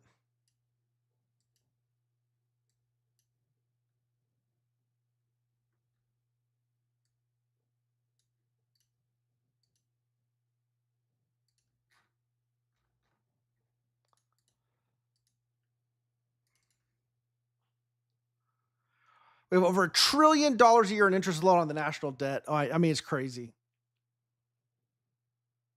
Leach says, some would say the American government is a long way off from being actually funded. So the American government has one advantage over every other country in the world, and that is the U.S. dollar is uh, the depository currency of the world, and as such, it gives the U.S. government a lot of leeway to do things that would not necessarily be financially advisable, but because of that required, everybody has to use the dollar. It keeps it stable, and that is not lost on many countries, including the BRIC countries: Brazil, Russia, India, China. They are very much aware of that, and they have been lobbying to try to dethrone the dollar for that reason, to kind of make the American government kind of eat its own dog food. But the problem is every other currency is just as bad or worse. Psycho says, do I like Lord of the Rings? I'm a huge Lord of the Rings fan. I was a huge Lord of the Rings fan before the movies. And when the movies came out, I was ecstatic. I was ecstatic. I was anticipating. I was in all anticipation. I was a little nervous about it. I thought that they were not going to be able to do the books justice, because the books are so intricate and detailed, and even though there are obviously some creative liberties taken in Peter Jackson's rendition of it. The reality is they captured the feel of the books immaculately, in my opinion. In my opinion, they captured the feel as well as they could. And if I have a choice, I'm watching the extended editions. Even though the extended editions are there's good reason for those scenes to be cut out. Just from a flow perspective. But I watch it just because I don't want it to end quickly. Wasn't a big fan of the Hobbit movies. I agree. I don't watch the Hobbit movies. I will if you want to say, "Hey, PJ, you want to watch some Lord of the Rings?" It probably wouldn't take much to convince me to watch a movie. And if we had a long day, it's like, "Hey, you know what? How about we have a marathon and just spend the next 9 hours watching Lord of the Rings?" Like, yeah, that sounds like a good time. The Hobbit cartoon I think that's back from is it the 60s or 70s? It's old. It's really old. It might even be 80s. It's somewhere in there. It's top notch.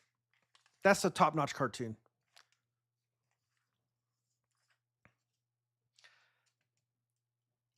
I think so. So you have to understand the difference between even reading The Hobbit, and reading The Lord of the Rings, completely different feel.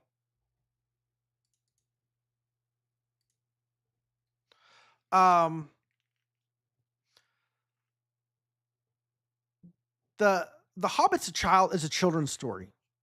It's a children's story. It's written for 10-year-olds, 9-year-olds, 11-year-olds, 13-year-olds. Maybe not 13-year-olds. It's young. It's for younger. Lord of the Rings. Young children don't have the attention span for Lord of the Rings. The Lord of the Rings is written for teenagers and older. It's a much older target audience. And so the depth there's so much more depth there. And so I understand why people there's a desire, okay, well, let's take some of that depth and backfill it into into the Hobbit. And I don't think that's necessary. I think it kind of ruins the charm of the Hobbit. The Hobbit is it's just a fun story. It's a fun story, and I think making it more deep or just adding more layers to it actually takes away from it. It doesn't need that. I think just keeping it as a children's adventure story is enough. And so I think that they Lord of Ringsified it, and I think that was unnecessary. So Giants fan, I agree with you. But I think just like many things in award shows, um, they didn't want to give Fellowship of the Ring the Best Picture, because then what do they do when the second one comes out? Does it get Best Picture also, and the third one gets so the idea was, I think they just kind of said, we're gonna wait till all of them come out, and then we're just gonna kind of give the third one in honor of all three of them as a holistic thing. That's how I interpreted it. I think you could say the same thing like in the NBA when they do the Player of the Year awards. I think a lot of times the Player of the Year is not always the Player of the Year from that year. I think it's someone that maybe got looked over from prior years, and they said, you know what, we really need to get this guy a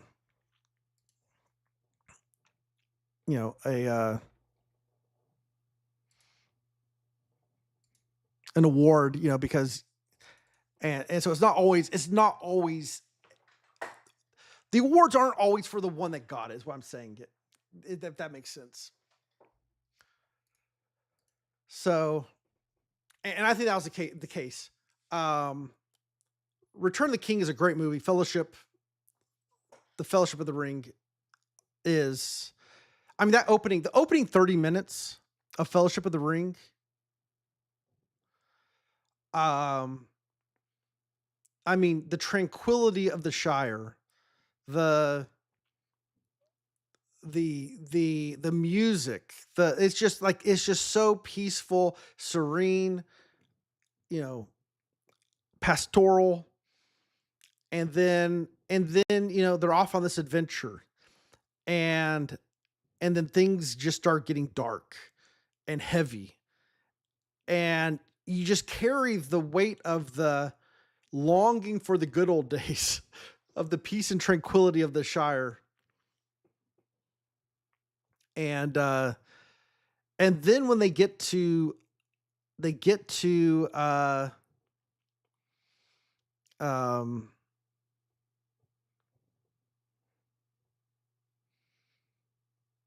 oh, my blank's going blank. Why can't I think? The elf city in Rivendell. And it just opens up, and you're just and it's just the city's revealed to you, and just that sense of we made it. We made it. And it's almost like it's over. We made it. We completed what we were setting out to do. Because I mean, again, the whole story is from Frodo. Even though there's all those storylines going on, it's Frodo's storyline that matters. That's the storyline that we're following. And so when Frodo gets to Rivendell, it's like he's completed his part of the journey, and you get that rest. And then the council of Elrond, everything blows up, and it's like, nope, the rest's over, guys. It's time for the real journey. And then it's like, okay, now we're setting in for the real, and it just sets yourself up. Now you're really set up, like you've already seen, like it's hard. It's going to be a hard path, and now it's about to get really hard. And Alamos, I was on that one. That was my biggest thing that I was going to see. Uh, like, okay, how can you not have Tom Bombadil? Um, and in retrospect, I think I do agree with Peter Jackson. And I mean, when these movies came out, I would never have thought I could have agreed that removing Tom Bombadil, and the other one was really hard, is the removing of the Scourge of the Shire.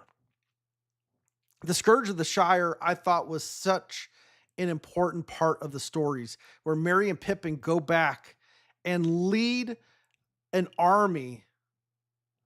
Um, they lead an army to overthrow Saruman and Wormtongue.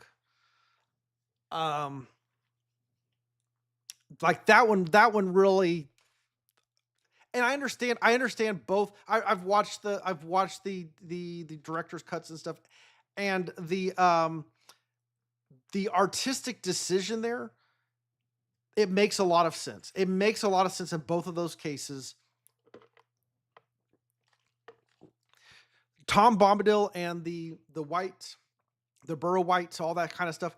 It doesn't flow well in the story visually, and so it's kind of one of those things like, what just happened there?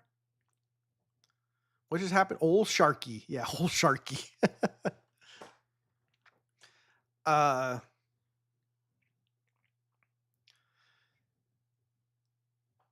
but I think, I mean, for Mary and Pippin's story arc, it's crucial for them to have that, right? But again, I really believe the Lord of the Rings movie, the movie is about Frodo, right? It's Frodo. It's not Sam, it's not Merry and Pippin, it's not Gandalf, it's not uh you know Strider, Aragorn, it's not Elrond. they're all characters in the books. You have all the different storylines, but in the movie, it's Frodo, and so it makes sense from that standpoint to have the story arc end with Frodo's complete arc. He completes the journey, he rests, he makes it back, and he sails off to uh, the Elven shores.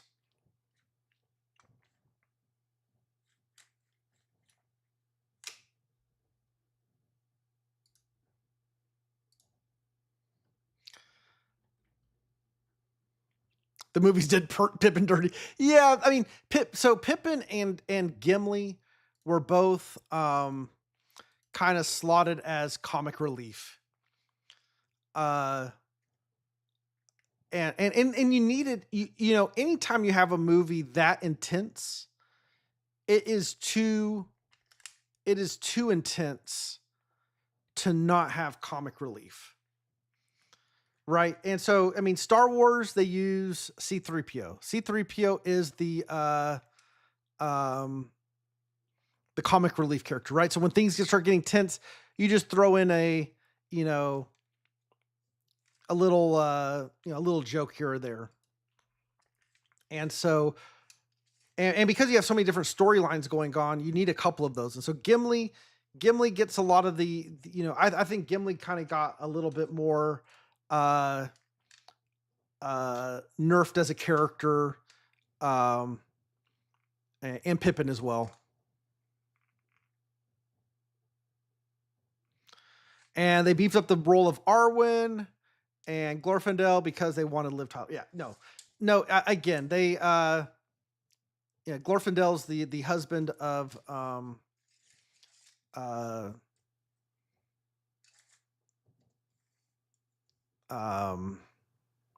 what's the elf in the other ring bearer? Okay, Galadriel. My brain is not working right now.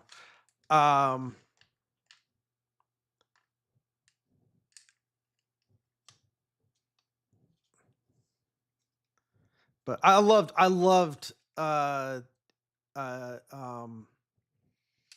I can't think of his name either right now. The guy that played Elrond, who's also in The Matrix.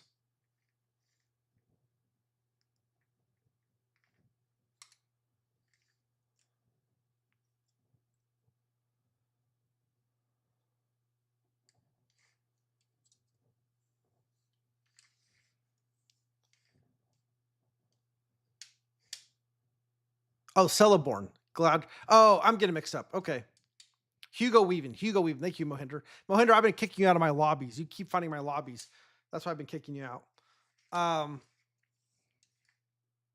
right, who's Glorfindel then? Glorfindel.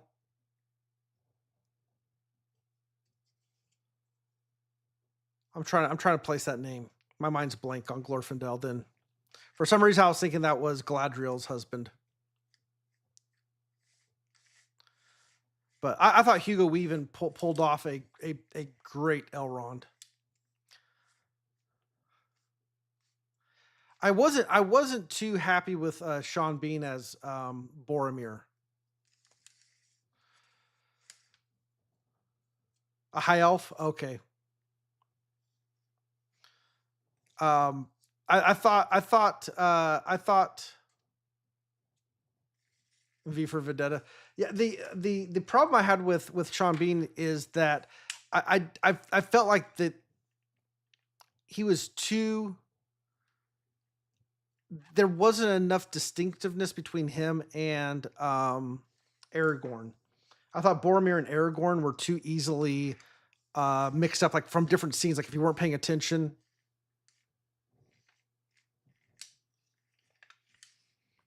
Gotcha. Okay, thanks, Psycho Risk.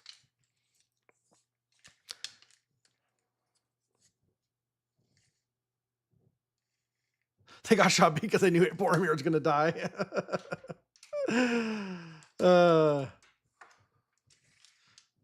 Yeah, I mean, overall, I like Sean Bean as an actor. It's just I thought in that role it was not the best thing. Now, I did not like what they did to Faramir. in the books, Faramir is one of my favorite characters. And I thought Faramir and Boromir are brothers. For those of you guys who aren't familiar, Boromir was the loved by the father. Faramir was um, the brother that was never good enough. But when it came down to it, Faramir was a brilliant strategist. He was a brilliant tactician, but his father saw it as exactly. John Noble was awesome in that, Gavin. 100% agree. But Faramir was seen as weak because he wouldn't just throw troops away. He was a strategist, and so he didn't attack when he didn't have the advantage.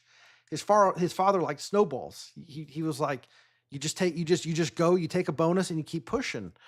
And Faramir's, no, you card and pass. And so and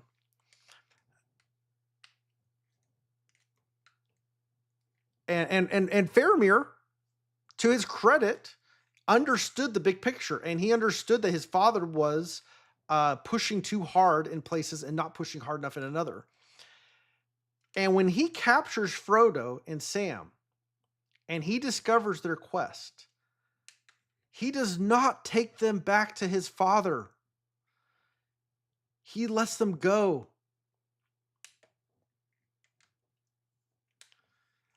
And it's a huge contrast. It's a huge contrast between the two brothers. Boromir tries to grab the ring to use it to fight, and Faramir recognizes the folly of it and lets it go. You just don't slam the orc capital. One simply does not walk into Mordor. That's the Sean Bean meme. One does not simply walk into Mordor. One does not simply roll an orc cap.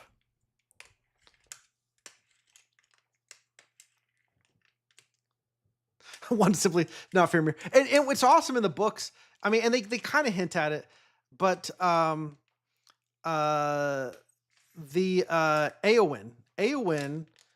and Faramir both end up in the hospital fighting in that last battle, that big battle, and they end up falling in love, and they have that their whole scene in there, and that is such an epic pairing of people to have Eowyn and Faramir end up together, because that's a perfect pairing between Rohan and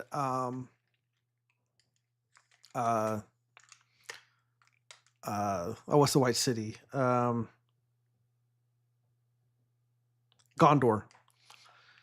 Gondor and Rohan. I mean, it's like what better way to join the two countries? And the thing is, they're literally they're like compatible characters. Like that is it's not a forced pairing. It's like they both are loyal to their and yet they're both looked over. So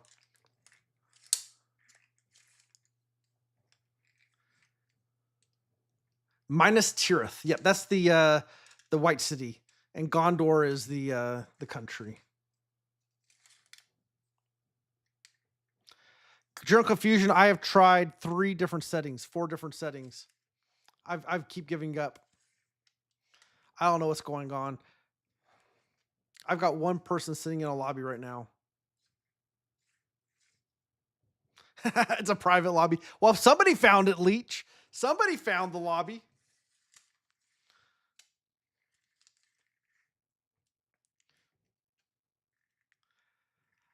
Guys, I am probably going to have to call it. I'm going to have to call it. It's gotten too late. We've been waiting for a lobby. I'm so sorry.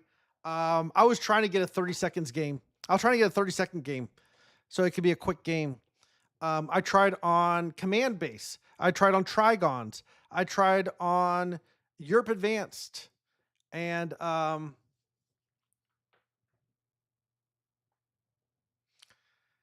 it didn't work out. Faramir made the warden of something in if Ithilien at the end of the books. Super cool. Oh, he's made the warden. Yeah. Yeah. No, Faramir is such a good character. He's such a good character. That's the thing about it. It's like you don't get to appreciate all of the great characters. Good Lord of the Rings. No, so the question, do I enjoy Lord of the Rings? Just a little bit. Just a little bit. Am I the biggest fan of all time? No. But I know enough to hold my own. All right, guys, we did fall from grace. We were at 32,000 earlier in the stream. We end the stream at 27,572. That is brutal, but that is okay. We will be back. I'm not sure, folks. Just gonna. We'll have some penguins in the Lord of the Rings things there. I am planning to be back Tuesday, folks. I'm planning to be back Tuesday. However, there is a possibility I won't, and I'm just gonna call it right now. I'm gonna call it right now. Next week, Thursday, 1 week from today, is a U.S. holiday.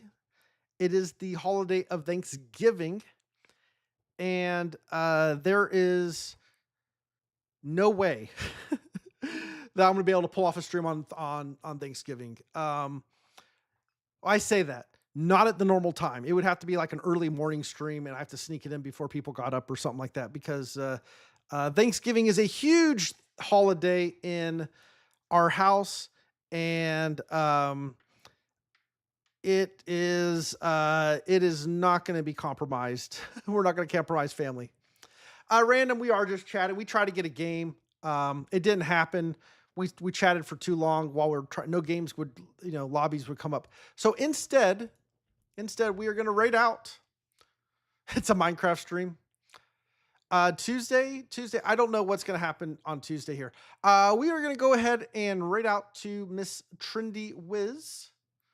You guys should know who she is. We've rated her in the past. She's definitely a friend of the stream, and go spam some emotes and whatnot there. I'm sure she'd appreciate that.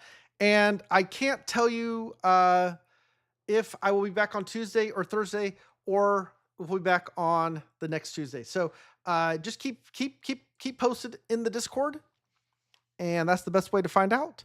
And we will catch you all later. Thank you so much for hanging out with me. I'm sorry we didn't get that last game in. I'm sorry we didn't have some better games. There's some games there that were not so great, and I apologize for that. But you can't control all of it. Good night, Psycho. Good night, Random. Good night, Brock, Mage, Gavin. Who else is in here? There was Leech and Giants fan, Adelbos, so many people. Thank you all. I do appreciate you so much. And I hope you all have a great week. If I don't see you next time and you're in the US and you're celebrating Thanksgiving, have a great Thanksgiving. And until then, good night. Goodbye.